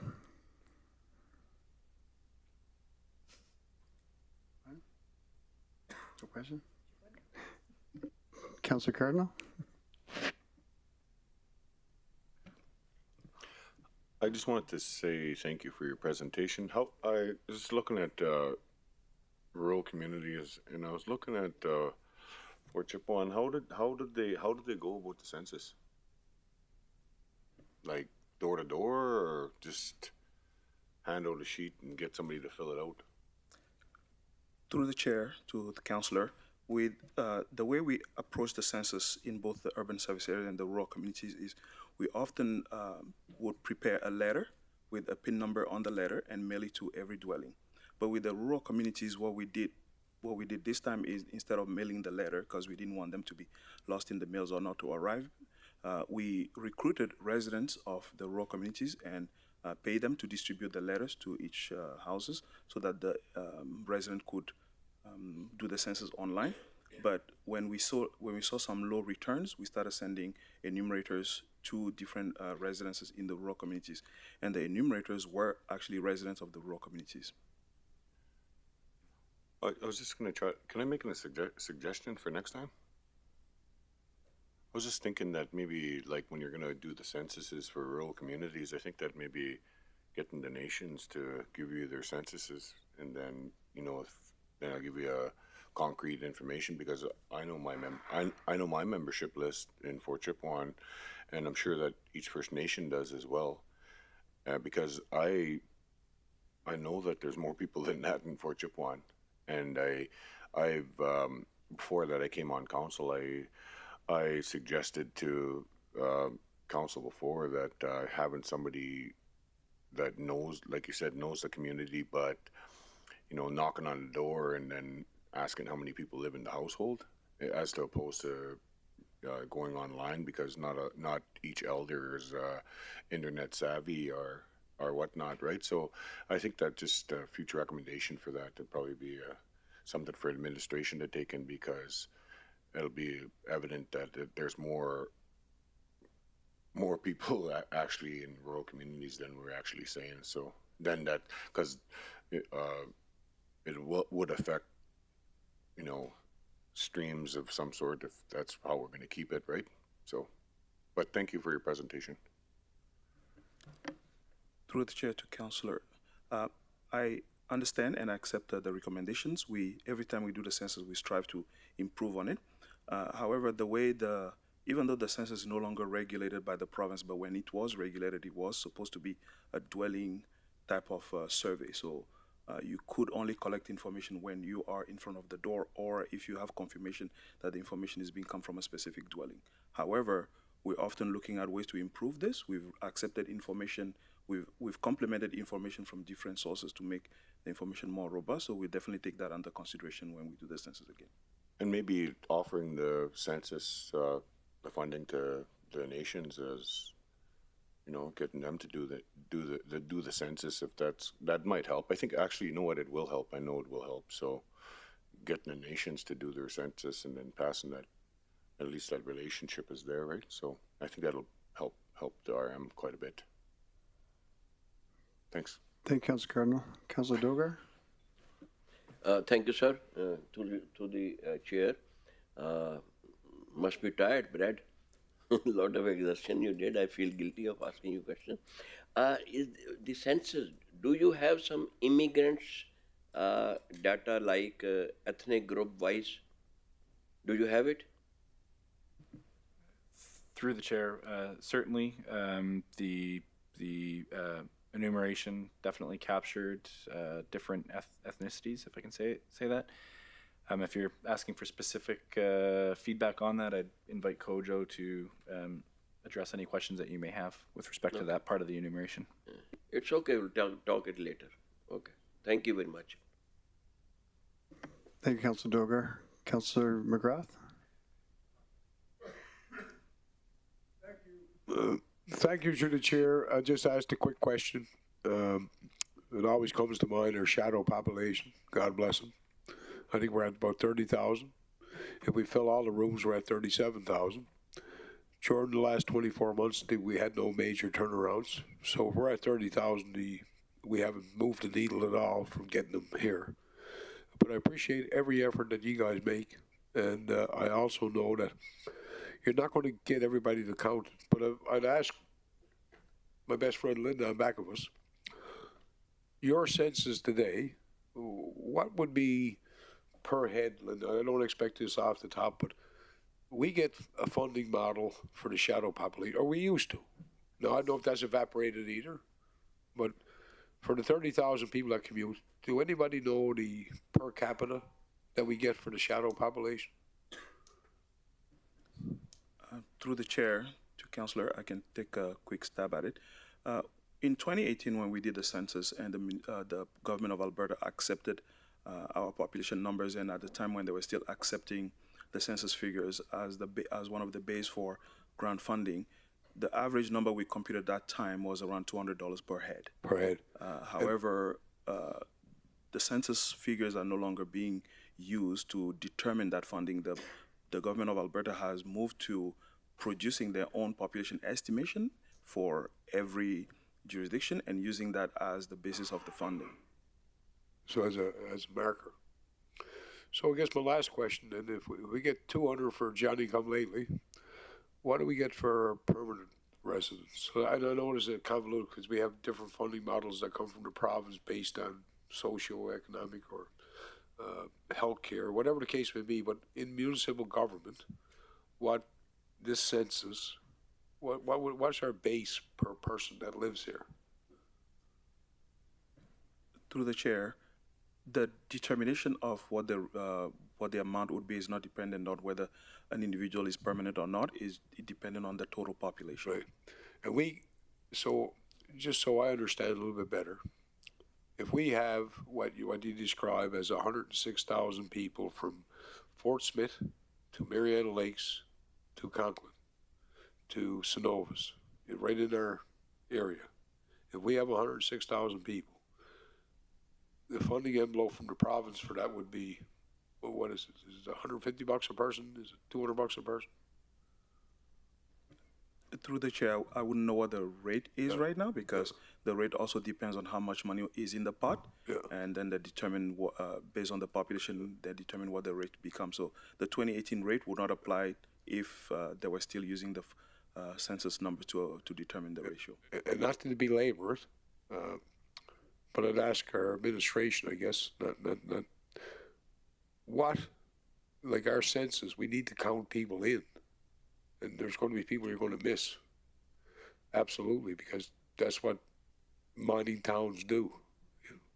But out of the 106,000 people we have registered, the 76,000 that live here, the other 30,000 that commute, what would the bill be from the feds, be from the province for those 106,000 people? What would they contribute collectively? Through the chair, I'm not sure. But I want to make a quick correction. The population that commutes, so the project accommodation population is not 30,000. It's 27,000 as of 2021. Well, I round things up on car. You know, we used to sell cars. So if I could get a car off the lot for 5 instead of 45, we got the 5. Right. The 30,000 shadow population includes those that we call residential shadow population as well. So there was about 2,800 of them that we counted. So those are those that are in the community. They're here in Fort McMurray, they're in the rural communities, but they don't have a permanent place in the community. So when you put those together with the 27,000 that we counted at the camps, it comes to the total of 30,000 shadow population. Well, keep up the good work. I know it's a job getting everybody counted because some people don't want to be counted, even when you go to their home. So keep up the good work. Through the chair, you're correct. It's a lot of effort to get residents to participate in the census. We put a lot of work into it. Our communication department were fantastic in how they supported us. Different institutions in the community also were quite helpful. The radio station were very participant, but still it was quite a bit of challenge to get residents to respond. We targeted to get at least 40 to 45% online enumeration, but at the end we only ended up with 33%. But we still hope to make residents understand the importance of these numbers and hope to get them to continue to participate. Well, appreciate your efforts, and I like Kendrick's idea about going to door to door. Maybe what we could do, if you really want to get a good census, I know Phil Marr's not around anymore, or Sheldon, but they knocked on every door in town. If we could have the boys back, they could do the enumeration and get everybody and help you out, because it's important. Thank you very much. Thank you, Councilor McGrath. Councilor Banjoko? Thank you, Mayor Bowman, and thank you for the presentation, Brad and Kojo. Thank you.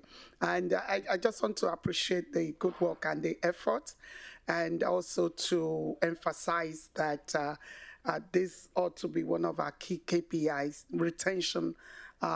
If we don't measure, if we don't check, we won't know. So I absolutely appreciate this, and we are not doing badly, and it's good to know. And whatever we did to get 6,700 more people, maybe we'll continue to do that and increase it a little bit more next census. And so it's encouraging, and so we keep measuring, and then so that we know how well we are doing. Thank you. Thank you, Councilor Majoko. Councilor Cardinal? I wanted to ask, how are they're done in sections, I guess, eh? The community of Fort McMurray, is it done in like, you work, let's say you do, waterways one day or 5 days, whatever it may take, I guess, is that how they're doing the census?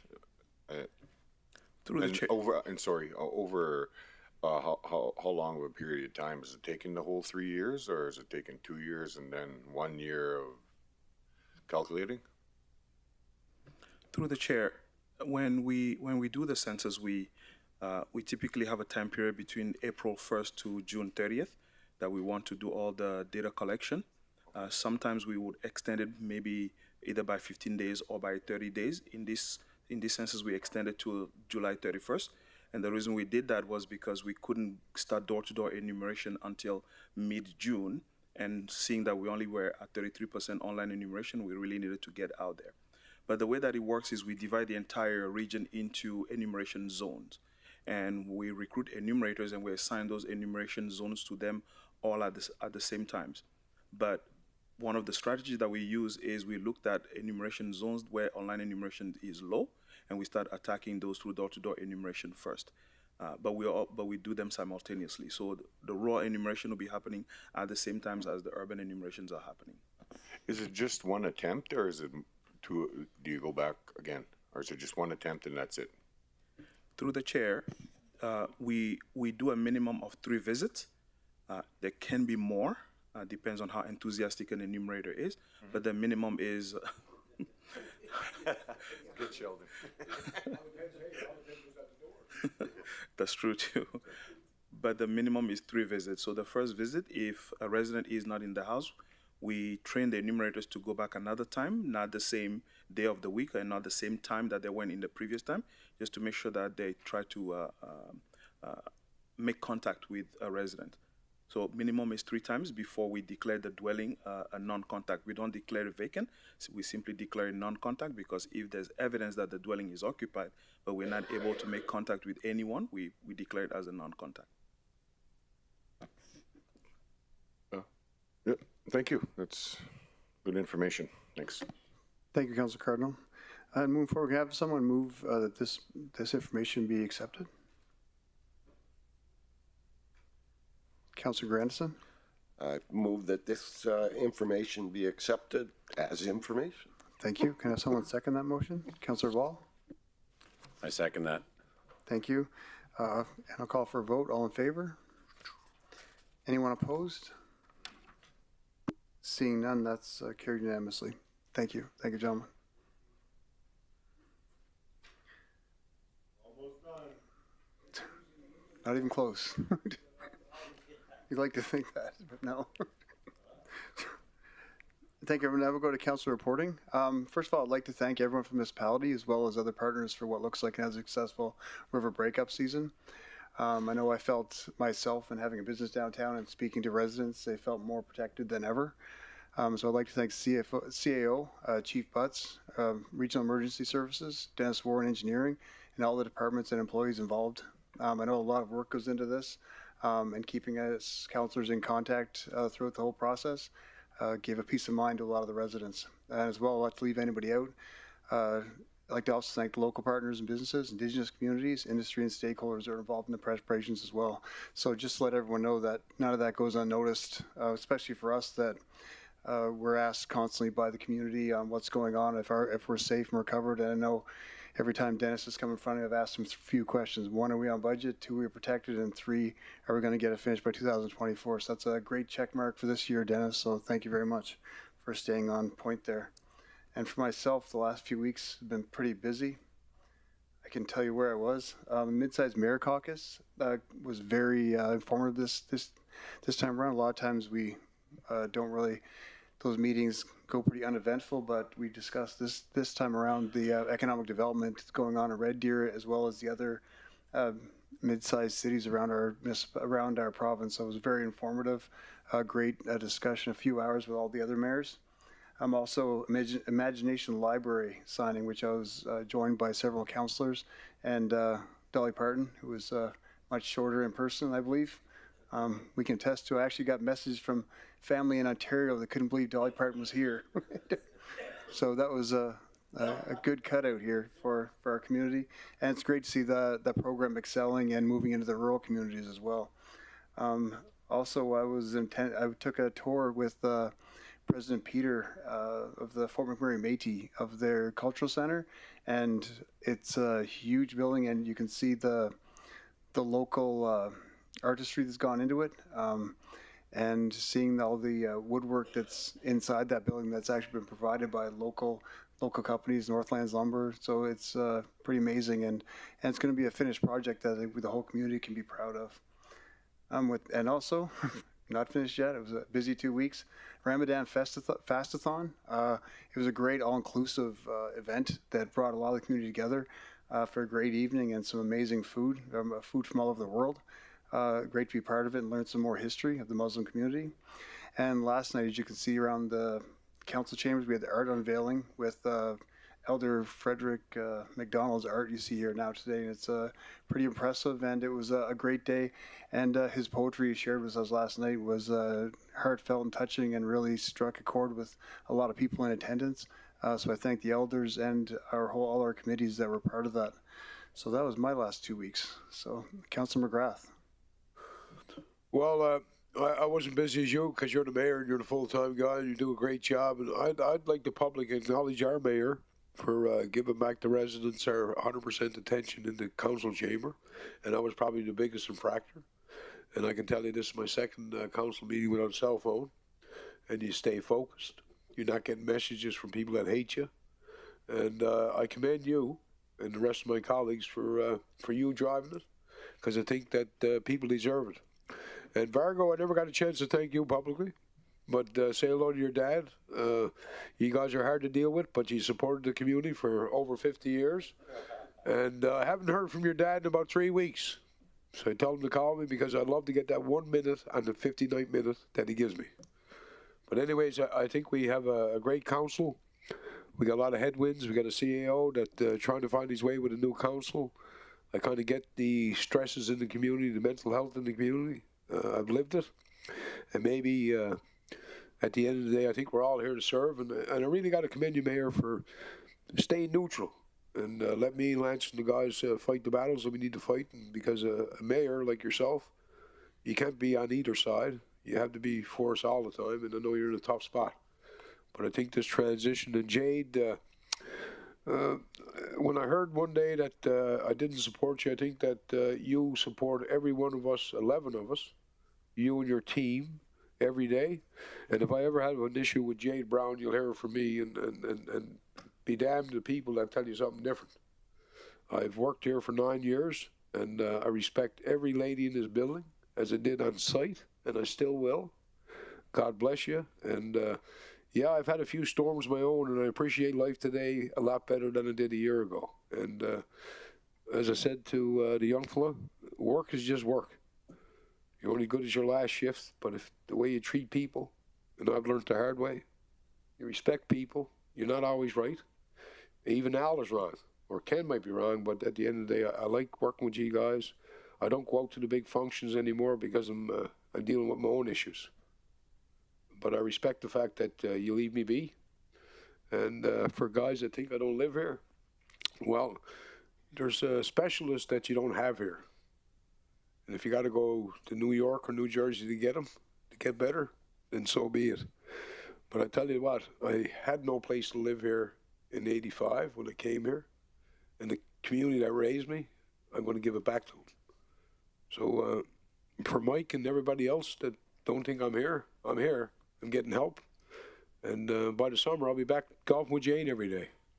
So keep up the good work, folks. And we're through the flood. And I can't wait to drive down Clearwater Drive in a couple of weeks and put all that behind us. So God bless you all. And I appreciate the work you do, Jade. And I wasn't going to take that, it bothered me for a couple of weeks, but that's off my chest. And the only way you deal with stress and not hit the bottle is to talk about your issues. So God bless you all. Thank you, Councilor McGrath. Councilor Stroud? Thank you, Mayor Bowman. In the past 2 weeks, I attended an open house in Anzac. I want to thank the Regional Recreation Corporation staff, Regional Municipality of Wood Buffalo, Indigenous and Rural Relations staff, Communications staff, and Rural Water and Sewer staff for being on hand to answer questions and give recommendations. Thank you very much. It is very much appreciated. I attended the Indigenous and Construction Industry Summit, and the same day attended a lunch roundtable with my fellow rural councillors from Ward 2, Councillor Walklin and Cardinal. We had a good discussion with Federal Minister Hutchins on housing needs and high-speed internet. I attended the Easter extravaganza in Conklin, which was very well attended. I had some good conversations and listened to some concerns. Thank you. I also attended the Fort McMurray SPCA Walk to End Animal Abuse and listened to Acting Mayor Banjoko reading of the Proclamation to End Animal Abuse. I was able to thank the board chair for SPCA on the great work they are doing. I was also able to enjoy the walk and converse with SPCA staff. It was a very enjoyable time and good exercise. I also attended the Ramadan and the revealing of the Indigenous artwork and the smudging ceremony. Thank you. Thank you, Councilor Stroud. Councilor Banjoko? Thank you, Mayor Bowman. It's been a very busy 2 weeks. April 17th was a Good Friday service and is a congregation of all Christians in Fort McMurray, all in one hall, and it was well attended and a good one, and followed by Easter Sunday, which was also, I joined other Christians to celebrate.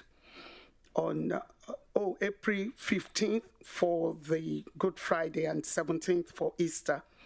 On April 24th, just like my colleague, Councillor James Stroud said, I was able to join the SPCA and to represent the mayor and declare the Animal Prevention Day for April 24th, and to join them for the annual walk to end animal abuse in the region of RMWB. On the same day, April 24th, I was at Bowman's Martial Arts. I joined the mayor and lost a few pounds. Fundraising for the Ukrainian community. I'm so excited to announce that, and I in the hope that to encourage others to continue to support our Ukrainian new immigrants who have been displaced. Thank you. And I was at the Dolly Parton, so to say, the Imagination Library. And of course, people back in Africa asked if I was with Dolly Parton, so that was a good one. And I was also at the Ramadan Fast-a-thon, where we were encouraged to go without food for 1 day, just to feel the pains of those who do without food, with not being on diet, but because they don't have food to eat. So it's been a very busy week, a busy 2 weeks. Thank you. That's my report. Thank you, Councilor Bajoko. Councilor Dogar? Thank you, sir. About a week, 10 days back, I went to Center of Hope to see the shelter and without house and less fortune. I feel that it should be looked after and that we should show unity with them. Then 2 days back, I went to Salvation Army and detailed visit to them. It was a very nice experience that I already told here. Then I went to Muslim minority for Ramadan. Mayor has been very kind and funky also. You reduced some weight also on that day. And surely it was amazing. Padu, Mike, Dorch, Padu I went to see and how the beautification can be done in in downtown and how the things could be made more attractive wherever the money is spent. So I should have a fair idea and how they are spent, and I should be able to contribute by my personal knowledge, not only on the hearsay. Then I went to day before yesterday to Jade Brown. She was very kind to explain me or put me wiser on the municipality affairs, for which I am not confident till the time I get a second opinion, and second opinion was a very, very authenticated one.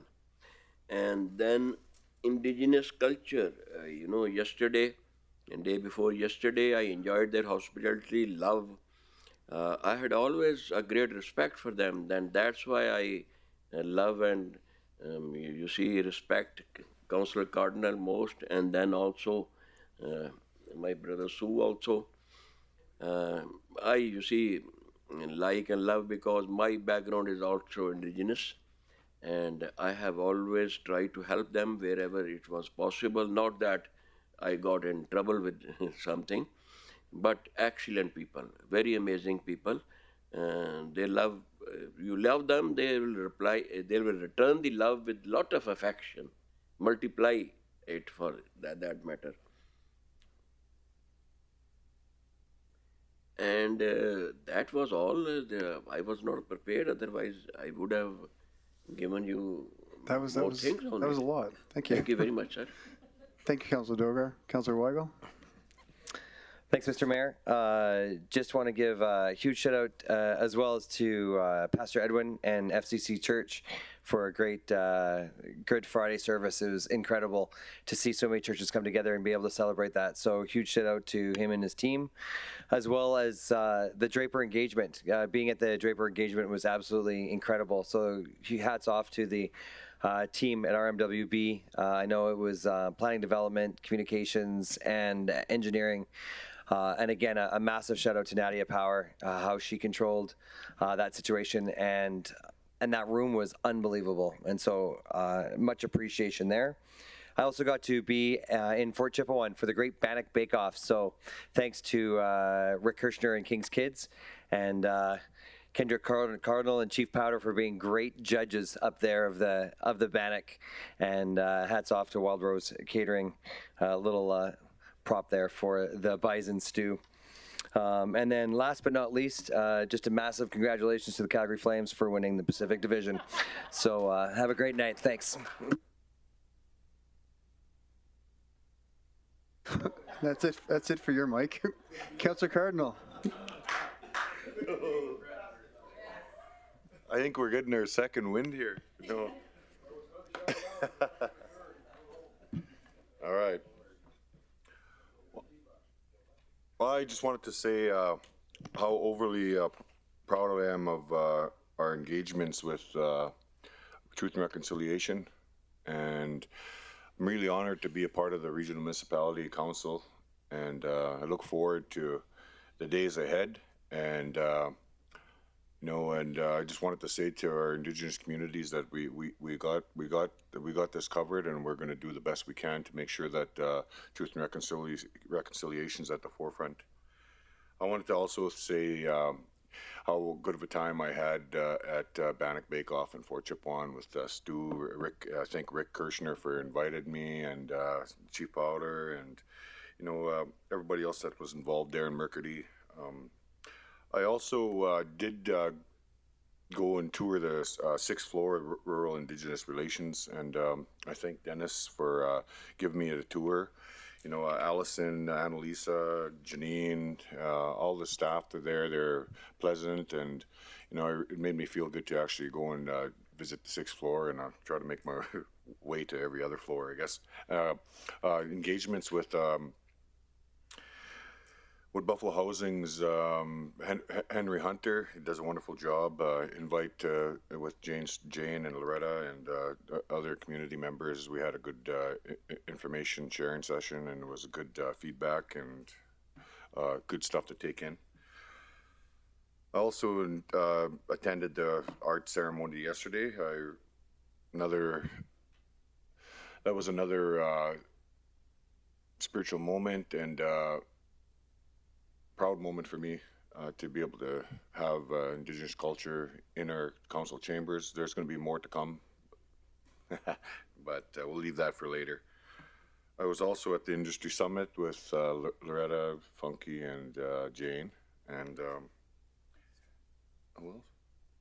Yeah, and I also wanted to say to Dogar that I had, you know, there's been some things that went on in the office here, and I just wanted to say I sent it out in a group text, and I want to say that to Dogar that, you know, I'm a forgiven man, and the things that happened to Dogar, you know, I forgive him for anything that happened, and you got my support, man. So that being said, me and Stu were talking about doing a fundraiser, and it was going to be called Fine Funky.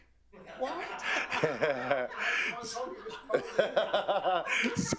so we gotta work on that. That's going to be our next. Yeah, that's going to be our next fundraiser. Is Fine Funky. So, but so all the people that are watching, hope you guys all have a good night, and may God bless you and the Creator watch over your children. Hi. Thanks, Councillor Cardinal. Councillor Walkman. Thanks, Mr. Mayor. Just a couple updates. Well, Kendrick and Councillor Stroud mentioned the attendance that we've done with some of the functions. Also, the unveiling, as Mr. Mayor had said there, it was very touching.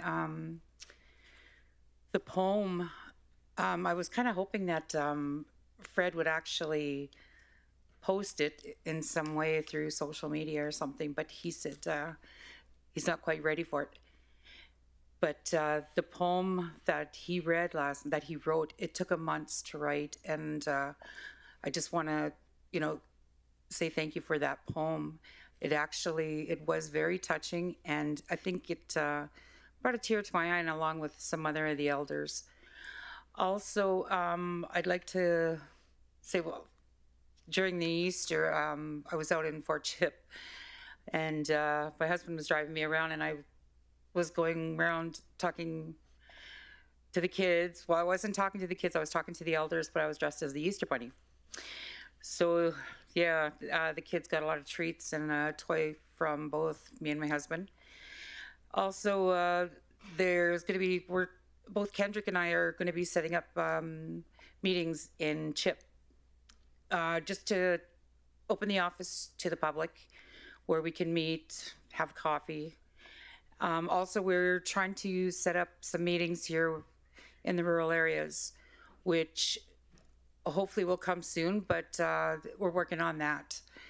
And lastly, but not least, we will be, both Kendrick and I will be going to the rural areas. We're just going to try to work out a schedule here with Councillor Stroud as well, and just engage more and see what the public would like to see from us.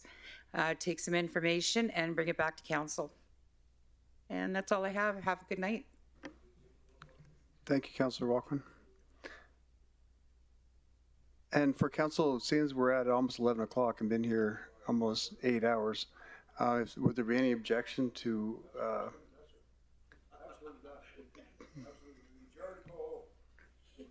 to defer the in-camera for either a special meeting or have a briefing note and to the next meeting? Because we have. I certainly concur. In fact, I believe, as Mrs. Brown can tell you, I think we have a cutoff at 10 because a lot of these ladies have, and guys have families and wives home, and some of them, God bless them, still want to see them.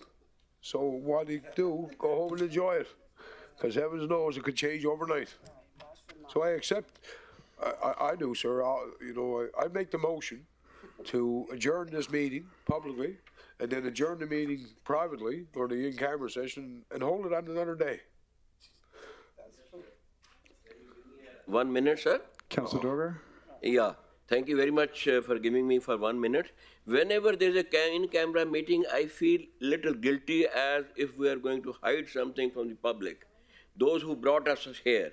You know, mostly what all in camera I have seen and heard, only one meeting that was of the budget, that confidential things had to be kept. Others were, I don't agree with any. Mostly I was discussed and I put myself open, put it in Okay, open. thank you, Councilor Dogar. Thank you. Thank you.